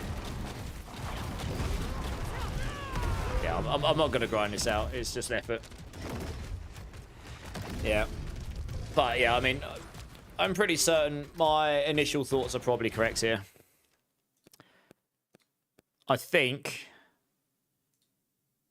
Crushing Hand will go 108. I think Payback will go 115 with absolute Giga. No, sorry, Crushing Hand. Rake will go like 112 maybe. 113 maybe. Yeah, maybe Rake will go... Yeah, I'll put it as 112. I think these are probably about right. I did a 110 on Rake, but it was really tight. Like, I almost didn't do it. Payback was definitely stronger. And 115 might be optimistic for Payback, but I think if you've got Giga everything, it will just about get there. Yeah, but a repair doesn't matter, Zach. If that's not red, then nothing's broken. And if nothing's broken, it's all at full capacity, so it doesn't matter. It's a myth. Like, not repairing your gear doesn't hurt you at all, unless something's actually broken. No, it wasn't broken. It was an orange sword. That's not broken. That means it's low. Red is when something's broken. Yeah. So, it's been fine, right? I think, to be honest... I mean, how fast is 100 on that setup? I'd prefer to capture footage on my non-eternal stuff if I could, to be honest. If I've got it to a point where I can clap 100 nice and quick, that's all I really need for the footage. I imagine this will be pretty quick. Because it's got so much less life. It's like 3 times less life or something. So 100 should be pretty straightforward. You know, my gear... Honestly, my equipment here is not incredible. It's decent, it's the right stuff. And obviously I've got the right rampage affixes, but it's not incredible. Yeah, you're clapping stuff pretty quick. You'll easily clear 100 on these builds. That's all you really need. Especially in the pit anyway, that's all you need to clear in the pit. I'd take tower footage if I could, but I can't.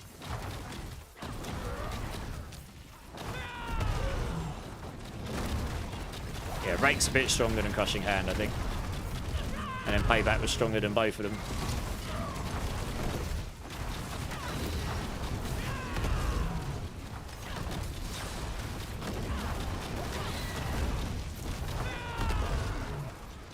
Yeah, so you're going to easily clear 100 here. I don't really need to finish this right now, but you would easily clear 100. And you're probably going to do it in like 5-6 minutes or something. You might even do it in less. And that's with relatively average gear. So it's a pretty good insight as to what the build will be able to do.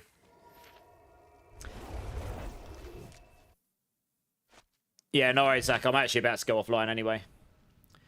I'm gonna have a look to see who's online. I think that probably it's 4:45 in the morning. I probably should. I'm actually gonna go capture some footage. I think I'm gonna capture all the footage for this build for Crushing Hand and Payback since I've got them built. I mean, that's what I'm gonna do. But I'm going to do it offline because it's much easier for me to do that. Let's have a quick look to see who is online. See who's testing on the PTR at this time of night. Oh, I know who we can send you over to here. Sweet. Yeah, nice. Okay. I'm going to send you over to the Rogue Master himself. Nice. All right, let's look over here.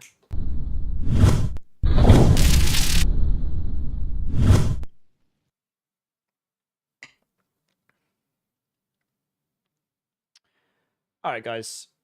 I appreciate the PTR. A lot of testing, a lot of dying, and a lot of rinse repeat is not necessarily the most entertaining stuff, but hopefully it's insightful to some of you for next season, and maybe you learn something about the Spiritborn mechanics you didn't before with the resource cost reduction. It's such a pinnacly important thing to Spiritborn at the moment. I kind of hope that changes in the expansion, to be honest. Oh, you got a 50 Damon. You're one off. Oh, that's the lowest. That's the highest number you can. Sorry, the lowest number you can get that loses. Yeah, guys, in all my channels, thank you so much for being here. I really do appreciate you. Gambit, thank you so much for the sub on YouTube. If there is anyone in my channel that hasn't hit the like or subscribe button, please consider doing so. Really helps me out. I'd love to see you again. I should be on every day this week because I'm doing a lot of prep for season 12, getting build videos together, etc. So yeah, you should be seeing me on a bit more with some testing. Crazy Panda, if you're still here, how much HP do I have on the crushing hand? About 10k, give or take. I think Evade might be tankier, to be honest, because you can use the temerity and stuff. But yeah, about 10k or so. Well, it might have been a little bit less there. Anyway, around that. Yeah, so hopefully I'll see something in the future. I do have a Discord channel. If any of you haven't joined already and you think that would be interesting to you or useful to you, it's just been linked on all my channels, so please come and join. If you do, please go for the verification. Please go to the role selection channel and choose which games you're interested in, like Diablo 4, PoE2. There's little icons for it. That will unlock the channel specific to those games, and then it will hide the ones you don't care for, so you won't get spammed for the things you don't care for. 5k, oh, that's very low. Yeah. So yeah, hopefully we'll see something there. That is the best way to get hold of me off stream. If you want to talk to me about any of the builds in either the live or the upcoming season, if you want to be notified when I'm next live, if you want to request to join the clan, which is pretty active, and will be very active as we get into the new season, especially the expansion, or if you just want to be part of a growing community, then yeah, we'd love to have you there. Every channel except Twitch, I'm just going to shut down. Thank you so much for tuning in. I really do appreciate you all. I will get the Rock Splitter build out on live at some point, but I am focusing more on PTR this week, so that you can have build videos before Season 12 goes live for any of you that want to start on Spiritborn there. So that's kind of what I'm doing here this week. So yeah, bear with me. Hey, Bloodfarts, how's it going? Twitch, I'm going to send you over to Dioxide. He is an expert at Rogue in the Max Roll camp, and yeah, it looks like it's his birthday tomorrow as well. So let's go over and say hello to him. Hit him with all the emotes. Say hi. He's awesome. And yeah, I should be back on again tomorrow. Usual sort of time. Probably testing more builds. Do a bit more seasonal testing stuff. I'm going to try and get everything recorded tonight before I go to bed for Playback and Crushing Hands. I won't edit it, of course, because I don't need to yet. But yeah, I'll get stuff recorded. And yeah, hopefully have a bunch of build videos good to go for you for the beginning of Season 12. So that's kind of plan. So yeah, guys, have a great rest of your day. Thank you again so much. Keep safe. Keep lasting, guys. Much love. And I'll see you tomorrow. Cheers.